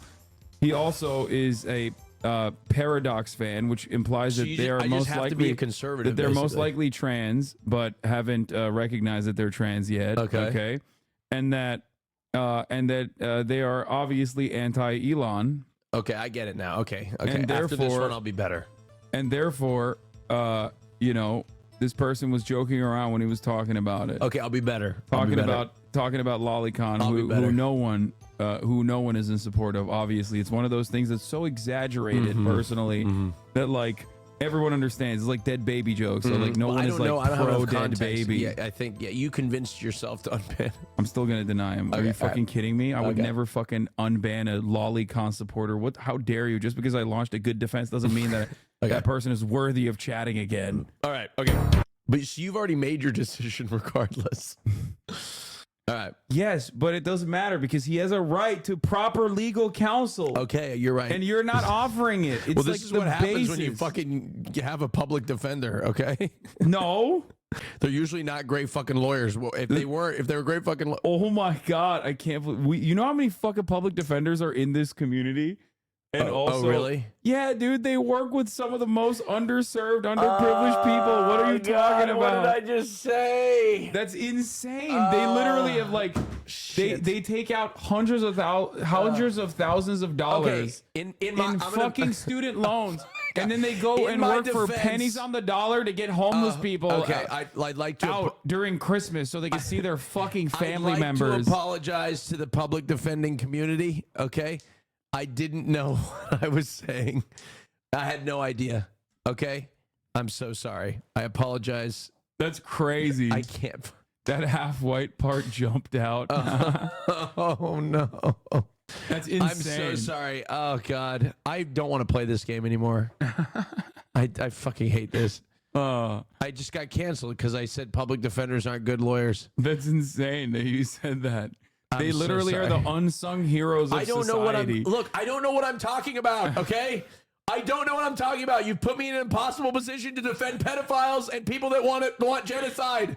Okay, are you fucking kidding me? That's also what like. What the fuck is this? What the fuck is this? Supposed to be ban appeals? Fuck this shit. What the fuck did I sign up for? Jesus Christ. This has now officially become my favorite fucking segment. Doing this with you is so much funnier than doing this with Alex because he's like, he actually does literally have an ideological position of like everyone needs honest counsel. So, oh my God, I don't have that opinion. I don't have that opinion. That's so fucked up.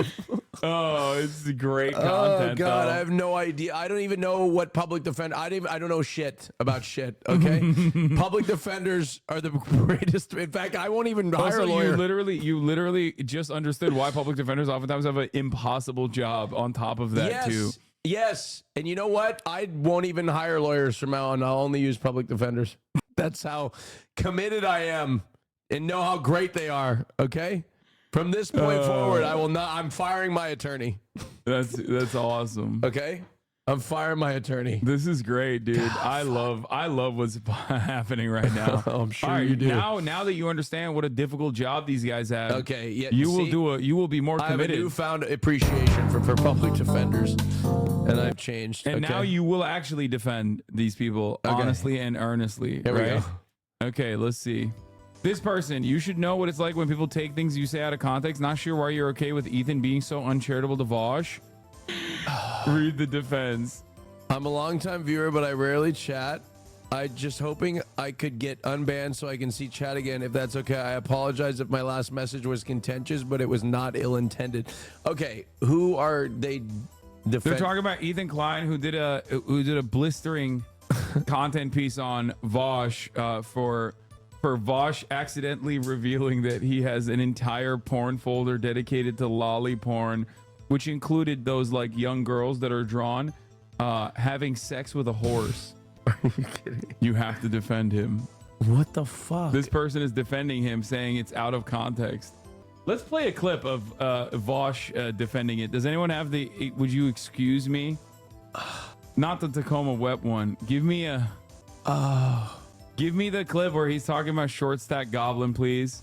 Someone's got to have it ready to go. No, I'm not gonna click on Bonelele the Factory DGG. I've done ban appeals. Give me a better one, y'all. I've done ban appeals before. Okay, the clip was. Summarizes it. This was Vosh, the most hated man on the internet, but no, that's not the one. I want to hear his defense. I want to hear. And none of these were Just ever saw this your Vosh bad. pit on your Midna thirst. Bet you call Tastamuki as sussy bait though.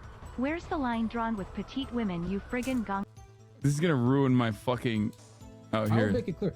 You can write this down. I want to fuck a woman as a horse. None of this is a secret. To be clear, many jokes have been made about this, but I stand by it. My moral principles are rock solid. My feet are firmly planted in the ground. I've got my boots up. They're planted firmly. He said 10 toes down, baby. He's standing on business. In the business of being a horse to fuck a woman as a horse. You cannot move me from my position. This isn't a secret.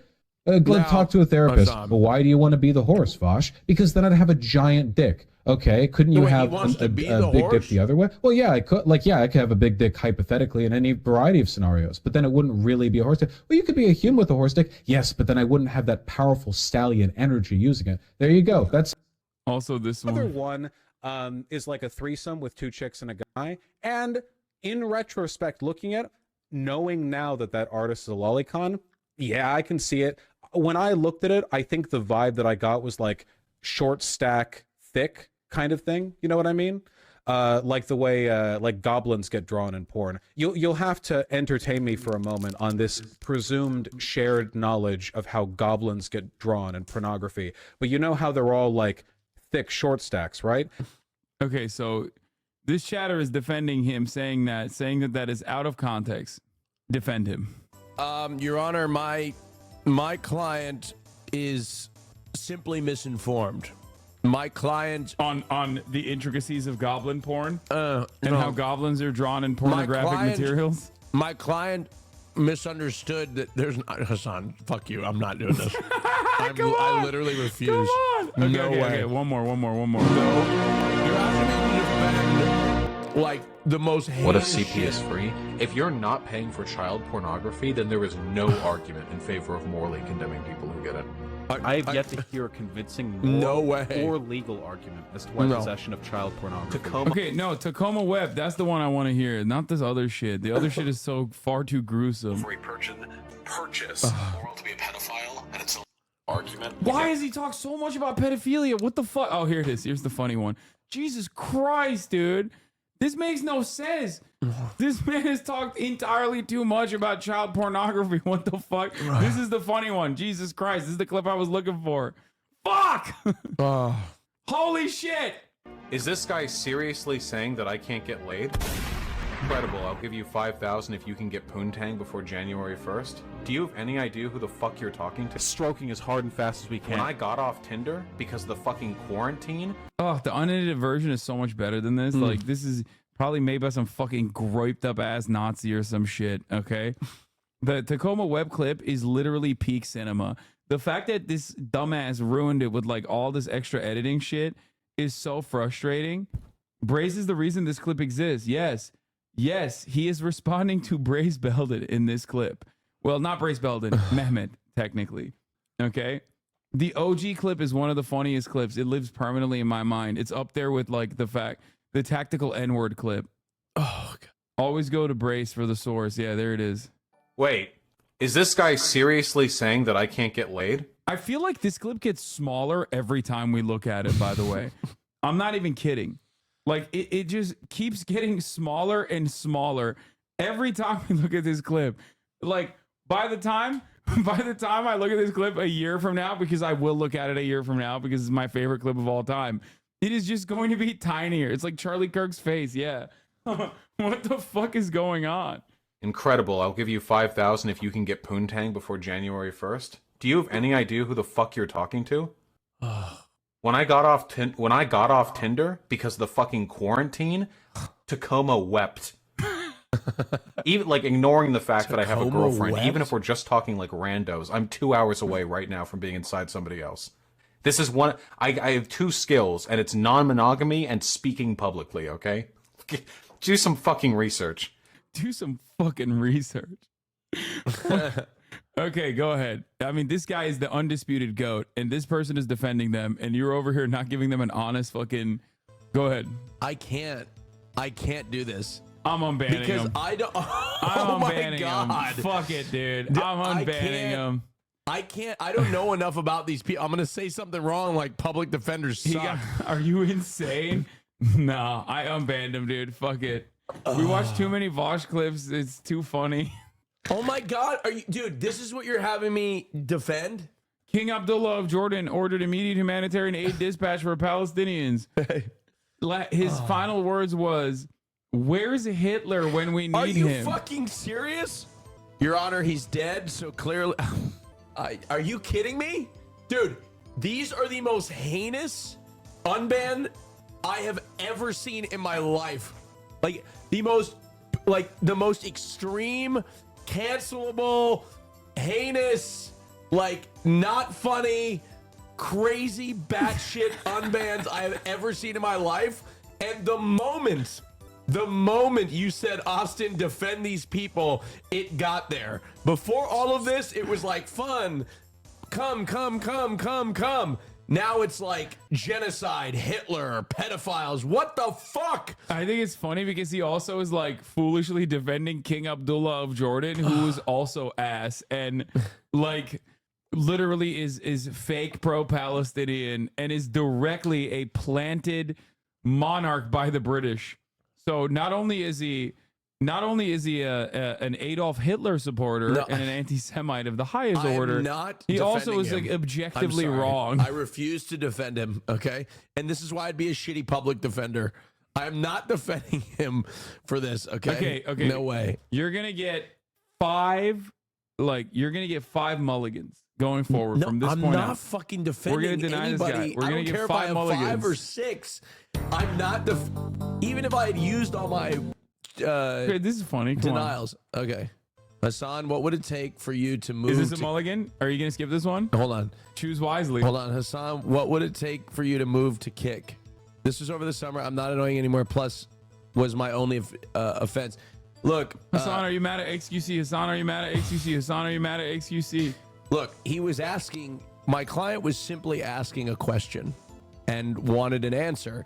And when the chat moves so quickly, I guarantee my client's messages were spread out across multiple different lines of text. And really, had you looked away even for a split second, you wouldn't have even seen it. He was simply asking a question. He wasn't violating any of your community rules, okay?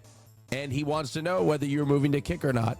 And on top of that, he has pledged that maybe this could be perceived as annoying and he's not going to do it any further. I believe he deserves to be rehabilitated. Okay. Unbanned. And he's not a Nazi, evidently. Okay. You got one. There you go. Congratulations. Yeah, because I wasn't Up defending next, a fucking... Adolf Hitler. Yeah. Jesus Christ. Austin, go to law school? Fuck you. What do you mean go to law school? Okay, I here don't it want to is. be a lawyer. Here I it didn't is. sign up for this. Here it is. Okay? Here's another one. All right, here we go. By the way, for those of you who are wondering, like, why are there people who are like pro-Palestine but anti-Semitic on this docket, but not like any Islamophobic and pro-Israel people on the docket? It's because we never unban people who are unconditionally in defense of genocide. We also don't unban people who are anti-Semitic, but just so you know, like they don't even make it to this list because there's a shit ton more people that don't even get to this point for that we can use it as content and like whatever. Yeah, we just deny them. If someone is like, because if you think that like there aren't thousands of motherfuckers who are coming in here like these are terror children, like no, they're denied already. So it would be very boring if we did that. Okay, read his out. I don't really even talk in here that much.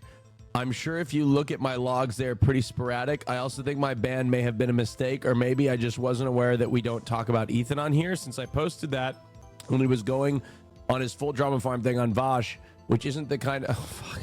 Not again. Can you talk to your boy Ethan? Lol, what did Vosh do to him? Not invite him to his birthday or something? Lol, he's really on his Keemstar arc right now. Since I posted that when he was going on his full drama farm thing on Vosh, which isn't the kind of content I really enjoy, which I think is kind of lazy. Anyways, I guess at the time I was hoping you would address it and maybe there was something said earlier that I missed. My client doesn't like drama. He comes to your broadcast for a drama-free zone, and that's simply what he was asking for. But the irony is asking about it would be learn. Asking about it would be additional drama. He came here to learn. He was looking to close the case. So while I was in the midst of probably covering an ongoing genocide, he came in here to be like, hey, can you please talk about Ethan Klein and Vosh? Your Honor, your videos are available on the internet, okay? All over the place. He was consuming a piece of content in the HasanAbi universe that was directly discussing this particular issue that you brought up. Had you not brought it up... Fuck. All right, I tried. You know, yeah, you can also do a bad defense if you want, Yeah. like, and then I could just like deny it, Okay. or you can get a mulligan. Like I said, you got 5 still. I tried. Okay. Okay, Hassan, I'm drunk. What up, Hassan? I'm a left-wing writer for the Daily Iowan. What's up? Where my Pookie, Hassan? I'm sorry, I was not think right. I will be better and be the most professional chatter moving forward. Look, I think this is look, Hassan, you're mad. Wait, Hassan is Q.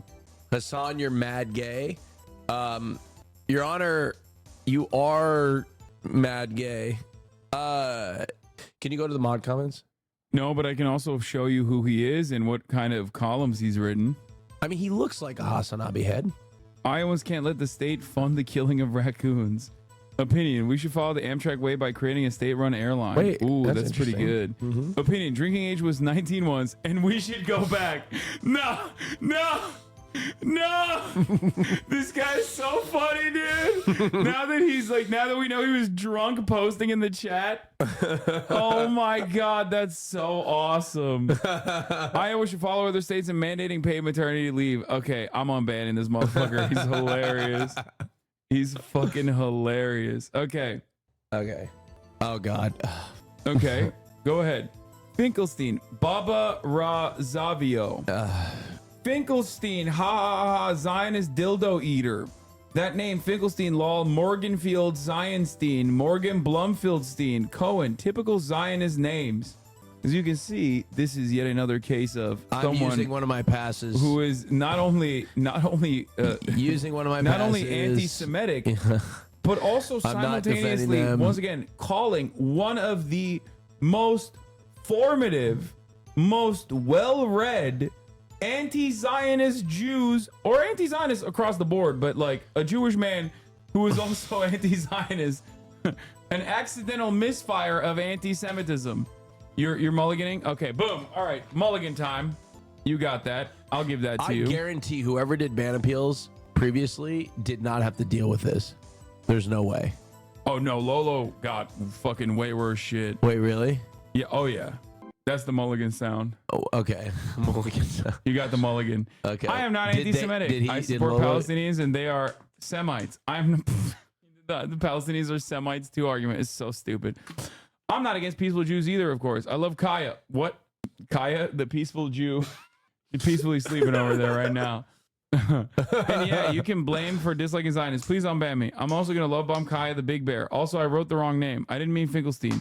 Last but not least, being against Zionism or Zionist isn't anti-Semitic by any means. If anything, Zionists have more in common with Nazis than peaceful Palestinians and Jews. Thank you. Yeah, he was objectively being anti-Semitic. Yeah. It's not anti-Semitic unless you're being anti-Semitic. Okay. Don't fucking come in here like you weren't his public defender a second ago. I used my mulligan, okay? Okay, that's right, you did. I want to the sniff your mulligan. dirty, stinking farts. Hold on. Let me play the intro song again. Toad King 007. Toad King 007 on the docket. He says, I want to sniff your dirty, stinking farts. Now your average African banned him. What do you have to say They say about your I am client? gravely sorry for my past comments. I have since matured. I am a mature individual now. I don't think being horny should be against the law. Do you think that if every single person was typing stuff like this would be a productive space to have a back and forth conversation amongst educated people on important geopolitical matters? No, Your Honor, I do not. But I do believe that not at all times. Think about it like a bank. Okay, if everybody came and got their money all at once, the banks wouldn't be able to give it back to you. That is your Twitch chat and levels of horny. Not everybody is all horny at one time, right? Yeah, but if we don't have a we will never reach a level of horniness in which that will deter from the productive political discourse. Don't you think that we don't have? Don't you think that we need to have deterrence measures in place? The deterrent is the public shame. Let the free market of shame. But you just said earlier that you shouldn't shame people for being horny and you should unban them, like in your opening statement. You shouldn't shame people for being horny. Then how would there be any deterrence whatsoever? Well, I can't shame them. I can't ban them. Hold on. I said that being horny shouldn't be illegal. It should not be illegal to be horny. You can shame them for being horny. Everybody can shame them for being horny, which is a deterrent, but it's not illegal to be horny. It's not a bannable defense. You should be ashamed of yourself, but it's not a bannable defense. Unbanned. Okay. I've got it locked down with the horny defense. Okay. Yeah, because Hasan is bad faith. Double S. Cringe. Terrorist.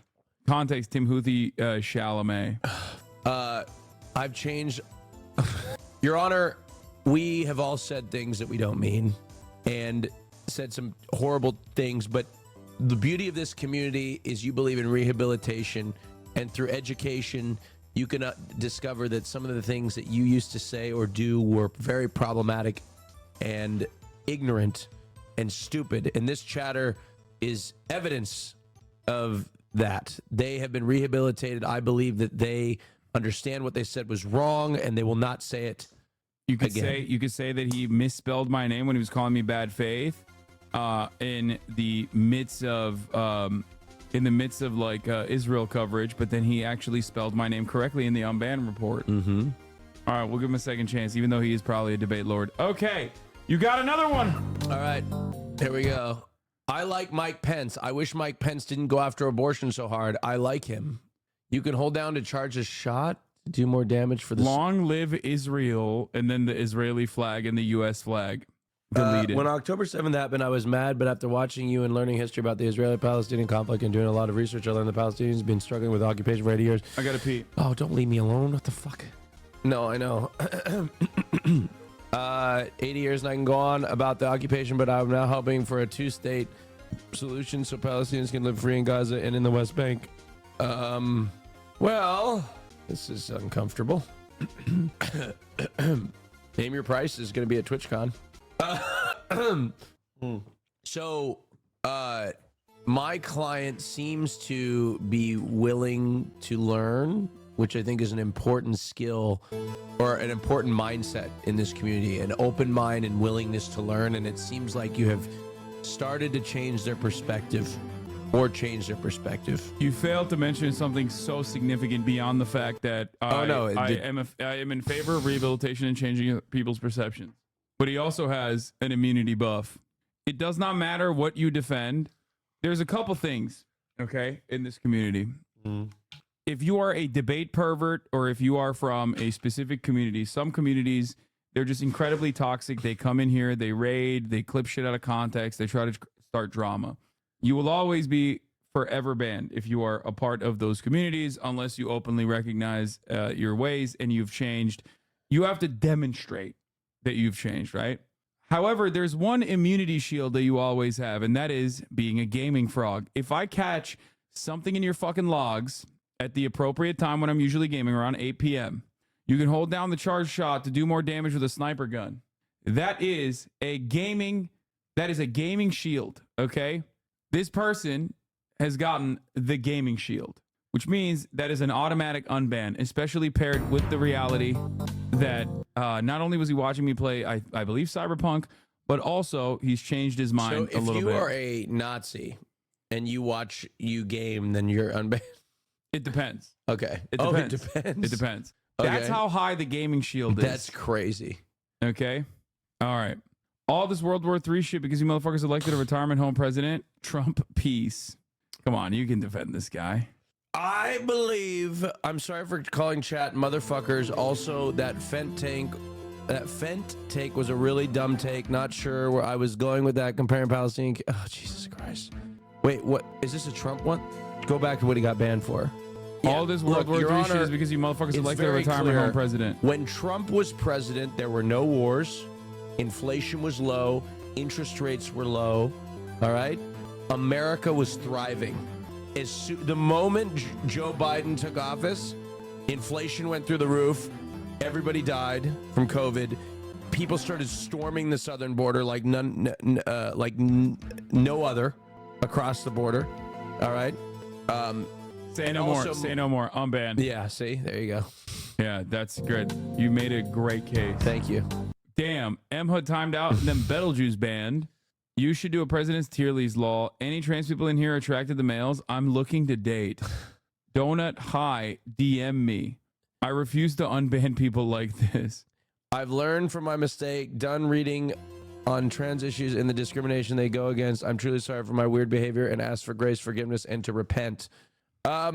look, this individual clearly made a mistake. My client clearly made a mistake. And they have shown the capacity to not only rehabilitate and be apologize for their actions, but understand why what they did and what they said was wrong. And they did so by reading and educating themselves on the struggles of the trans community. And therefore, I believe that they deserve a second chance.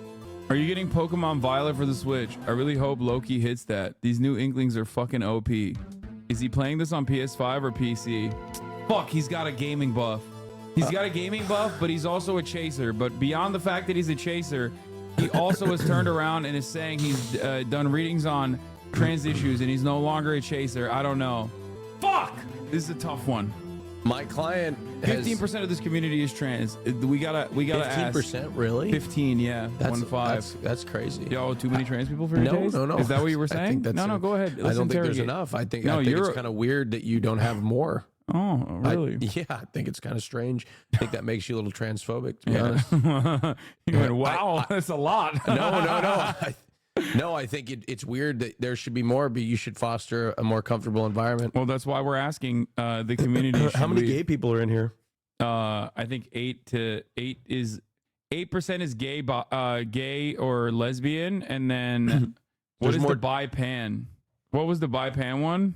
Bisexual, and it was like 25% or something. 25% of the community is bisexual or pan. Okay. And then 8% is gay or lesbian.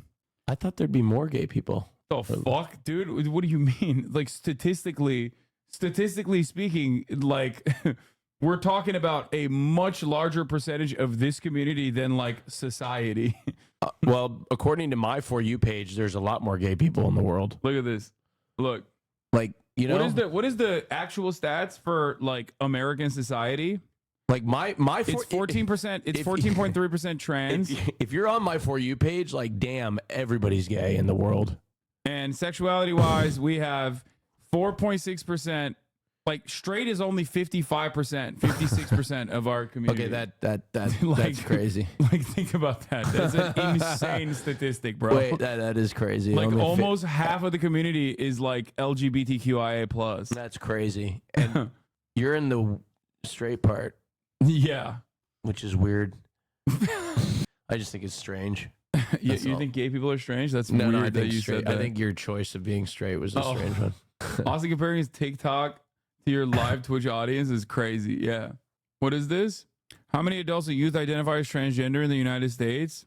Nearly 1 in 5 people who identify as transgender are ages 13 to 17. The percentage of number of adults who identify as transgender in the U.S. has remained steady over time. 1.6 million identify as trans. 1.3 million adults identify as trans. 300,000 youth identify as trans. What the fuck is the percentage, dude? Jesus Christ. Just like across the board in the entire country. Why? Like, look at this number. 0.6% of youth living in Wyoming identify as transgender. Like, bro, I don't care about Wyoming. Just tell me the American number, man. Well, I'll be right back. I gotta pee. Who the fuck has ever been like, oh, I wonder what percentage of people in Wyoming are trans? Like, there are 8 times more cows than fucking people in Wyoming, dude. Ridiculous.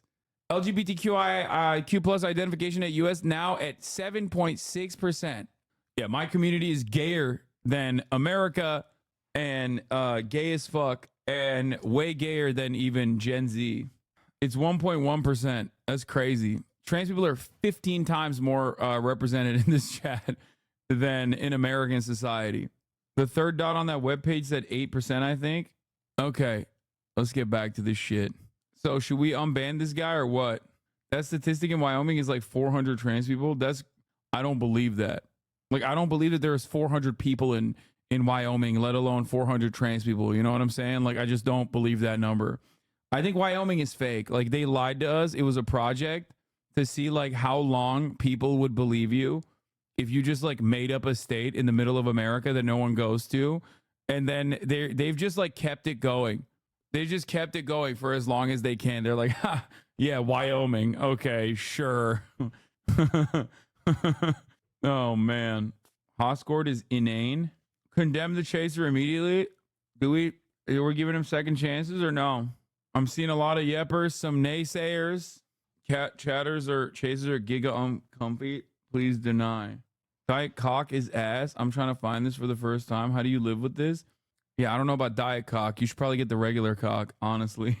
It's a gaming watcher. That's why I've only said, like, if this person was a chaser and they were not a gaming watcher, I would not even care. I would not unban. You know what I mean? Do you believe people in chat doing research? You love chirping about rehab. You got to let him back. Okay, if he fucking tries this shit again. That unban message is the most chaser thing ever. Deny the chaser horny guy. The internet has so many places to get off, yet they're blatantly in the chat chasing. Yeah, I don't really like that they're like DMing fucking chatters. Like, I don't like that. It gives me ickiness. All right, unbanned. I mean, not unbanned, denied. Awesome. No. You hungry? No. All right, WFLA. Pinellas County juvenile detention officer accused of soliciting sexual activity with an inmate. But can she drive completely slosh? I know people I don't trust drive sober law. That's the real Florida, my man. Alcoholic 4 beers is better than the average old head they let drive on none. The reality is the drunk driver is probably driving more carefully than the old person who will point blank run over and not see you 5 feet in front of their car, law. That's just the reality of it. She hasn't crashed yet, though. She's objectively a better driver while drunk than the average Florida driver is sober, law. I'm going to be honest. I think what my client is trying to say is the drunk drivers aren't the bad drivers. It's the ones that get caught that give all the other ones drunk a bad crashers, name. really. Right. Also, it's weird because he says like, "Oh, they're better than fucking Florida drivers." It's like, bro, you just said drunk driver twice. You know what I mean? Like, you should, like when has there ever been like I've driven in Florida drunk? Obviously, you have to be. They beat you. Cops will pull you over at a fucking checkpoint to be like, "How drunk are you?" And if you pull under a fucking 0.8, like they literally will shove alcohol in your asshole to get you drunk fast. Have you ever done that before? No. Should try it. Those are just crazy opinions. Nothing really harmful. I love oh, that's so good. It's It's true. not though. really harmful. They're just crazy opinions. No, they are literally harmful. Holy shit. You broke me out of my fucking bro drunk driving sentiment meme for a second. Not really sure why this upset y'all so much. I'm not very familiar with Twitch, though, to be honest. This is for sure a bad first impression. But again, I'm not internet cool, so I don't know what Twitch allows and what they don't. Maybe the sexual assault content is not allowed. But they were discussing why cops are nicer to women. My point is that they're creeps, which ironically was a week after posting this. We got another guard arrested in my county for writing sexual messages to a juvenile in our local JDC. Important issue. This is such a boomer. We're unbanning this guy. Classic boomer. Doesn't even know why he got banned. No, I believe him. I 100% believe him. He probably was like, no, 100%. He is literally fucking, he's not plus 30. He's like plus 40. Okay, easy. How old? What's the demo say about your age group? Oh, dude, it's fucking old, dude. How old do you think it is? I'd say the average is more 18 to 25s. You're wrong. Really?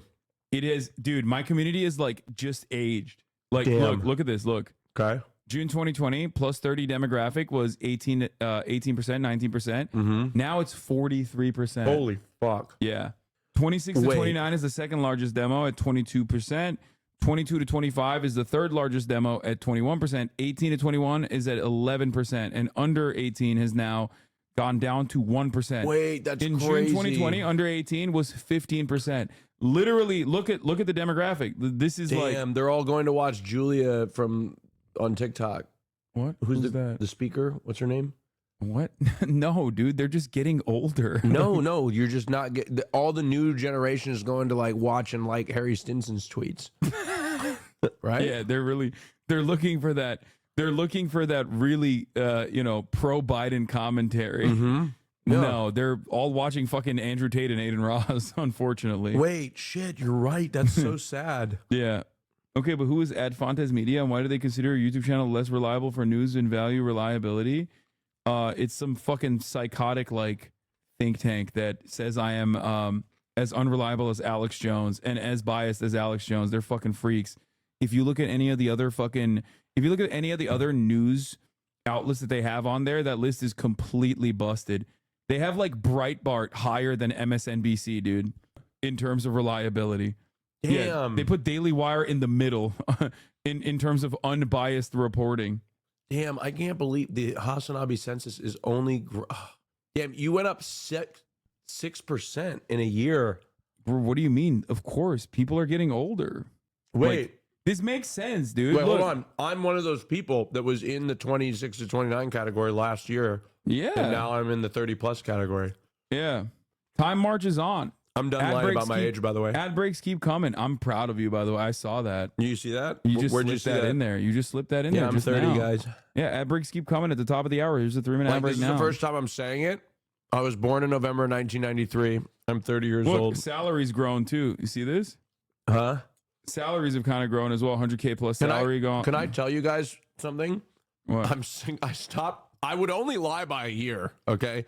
But what pissed me off is because I would lie by a year, people would like, instead of it having the opposite effect, the effect that I wanted it had the opposite effect. So I went to my Wikipedia and it said I was 35. I was like, I'm not 35. Chad, he's still lying by more than a year. I am not. I swear on my mother. That's the best. I swear on my mother. Austin says you're 10 years older than you are. People will say you look good for your age. Yeah, we already covered this. Yeah. What if they don't, though? What if they don't say that?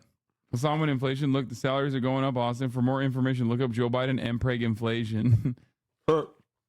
Anyway, you did the census on a school date during a time when students in the USA might still be busy after school activities and not watching. Age polling definitely susceptible to the sampling bias. Yeah, it's also mostly an American audience because of the time that I did it, but it doesn't matter. I always do it around the same time. You literally 10 years older than me, and I see you as my bigger brother that I could have had. You do it post 7 p.m. Chatter is coping. 30 plus is crazy. How are people unironically that old? That's like double the normal age. Please tell me you're fucking not 15 years old and I've spent all this time talking to a person who's 15 years old. A Mormon 15-year-old. That's crazy. HasanAbi, will you consider unbanning elongating muskrats? Co-creator of OK Buddy, now Sharton Neville. He is reformed. Had to work a part-time job in the service industry. Those guys used to be so fucking annoying back in the day. What are they still, is it the same username still? All right, that'll be the last one for today. Before I dive into gaming. Gaming? Yeah, bro, I've been gaming like crazy. You have no idea. I've been fucking cooking. Oh. Sharton Neville is their username now. At UB, bitch ass motherfucker. Jim Nona's #1 true hype man, aka went psycho after getting banned and claimed mods are sexual predators. Removed from OK Buddy mods if ever given the opportunity. Actual child. Don't unban. Jesus Christ. What the fuck? I'm unbanned from house chat. Please help. Yo, HasanAbi, unban me. I called a mod a bitch ass motherfucker. So worth. She was so funny. You need to reform. Mods are cool. It was a joke. I am mod. Bitch ass motherfucker. Of the worst subreddit on Reddit. Yo, everybody call you be a bitch ass motherfucker in chat. Pepe laugh. I respect HasanAbi mods. Fuck Hassan's community. Where did he post this? For real, calling me mentally ill and banning me because I try to speak up about a sexual predator. I'm not the one that needs help. Young Peasy is a sexual predator. Is his name, bro? What the fuck? Why the fuck is this person? This person is insane, dude. What was his friend who said that? No, that tried to harass me. That's why they got that's why they got banned.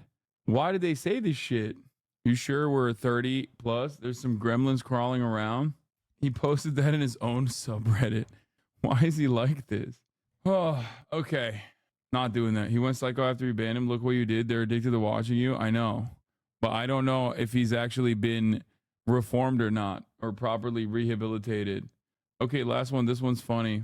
Oh dear, I didn't know all this happened. People run. Damn, bro, I didn't know. Damn, bro, chill. I didn't know he did all that. Go ask him if you're still talking to him why he's like that. What is this? Happy 4th. Just got here.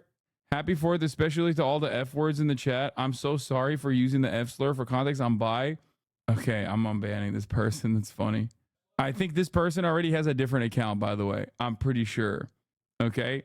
Yes, I know exactly who this person is because their username is like hotfries24 or something now, okay? As soon as I saw I'm a med student, I know exactly who the fuck this is, okay? They're in here right now, most likely. They're in here right now, okay? Yeah. Someone said the F slur, but it's fine. I already unbanned them. Even though it doesn't even fucking matter because they've already fundamentally been unbanned. Does anyone have a blast off meme for Wukong? Because it's time to fucking go, baby. It's time to go, baby. What are you doing? Don't annoy her. She might. Austin is over here barking at Kaya. All right, let's do it. It's Wukong time. I've been very excited to fucking play this game. God damn it. We're doing chapter 3, folks. Stuck on a boss for 16 hours. Me, Milky Bagumbos, Jim Nona, and Elongating Muskrat used to be boys. Don't unban him. He went crazy, dude. He DM'd me a bunch of weird shit. We were okay, buddy. Mod team. I had to remove him. He used a bunch of slur. What the fuck? Wait, where is Wukong? Oh, what the fuck? It's on the wrong... What? How do I change it? It's on the wrong fucking screen. It's because I was doing fucking remote play before. How do you put it on the right screen again? Win shift arrow, right? Oh, boom. Jesus Christ. All right, so every time I bet on your ass, you lose immediately. Well, then fucking... Look, dude, life is a gamble, okay? Life is a freaking gamble. So, ladies and gentlemen, I am currently in... Change the type of controller. I'm in chapter 2 here, but I'm actually in chapter 3, but I was playing chapter 2 and I just finished, I just killed the mad tiger guy right here. I think I've cleared all of the bosses in chapter 2, every single one. So we're gonna go to chapter 3. 98% of gamblers quit before winning it big. I agree. People don't realize this. How many tries for the tiger? I think it was 2. The one that was the one that really gave me trouble was in terms of difficulty, Black Long was the hardest one, was the most annoying one. That took me 5 tries. It pissed me off a lot. I walked through this area a little bit. These guys fucking, even when they die, they hit you. It's weird. Get on 2K, bro. What's your gamer tag? No, I'm good, man. Thanks, though. Oh, shit. First boss. Macaque. Something your mom is very familiar with, chatters.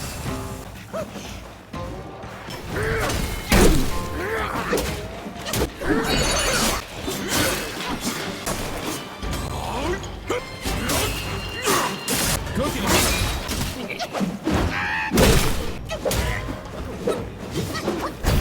Wait, what happened? Wait, I beat his ass already? Can't see Gamba? Can beat Macaque in 3 tries? Bro, what fucking 3 tries? You crazy? 3 tries? Bro, I haven't even upgraded my armor and shit yet. I did, however, get the rat raid staff, but there's a bunch of other ones that I can get as well here. Hold on. There's the long wreath staff that I can get if I want to. I just need to purchase refined iron sand, but I did get the rat raid staff, which greatly boosts your fucking crit damage. Look at all these fucking bosses I've killed that I've unlocked. Mad Tiger, moderately increased attack but massively reduces maximum health. That's a crazy fucking gamble. It's insane. Not worth at all. Also, I have all these things that I haven't upgrade. Oh, well, this is not in the craftable section, but I'll show you what I have that I can craft that I haven't used yet. No, I didn't switch off baby. I'm still using big baby. I did use the Dust Azure skill against Black Long because I needed insane defense. I needed insane defense against them, but he just kept spamming the fucking area, the thunder area attack over and over again, regardless of my defenses, which was really annoying. Did you find the blacksmith yet? No, I'm in chapter 3. I just started. I literally just started chapter 3, so I'm not anywhere near. Because I know there's a blacksmith here on chapter 3, but I haven't gotten there yet. Is this as difficult as Demon Souls and Dark Souls? No, I think this is easier. By and large, it's a fucking phenomenal boss rush or boss run. It's great. It's a fantastic game. I wouldn't say it's as difficult as... I would not say it's as difficult as Elden Ring. It's they literally took out some of the more annoying parts of Elden Ring. I think Elden Ring's a better game overall, but I think that they took out all of the they trimmed the fat, if that makes sense.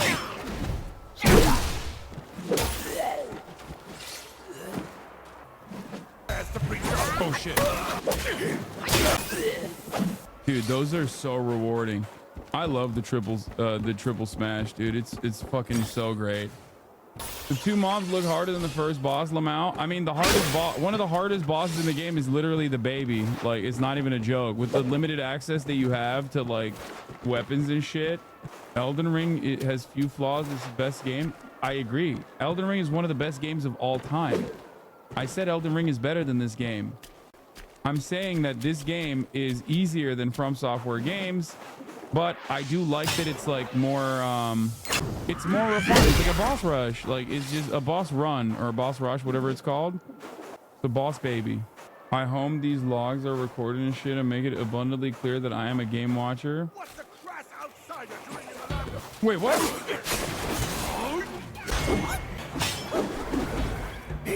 Oh, chill.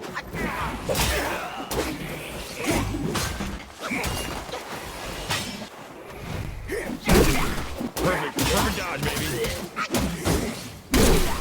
God damn, I cooked. I had to use that there because holy shit, did that fucking eat my ass a little bit. Bro, you're cracked. Wait, what? Sorry, Sam, but this game sucks. The combat is so repetitive and the invisible walls is so stupid. I enjoy watching you play it though. I don't think the combat is repetitive. I have not felt that at all so far, I will say. I have not. It might get there. It might get there depending on the versatility. Because like I said, the combat systems are nowhere near as complex as Elden Ring. God of War was, in my opinion, I agree about the invisible walls. You're right. God of War, in my opinion, however, came across as way more repetitive in terms of its combat. How much you want to bet that's a mushroom, man? Fucking called it. Always. Wait, why am I not loading?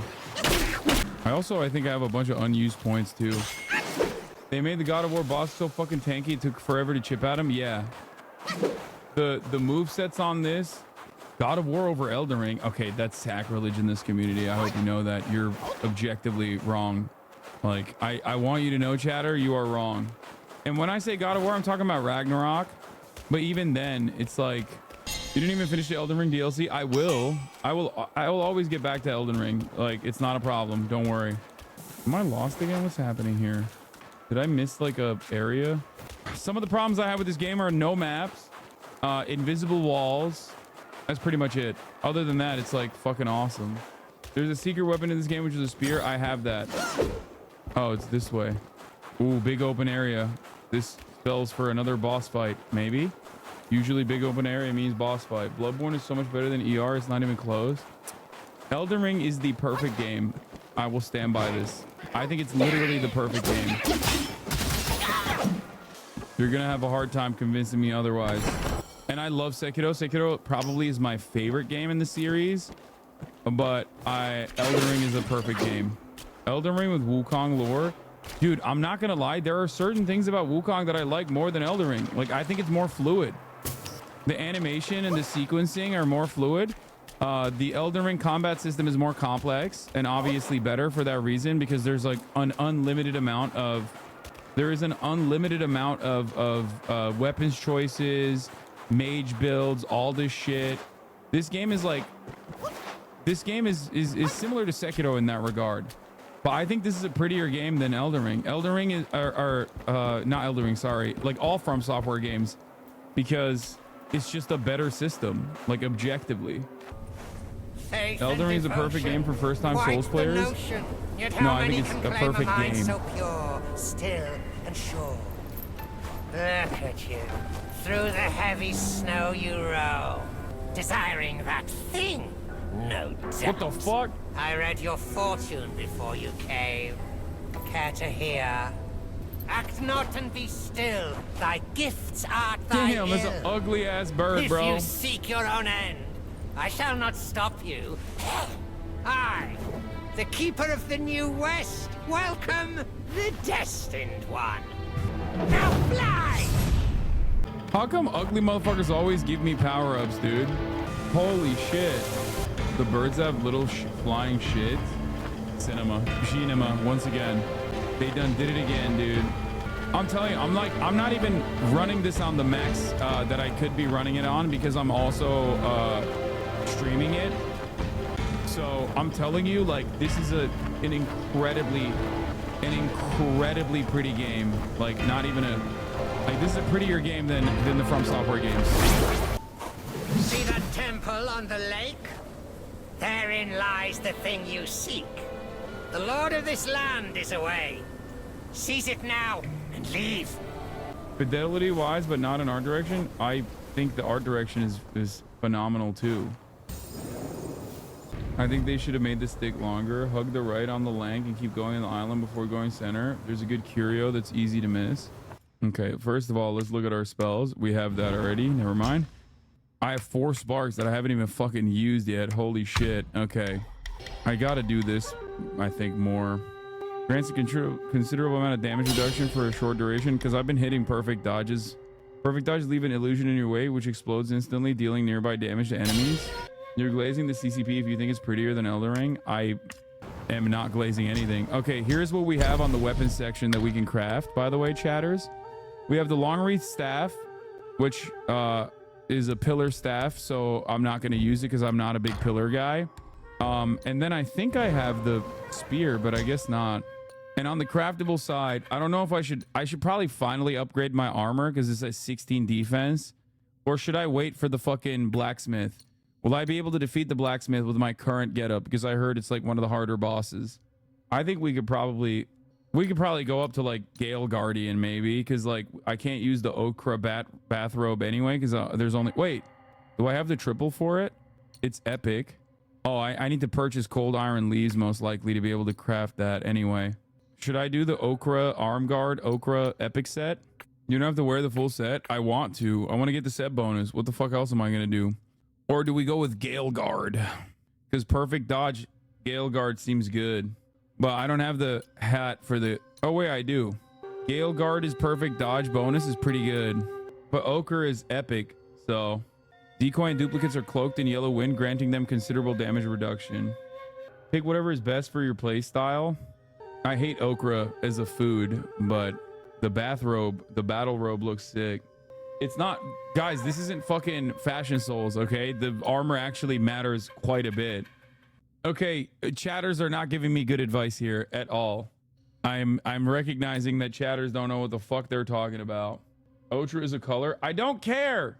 Give me fucking advice, not chirping. I'm probably going to go back to Pilgrims anyway. This one is so good when I can upgrade it. I feel like this is probably the best armor you can get in the game. And it apparently looks sick when you upgrade it. Having said that, however, this is an epic armor, so I kind of want to fucking use the epic one for now. Especially because you have critical hit chance, which I use critical hit. Maybe I can do 2 Gale Guards and then use the critical hit armor, the arm guard with a unique effect. Defense is so high for the battle guard. Go full Gale Guard. It's one of the best armors. Ignore chatters and order sushi. Do a Monka run, full naked run. Okay, I'm not gonna do that. Shut up. Okay. I think for the legs I go Gale Guard, and then for the arm guard I use the Ochre arm guard because that shit looks focus point, critical hit chance instead of the braces.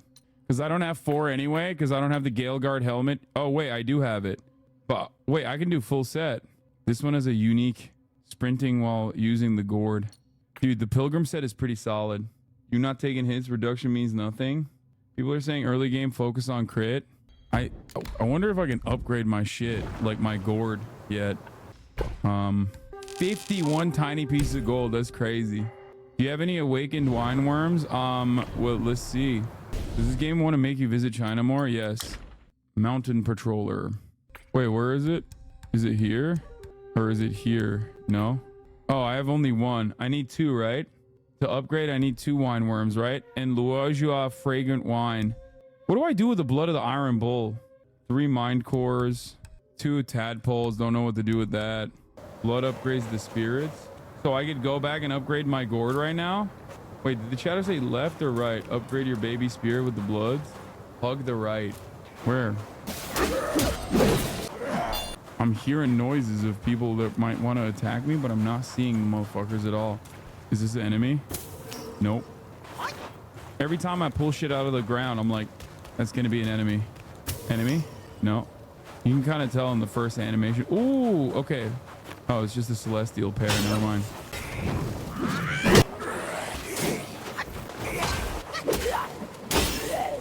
I haven't done I'm not doing any perfect dodges right now. Whoa, what's up here? A house. Peak boss incoming. I'm gonna buy that house, dude. Pepe laughed. Does he know? I do not know anything. It seems like he's underneath me. He's underneath me, isn't he? I feel like I'm getting frostburn. Like my face. Now, quick, Gamba, quick. How delightful. It still recalls your scent. Boss baby. When that monkey was alive, he was all about weeping and begging for help. Now, even in death, he led all you younglings right to me. Bro, what the fuck? Yo, that baby's got fuck vibes, dude. This sack of mine can barely fit you all. Journey to the West is already like very pro-abortion, like in the original work, but Now this that is you like are we've ready, killed so many go fucking and babies. weigh Call out me this goddamn one Kamala Harris the way I'm monster. aborting. The way I'm attempting to abort bebas. See if Oh this no. monkey merits a place amongst my disciples. Kong Jin Long? Oh no. I hate these ones, dude. The dragon bosses are hard, bro. Lock in, bet 50k on your ass. Bro, I'm not getting this first try. No fucking way, dude. Oh no, it's a fucking...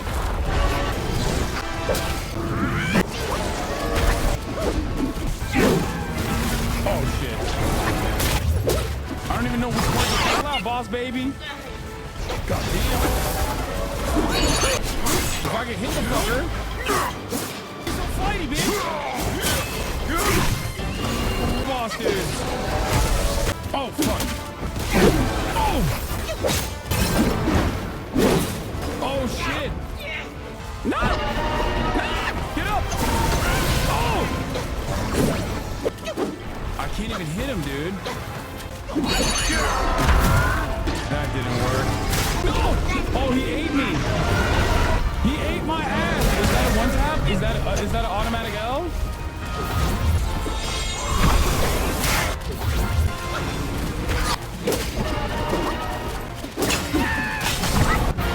Get up! Come on.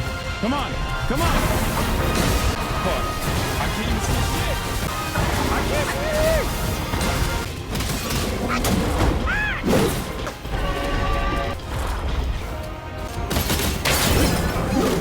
Oh. Wait, what? It might be over. Chad.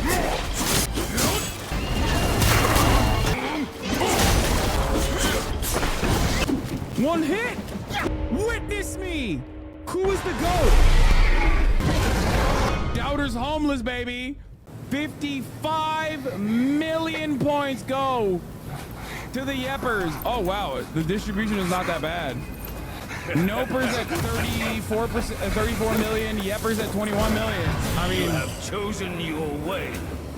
This time, there will be no easy way out. Y'all forgot. It's a Chinese game. I automatically have a racial passive, dude. I have a racial buff. It's a Chinese game. I have an ideological buff. In my heart, in my mind, I am spiritually Chinese.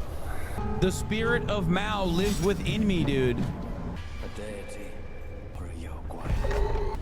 Fuck. What is this? Yo, why is this motherfucker watching me closely, dude? Stay where you are. Bro, they keep talking about my monkey smell. I don't know if I like that.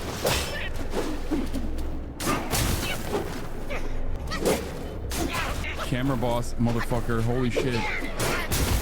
God damn, dude. Oh god, please don't be an enemy. Snakehead mushroom. I hate these bad type enemies. Yeah, they're bad type and dog type are consistently annoying. Wait, what the hell? What is happening? Whoa, what the fuck? A hit? Like I'm getting damaged by something. Fuck. Oh, there's another one of those lamp pole motherfuckers out there. Oh, I can't use it here, I don't think. Oh, I can. What the hell is going on? You just hit the level where you... What is this? What is going on, chat?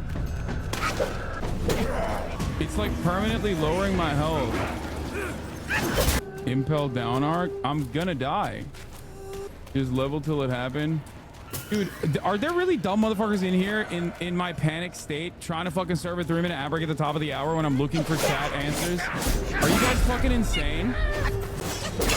Like, are you joking? Like, really? Like, that's what you're doing right now? That's the best use of your fucking... Are you on crack? That's crazy, dude.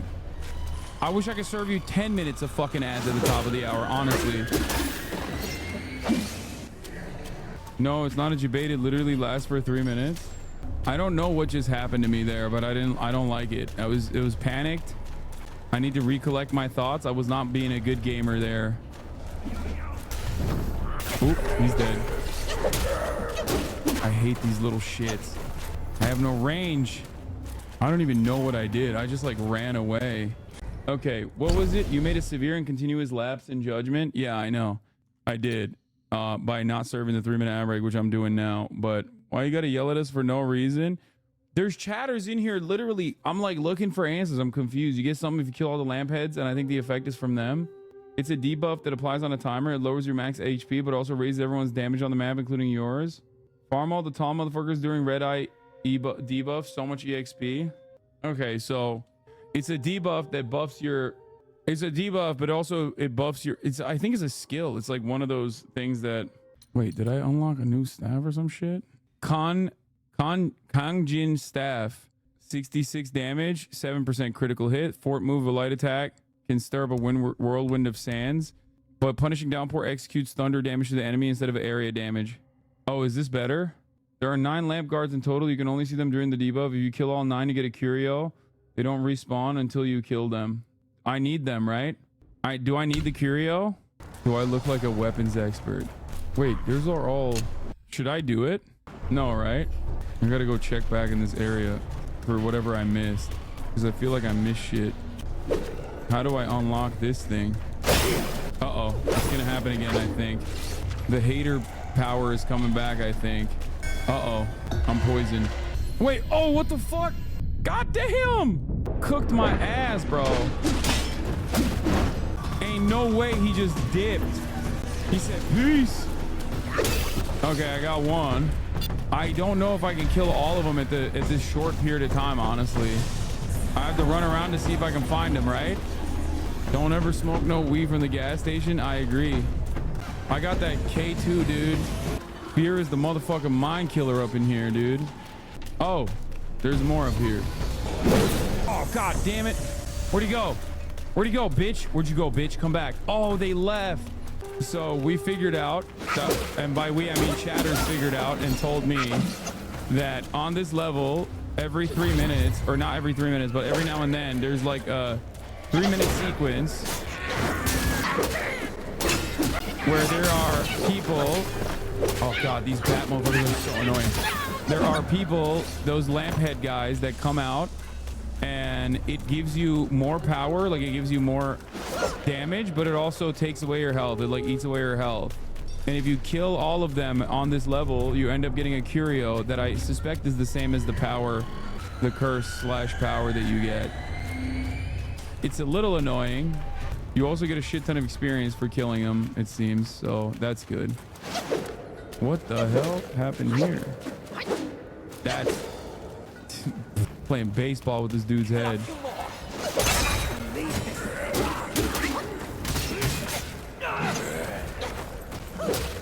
When I'm lit up like that, I want to fuck dudes up, but then there's no more enemies left. It's every time the thing in the middle makes a full turn, use your head. Okay, well, how about you chill out, okay? I'm here to fuck shit up, not use my brain. I'm playing a video game. The thinking time is over, okay? We did that already. Enemy? Enemy, enemy, enemy, enemy, enemy, enemy. I knew it. Boom! Full blast. One tap. That's crazy. He's too powerful. No one can stop him.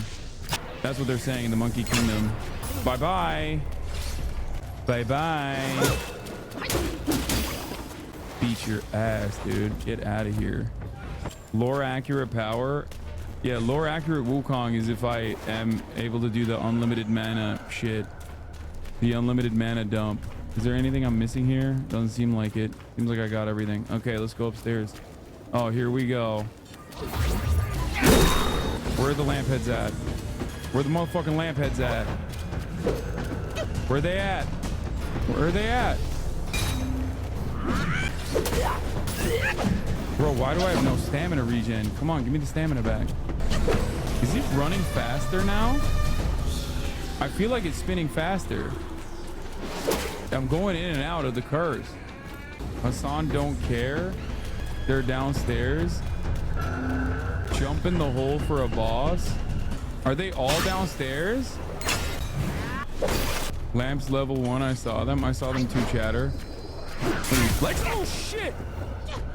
That's scared the. Where am I? Am I stuck in the wall? What's happening? Oh my god, I'm stuck in the wall. Oh my god, I'm stuck! Oh, we take with ease. I got stuck. It happens.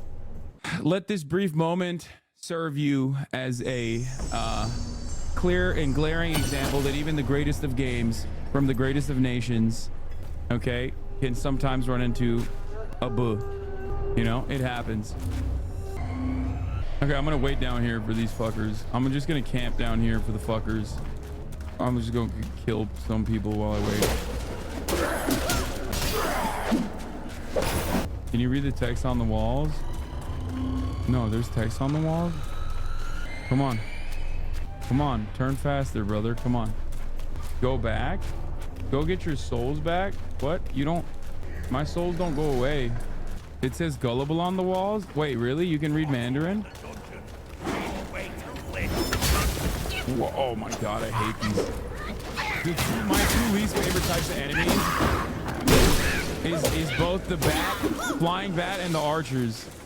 Especially when they get on a good tear and they just like rip you. They shred you, dude.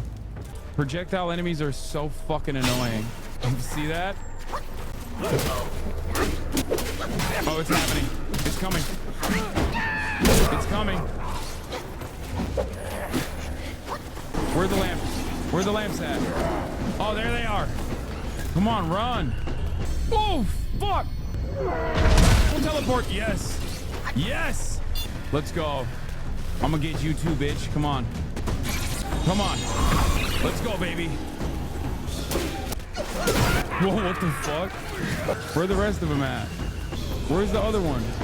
There's got to be another one around here somewhere, right? I've gotten 4, I think. Do I have to do 4 in the same 3-minute sequence, chat, or do I just 5 total? You killed all 4 on level 1. So I jumped down here, and there's a boss to unlock the doors down here. Wait, is this real or trolling? No, I'm not. I'm being for real. They don't respawn. Okay. No, the boss is in a hole on level 3. Oh, okay. My bad. I fucked that up, didn't I? Another big difference between this and Elden Ring DLC is that it's not every boss in this kills you. 2 hits no matter what defense. I thought I could jump down here. I was wrong. Hitting the lamp do anything? Yeah. When you kill the lamp. When you kill the lamps. Fuck you, dude. Bitch ass. I gotta go upstairs. I can go through here maybe.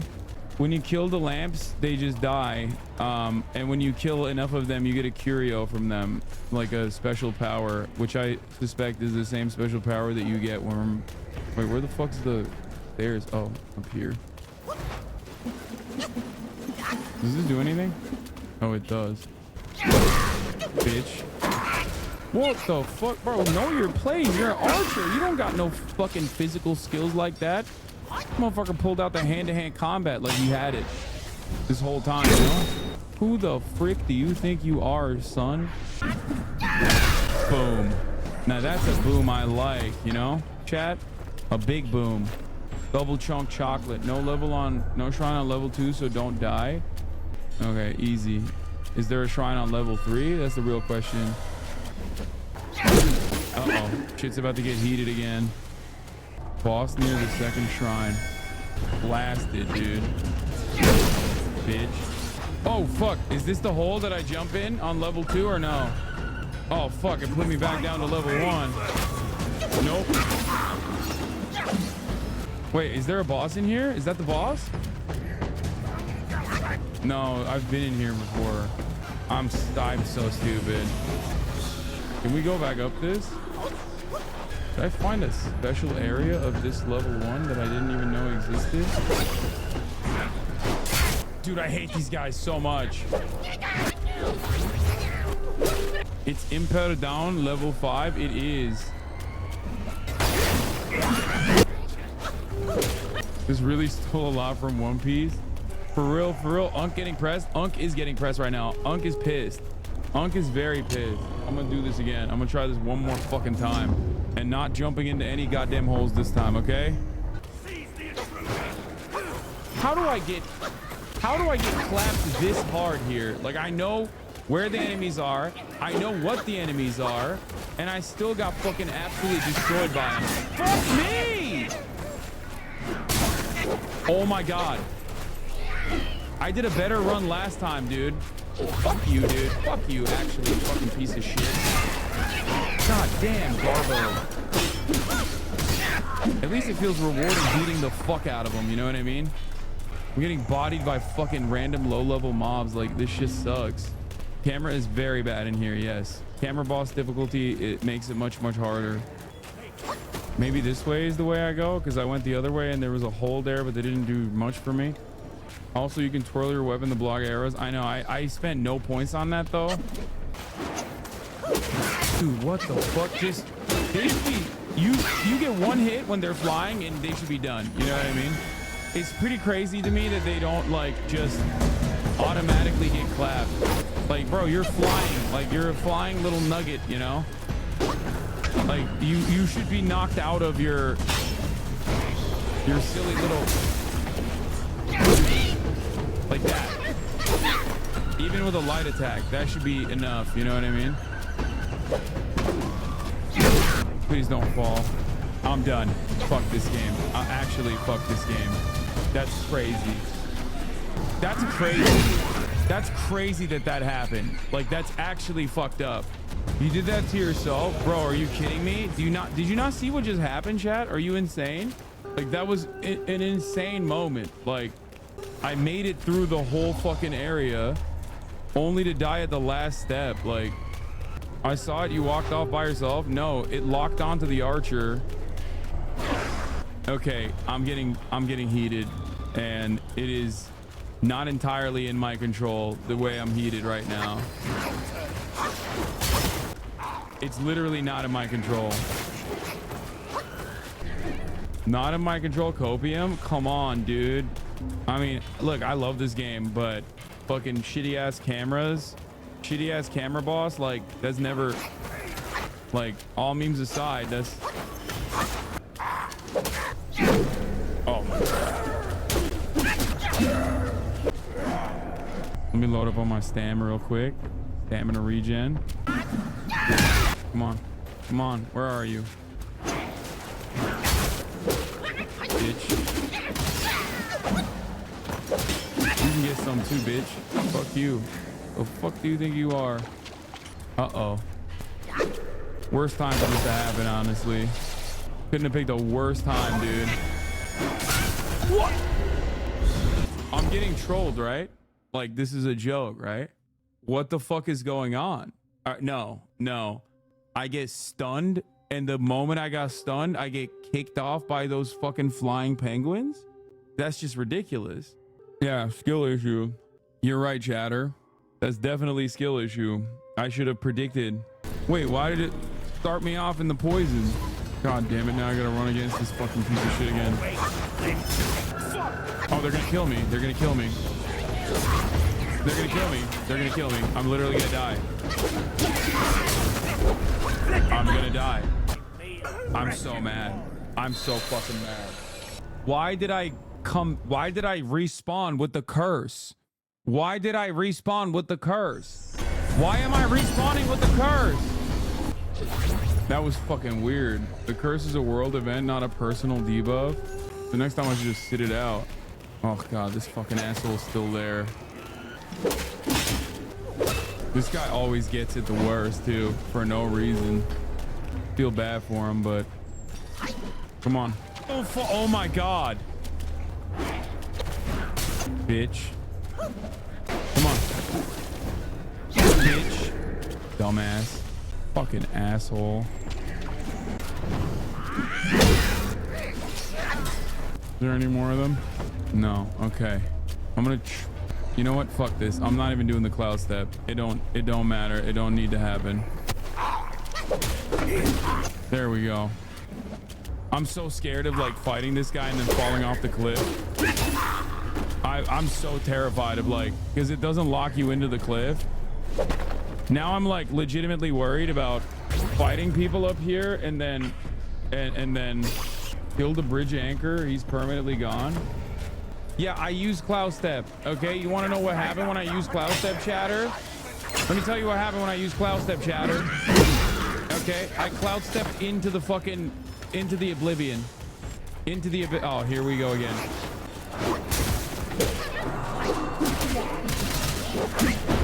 What the fuck is this thing? Fuck. Wait, I can't use red ties here? What is happening? Oh, I hate this. I used that. I wasted that. The one-hit mob. Please not a fucking mushroom guy. Okay, thank God. What? Oh my God, bro. What are these guys doing? Like, why are they the fucking most powerful demons I've ever seen? They're not like regular mobs at all of a sudden. Oh shit. Oh fuck me. What the fuck? I'm so fucking cooked. What is happening? Why is he hitting so hard? Where am I? Camera boss. What the Sigma? What the fuck? Wait, what? What is happening? Why? I don't even have pillar stands. Doing it. I'm doing the fucking heavy attack. It's not working. Jesus fucking Christ. I know how to jump high with the heavy attack, chat. It just wasn't working out over there, as you guys probably saw but refused to acknowledge. You missed the box chest right there where the archer was? Dude, I don't even care no more, honestly. Oh, there he is. There, dude, I'm so discombobulated. You only have one stance. Why? Because I like what I like and I don't like what I don't like. Pillar stance is not that good. I'm sorry. I'm a Sigma player. If anything, the one stance I should be trying is the thrust one. Wait, am I out of? I'm out of room here. What? I'm out of options. Oh shit! I almost fell. Where do I go? Keep looking, bozo. Oh, that way. Oh, here we fucking go. Here we go. Is there an archer on the top of this fucking thing? Please no. Eating that dick again. Oh, this guy's gonna cook my asshole, dude. Nope, just kidding. I cooked his asshole. Let's go. Light work, baby. Not even a fucking problem for me. The goat. You're not a problem at all for me, because you're nothing. Okay, I gotta get to that fucking shrine. Holy shit. Oh my God, thank God. Thank the Lord Jesus Christ, my savior. Holy she. Holy she, dude. Holy she. Thank Xi Jinping. Jesus, Lord mercy, that shit was ass. What is this? Wait, why does it automatically clock you out of rest? Turn around. Hole right there is the boss. Okay, I will jump down. Don't worry. I'll go to the boss hole. When charging, perfect dodges retain any focus that has been built up. Here, you want one fucking... The lamp was behind me? Where is it? I didn't see it. Oh. Here, I'm gonna cook his ass real quick. Oh, fuck. That's crazy. Is this a strong boss or a weak one? Like, what are we doing? Hold on, I gotta talk to my brother too. He's like chirping at me. Boss hole. We're going to the boss hole, right? Fight him and figure it out. Okay, I gotta pee real quick. I gotta pee. I'll be back in a second. Okay. Is this the boss hole, chat? Oh, fuck. Should I not fight the boss while this is happening? Let me go fuck this lamp head up first. Oh, where'd he go? Where'd he go? Oh, fuck you, bitch. All right, I got all 3 lamp heads. I mean, all 5 lamp heads, I'm pretty sure. It's 9? upgrade stuff. Last chance for the Gambas. You know, I use fucking Moon Roam. Each talent level moderately increases damage to next attack on the perfect dodge. Moderately increases defense. I feel like I use this all the time, and I never actually. Each talent level slightly increases attack. Like, I literally use this all the time, and I never actually upgrade it, and I think it's good to upgrade it. Yeah, they didn't do a good job with this gimmick, because like the timer still goes on, but if you go into the store, it stops killing you. But if you don't go into the store, like it's just like it's kind of a shitty gimmick. I'm not gonna lie. It's an annoying gimmick, especially because like it doesn't work with the buffer that you get from. It doesn't work with the buffer that you get from like not fighting. I kind of like it. Lol, the attack buff is great. No, I'm saying like it's just annoying. I'm just waiting for it to die out. Oh, it's done. How do I get down there? Eating it. This might have been the best. This might not have been the best OP. Oh, I skipped it. This might not have been the best for this boss. Oh my god, I missed it.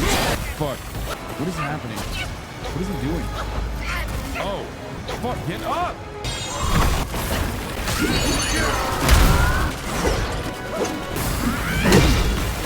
What is happening? Okay.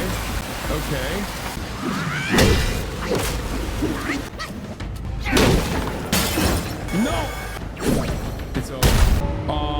Where are the fucking doubters? Honestly, where are they? Are they in the chat? Like, because should they even remain in the chat at this point? Because honestly, it's pretty crazy what I'm doing out here. Like, the shit that I'm doing out here is pretty wild. Like, honestly.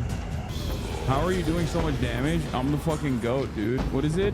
Yeppers 26, Nopers at 31. Doubters are still the majority. What the fuck? How is that possible?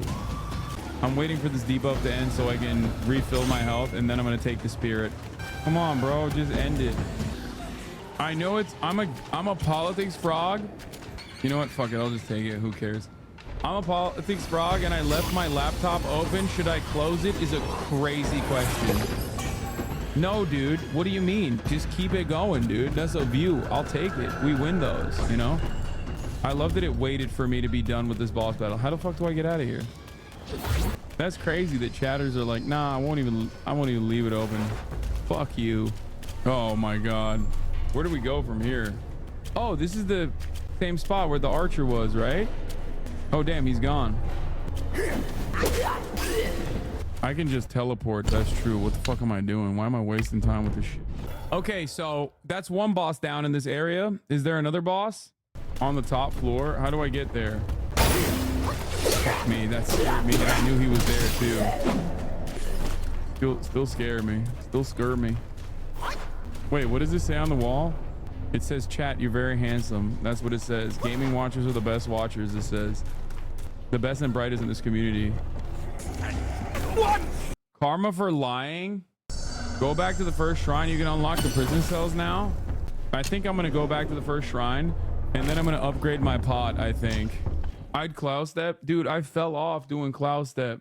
Do you still think it's 24% women when gaming? I think it's more women when I'm gaming than literally not. I think when I'm gaming, I have a higher percentage of female viewership than like normally when there's only 24%. Is this guy a boss? Oh my god, I'm about to get cooked. I gotta do this quick. Oh fuck. Dude, I'm the perfect dodge. What are you doing? Don't come at me like that. I'm Mr. Perfect Dodge. I'm gonna get out of here. I'm gonna go. I'm gonna fight whoever needs to be fought here. And then I'm going to unlock the doors. Whichever ones need to be unlocked still. I think there's one more here, right? Oh, right here. Fuck you, dude. What does this do? Is this a weapon? I foresaw today when I chose to depart. Blow forth flames where ashes laid. Once a man, now a boy. Death was his relief. Oh, it's you. You're still alive. Who is this guy? And I see you've slain one of my captains and helped yourself to break in. 4 loyal captains, now 4 bewildered souls. Can you free them from that pain if you truly are the destined one? You posed as my traitor and tricked us here for a false feast. And I was foolish enough to fall for his trap. My men I'm not gonna lie, I think the Batman demanders are the cringiest people in the chat. I don't know why. I'm just being really honest. It annoys the shit out of me when people are always like, "Oh, why wouldn't you go play Batman?" To shield myself from these beguiling chants. With that relic, Yellow Brown now harbors greater desires than ever. Your chance may arise as he grows obsessed with his own ego. Yarkwise, what kind of... I can save no one. Okay, come I once on. led my captains against Yellow, but I was trapped by the seed sack. Yarkwise fell in his hands. A hero. What kind of... I can save... Yarkwise fell in... What kind of... I can save Okay, no so one. I think it's Telltale they want. Yeah, I mean, it's a lot of fun when we do Telltale games, but like, you're being fucking annoying, you know? Like, I enjoy it too, but calm down. Am I missing anything? Am I missing any of the areas that I didn't unlock here? I don't know. Not your personal walkthrough guide. Brother, we are literally on Twitch. This is like 90% of the fun for people. What are you talking about? What the fuck are you saying? You're in the chat. Are you okay? Like, that's the craziest thing I've heard. That's the first time I've heard a chatter be like, sorry, I will not be backseating. Normally it's the opposite, where chatters will be backseating in the annoying way when there's no need for backseating. This chatter said the underlying premise of which Twitch was founded upon is actually completely fraudulent. It's fraud. Oh, is this going to be better than the lamb brew? I need 5, dude. Jesus Christ. I wonder if I should just upgrade the 30-year-old coconut wine. Like, does that make it better? I'm not going to get 5. I think I should probably wait, right? Jade Lotus Gourd? What the fuck? Is this good? Each sip instantly recurs 20 maximum for a brief moment. After, slowly recurs 25. Even upgraded is 36 and the horse is 45%. It's not worth it. Lamb brew is bait. Upgrade the regular flask. It's much better. I can't tell if this is better than lamb brew or not. It's not. You won't use either eventually. You will start getting 8 sips legendary gourd starting in this chapter. You can buy and upgrade it. Oh my lord. Okay. I mean, I can upgrade. I can probably upgrade lamb twice, right? With the awakened wine wort if I purchase another one. I won't answer no backseating. Shut up, chatter. Why are you being fucking contentious? I came here because I thought I could upgrade my shit. I need one more Lauja fragrant wine. I'm gonna get that one. Hold on. I'm gonna buy the Lauja fragrant wine because Try it as you will. Joy is what counts. Because that is good. That is a necessity. Fight, but not Lauja. without a gourd that suits just right. It's not the gourd. It's the gourd, not the drinks. Lamb brew is the drink you can have. This gourd and lamb brew both. So I can buy that gourd. Like, does that do shit? Your Chinese pronunciation is an ick for me. The other thing the merchant had was another awakened wine worm, which you need to upgrade your wine. Yeah, but like, Think of it as me earning a drink or two. nah, it's ass low key. All right, fuck it. Especially after the upgrade in the medicine. Wait, with that Mandarin pronunciation, it's on site when China takes over.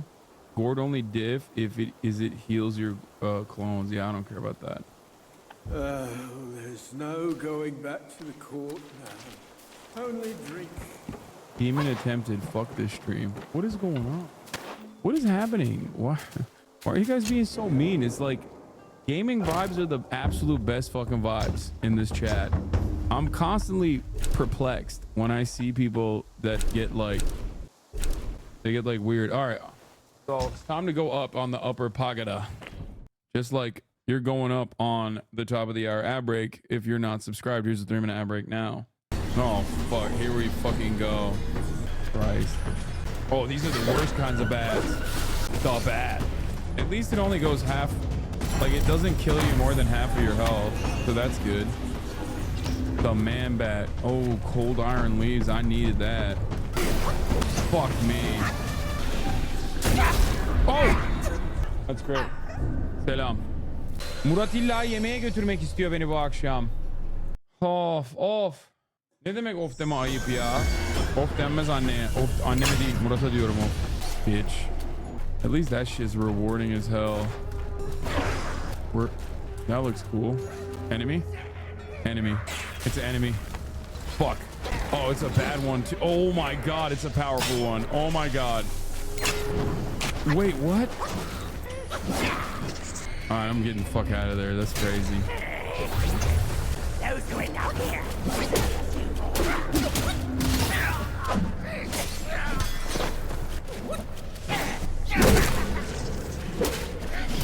I hate those fucking mushrooms, dude. Where'd he go? Oh shit. Why can't I fucking... Oh my god, this one's a big boy. I hate these ones. This is one of the worst because it's like, it's a use your vessel. Remember, it gives a free stun and damage reduction. Don't fall.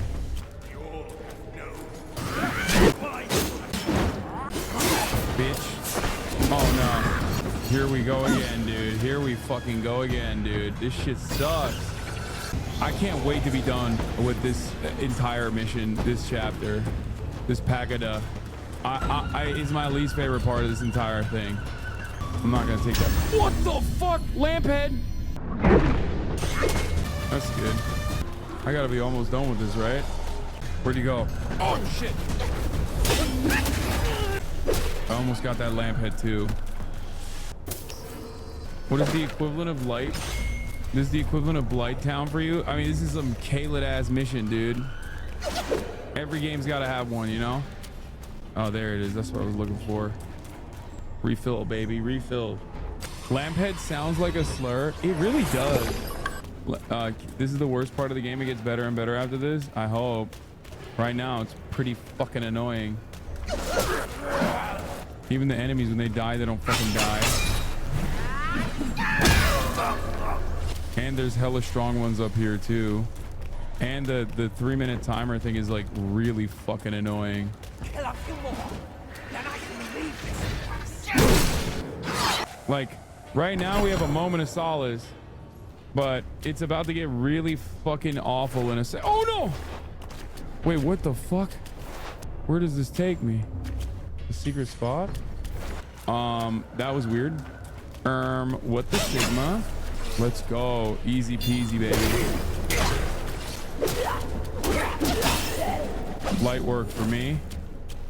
Oh, wait, there's another shrine. Let's go. Please don't fuck me up on the way over there. Please, nothing on the way over there. Please. I'll take this. Where is it? Where is it? Which way is the shrine? Is it this way? Oh, thank God. Oh, my Lord. Am I out of the curse now? Am I out of the curse, chat? Nope. Gotta kill boss. Maybe follow the glitter law. Okay, everybody shut up. Okay, I know. Lampet is a slur used against the Chinese people. Wait, what? Really? Is it? actually? No, you made that up. Someone in the chat said that. No shot, Lamau. I'm looking. At the top of the, he was at the top of the hour debate, but like I already ran the 3-minute ad break, and I can't tell if he was like fucking around or being for real. I know he was doing a debate, chat. I know. What the hell is this thing? Oh my god. Fucking lost all my goddamn mojo there. Dude, I have no stam.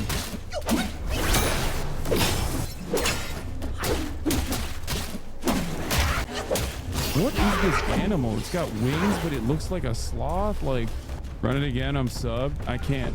There's an 8-minute cooldown. Go down there. Am I going the right way? Is this the right way? Drop down and you can find the 9th lamp head. How am I gonna get fall damage as a monkey, bro? This is not biblically accurate Wukong, okay?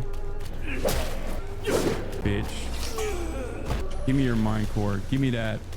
Double tap. Easy. Collided. Wait, why back down there? I don't know. Someone told me to jump down to get the 9th lamp guy. which I'm now not calling the lamphead because I'm now worried that it is a slur. It sounds a lot like a slur. I don't think it is, but bro, what is happening? There's not even a fucking, it's not even doing the curse anymore. Oh, here it is. It's coming. I spoke too soon, chat. He's here somewhere. There we go. Gotcha. Gotcha, bitch. 9 is crazy, by the way. Oh, no. Where is he at? Sucks. Still got him, though. Let's go. Is that all of it? Wait, did I kill all of them?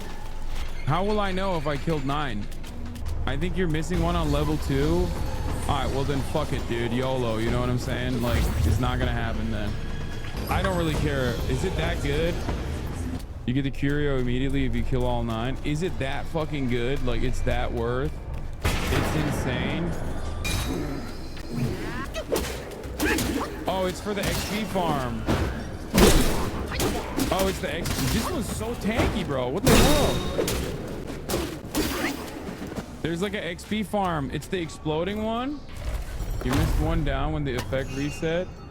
Oh, I fucking, what did I do? Why did I absorb that? Oh, there was one that I almost killed, but the time ran out. Maybe that's the one. Still here, I see. Yeah, I am. If you're doing a Cloud Step spam build, it gives you the same curse when you're in Cloud Step. I'm not. Oh, I already have the explosion farm one. Okay, then I don't really care. All right, this is the one. Is this the boss? I assume this is the boss, man. All right, should we do the Gamba now?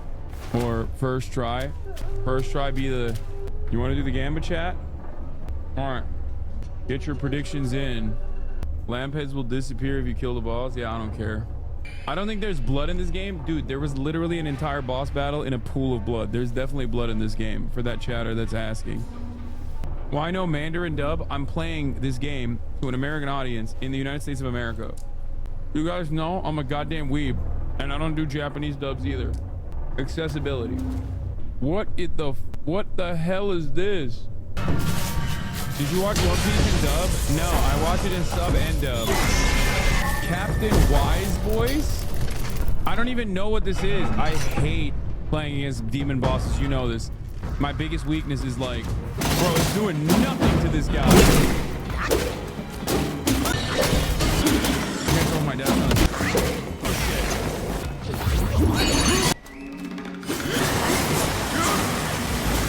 What the fuck? Damn. Can I not hit him?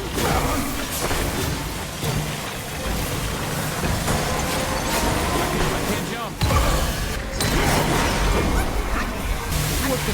What are you doing? What? Oh my god. What, Austin? Oh my god. Austin fucked me up. To all the doubters, Austin came in and tried talking to me and I was like, what the fuck's going on? No.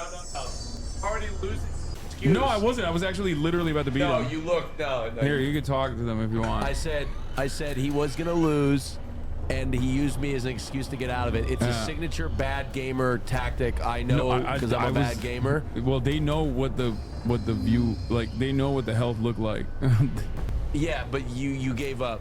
You lost control. Okay, but I don't know what to do about that. I'm a doubter. Yeah, Austin clutched it for you guys. What do I don't know what to do when he goes like full power mode. Press A. Okay, good one. Play defense. There's no defense, dumbass. What are you talking about? Play defense. Pillar? Like move away? I don't know. Also, before people say, oh, you should have been, what do you call it? You should have been fucking ready for it or whatever. You have to remember something, okay? Wait, what are you hitting? Not the arm? This game is so stupid. Oh my god. What am I hitting? Why are you not hitting the head? You stupid. I'm getting annoyed. I'm getting fucking annoyed. I'm starting to get fucking annoyed, dude. Where sometimes it like literally doesn't register when you go into full power mode. I swear to God, it doesn't register. I'm not even joking. Can I not get in here? I guess not. Still boom me. Oh shit. Wait, what happened?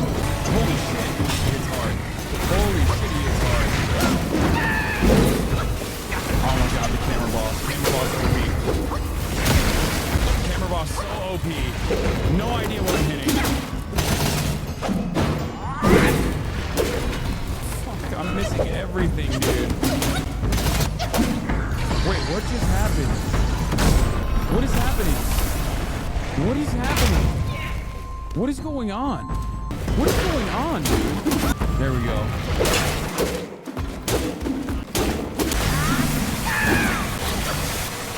Wait, I did it. I dodged it, but at what cost? It doesn't matter. I'm gonna come in. Wait, let's see. This is my last ditch effort here.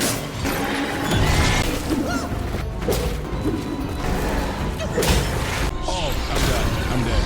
He's gonna kill me. Wait, what the fuck? I actually don't know how to fight this thing. I don't know. Wind Tamer? Does Wind Tamer works against wind? This is like thunder, isn't it? I mean, this is like shock attacks. Also, I'm fucking late. God damn it, I gotta go. I hate to do this right here, but you know, sorry to all the fucking believers. I'm leaving you, but I have to go. I'm late. I'm late to dinner. My fucking brother, dude. I have to. Oh yeah. It's okay. Okay. Don't forget, Austin cooked me. I could have fucking beat that boss first try. Austin cooked me. Anyway, love you guys. See you tomorrow. We'll kill that boss tomorrow. Easy peasy. It's a pretty hard boss. This is the first boss that I've encountered that's like, I would say, almost Elden Ring level. But yeah, a lot of fun. I'll probably do some like side missions and shit on chapter 3 now. Or not now, later. Sunday fun day, we'll do it. Not even just hard, it's just annoying. No, it's hard. It's not easy. Annoying is hard. Well, it's one leg at a time, I think. Like only one leg can take damage at a time. Is glowing different than the rest? No, I don't think so. I think it just means that it's weaker. Anyway, bye everybody. See you tomorrow. Peace.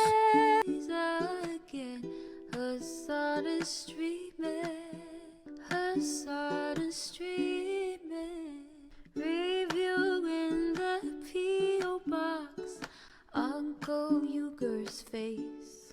Sudden discord at your prop, great names take on breaks. Tiny Bernie Sanders, LGBTQ Air Force. The whole left at your fingertips, Ane at your door. H3 crowded debate, the Young Turks online show. 3 full fucking years of this, plenty more to go. 90-day fiance, talks of champagne bourgeoisie.